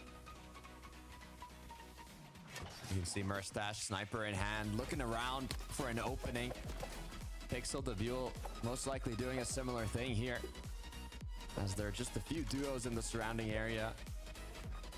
Fourth zone will come to a close now. Fifth will appear. It's up north. They gotta go. Good news for Queasy and Thomas HD. A little bit of worse news for the duos here down south. This is where Zone's going to push teams further and further away from Rift Island. See Voco Vortex just almost in the center of the zone overall. Have plenty of options, and teams even rotating, riding the train. But when you're going to get off, though, that's going to be the biggest thing. And they're even capturing it just to get even more loot. It's Hen, that's Vasque. I do believe they were kind of pushed off their forecast tower maybe this time around. But not only is that a free rotation, you see them going to the slow side of the zone, because remember I mentioned the south being the congested, and they're going to get all those loot, which comes with extra shields and HP at times. Pico and Pink up against Volko Vortexers. Both duos quite centered in the zone here. They shouldn't have to make much of a rotate at all, but as you can see, the damage required for Surge will continue increasing. You can hear that noise. It's a panic for a lot of players in the lobby, just like Wheat and Shimoki. We're 164 below. They see the rift close by, but what they're more interested in are those shots onto Pablo, are those shots on the players. We're contesting the Rift Island. You can see an engagement happening up above. Is that where Wheat wants to go? As he already gets chased by another player. Doesn't really have a choice here. Down on Surge, team trying to push into their box. Further falling down from 192 below the damage threshold. His only chance here is to fight back, especially with teams all around beginning to focus, put him in the box, and that's Hiro Kudo from far away, even putting shots in that direction, really not allowing Wheat and Shmoky to find any stride here in the fight. Even got Lazen on the other side, trying to break in from the low ground. This is just so chaotic and desperate to try to get Storm Surge for some of these players, and it's just costing them everything, because now Wheat is out of heals. Out of heals, put into panic, as now the altercations between Pablo as he gets knocked. Bevies, the last player of the duo that's up, but with just 7 HP. He needs to take out more than just one player. He needs to pop that med kit. Unable to, goes down. Wheat as well knocked. Shimoki following after, as Lox is the only one left alongside Darkus. This is the biggest and most prime example of a no-win situation I've ever seen outside of zone. Even the ones that we saw that were still alive, very little chance being able to make it back. Malibuka and Murstache trying to bulldoze through their opponents. Storm Surge is important. 523 points, though. They have taken back first place, trying to claim it as their own. Right history for Malibuka. First FNCS title up for grabs here today. Medkits being popped, big pots being split. You can see 6th zone already coming to a close. All the duos now forced to rotate here as the ones bucked up, looking back. Aber ne, Murstache, Malibuka sind auch echt, also. Zooming in with that Reaper sniper rifle, looking to send his opponents to the shadows. with just 25 above, they could really use that shot. As Merstash goes left, Malabuka goes right, they split up. Huge shot connected though. It could be enough to put them above, but they don't want to get themselves into an opponent's box here. They want to regroup, they want to take shots from afar. They don't want to do anything too risky. Yeah, and as soon as they find themselves a spot that they can box up and look back, even though they're not in zone, they're going to take it. But now, teams that are already congested inside of the zone, looking back at them, making them the focal point of their target. Luckily for everybody, we're going down a little bit up this hill. Changes the line of sights, not giving everybody equal opportunity. Walks Pixie, they're still trying to make their way in towards zone, which leaves them open to shots coming out from Merstash and Malabuka. They get themselves above the damage threshold, but it comes at a cost. Shield is gone from Malabuka and some of his HP as well. They saw the crack.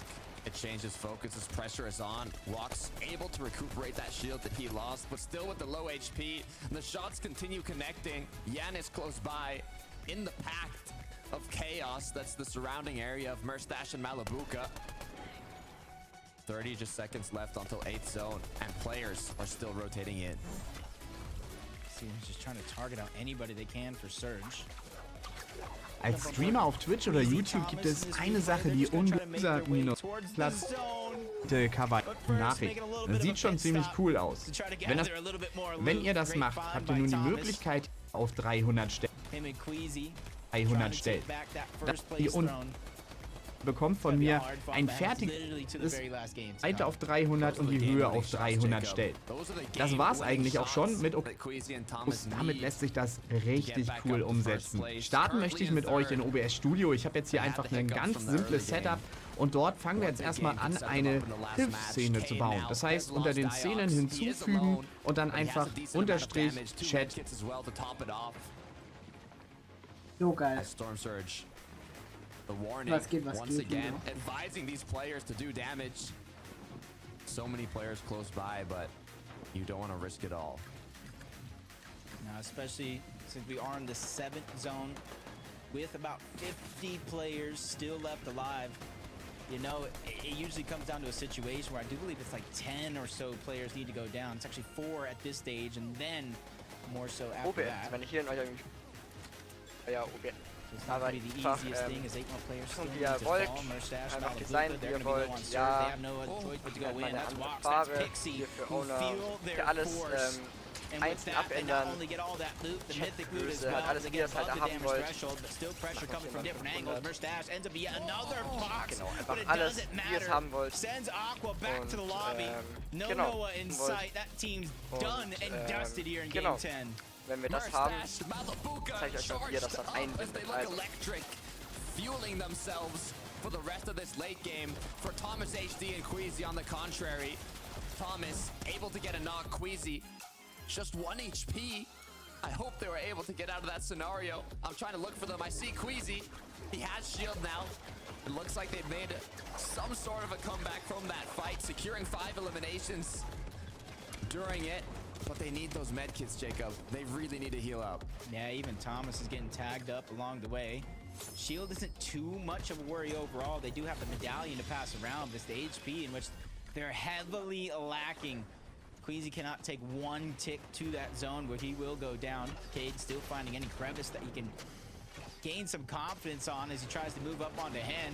Hen was ready to fight back, but somebody chopped him down to size. Might have been a blessing in disguise for Cade because he's above the damage threshold, right towards the zone as well. He just needs to be able to find some builds, whether if it's a refresh or something that's getting left behind. Cade needs to go on a hunt. Yeah, with 6 builds, it is a dangerous situation to be in as Thomas HD Queasy now building up top once again. We've seen players hold on from the first moving zone all the way to the end. Can they be one of the duos to do so? They're lacking HP. All they really need is a refresh to grant them those medkits or grant them anything that they can use to heal back up. Look at that race to the finish. 31 points separating these two teams. There's well over 30 points still left in this game in terms of placement. So it's going to be a battle between these two to who can outlast the other, and Queasy and Thomas need to get a couple more placements over Malibuca and Mustache, or maybe kind of outmatch it with eliminations. Medkits, big pots are coming out. Malibuca and Mustache getting ready for this next rotation, but first they're going to try to disrupt a couple of these teams before they go ahead and make that rotation possible. Cage goes in, gets a knock, pressure coming in from all angles, not able to clean up the elimination before he goes down himself. Be careful, as Thomas HD Queasy now forced to fight second high. Do they have what it takes to maintain it? It was Cammy, it was Seti down below, applying that pressure as they're back up top. Yep. We've seen this in that last game. Of course, Queasy was just a little bit more healthy, but they were somehow able to find the med kit in which they were looking for. Great eliminations, a great find for them. Hello, my YouTube. To bottom, high ground to low. Like live or recorded. I absolutely studio, and we want to go ahead and pop out our chat right. Use in all kinds of. I think this is the one most people are going to use. We'll move this over here on the right as to how we want it to look on our stream. Kind of get. Thomas are quickly able to find their footing and save the day. Grapple blade continuing to be used no longer with height. It's been given up as now they've been split. Dunkelgrau wollen wir raus. Melde mich mit meinem YouTube-Kanal an.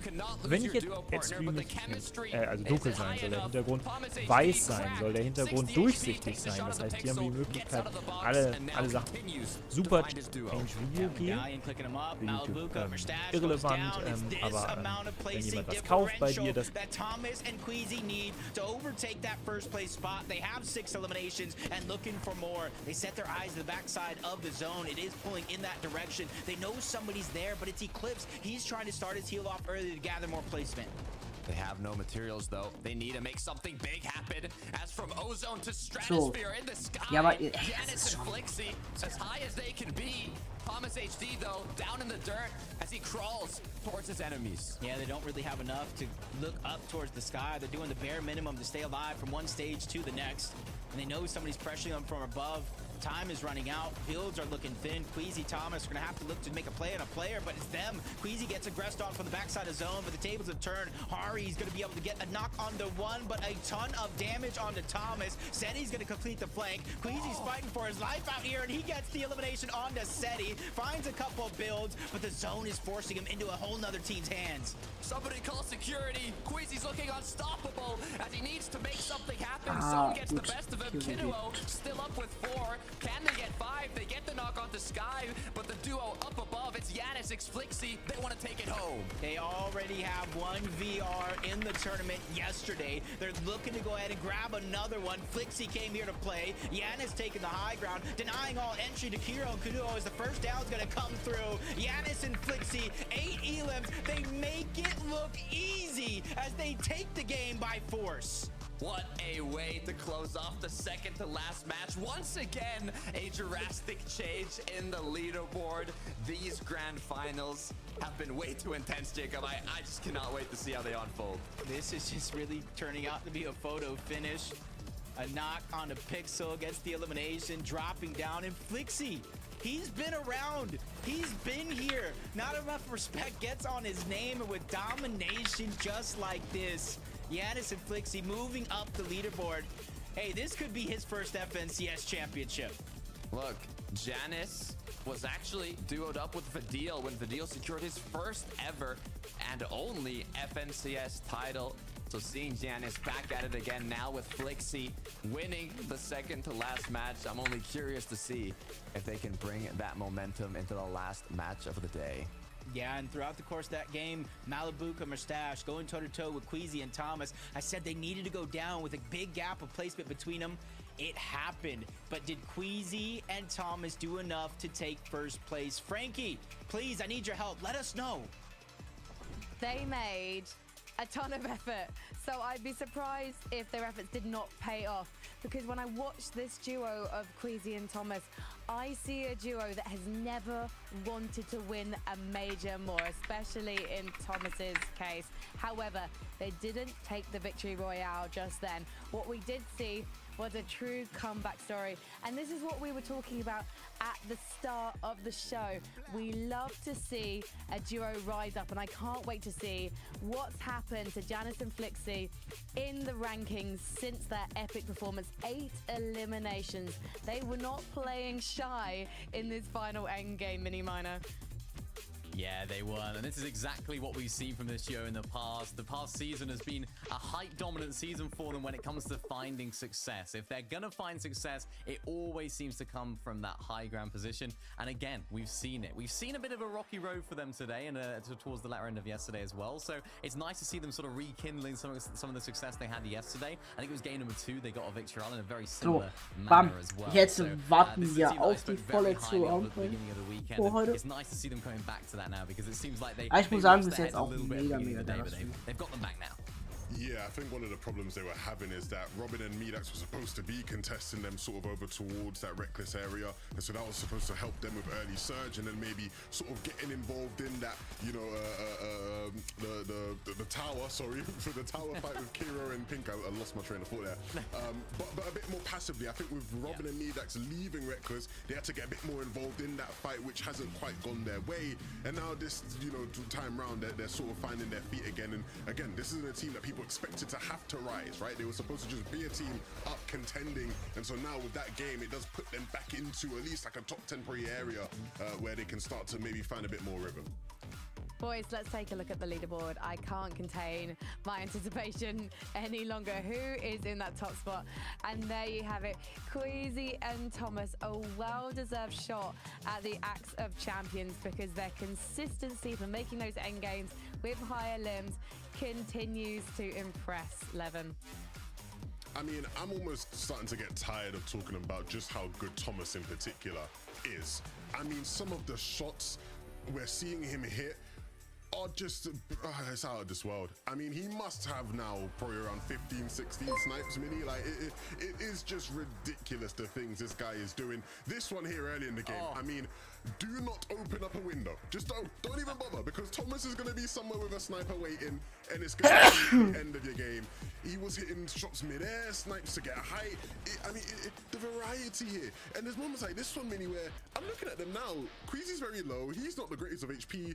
You're thinking, okay, yeah, it's over. The game's done. But no, he keeps hitting shots. And I mean, it just, again, look at this, ready? Oh, that is unbelievable. Boah, wir haben schon wieder halb Something that we 10, ey, just das ist super expect from Thomas HD, and yet we expect that. We still get surprised every single time it happens, because he can just pull crazy things out of the hat, make some magic happen almost every single time. He's almost got a 25-minute highlight reel just from his clutches from today alone, and it's great to see that from this duo. Ja, guys, ich würde sagen, doch, ich gehe We've jetzt talked für about jetzt this duo's offline. versatility. We've talked about their ability to play height. We've talked about their ability to play low ground as well. And when you have someone like Thomas just hitting those snipes, it becomes a lot easier to find yourself in a favorable position in those games. Und dann würde ich sagen, Also guys, ask the question about this duo, you know, soll es das für heute gewesen sein.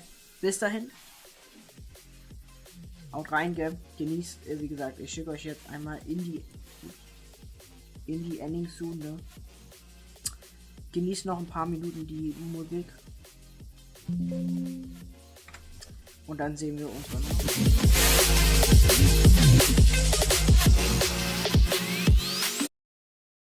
Und dann sehen wir uns morgen wieder. Bis dahin, ne? Haut rein und euch einen wundervollen Abend noch. Bis dahin.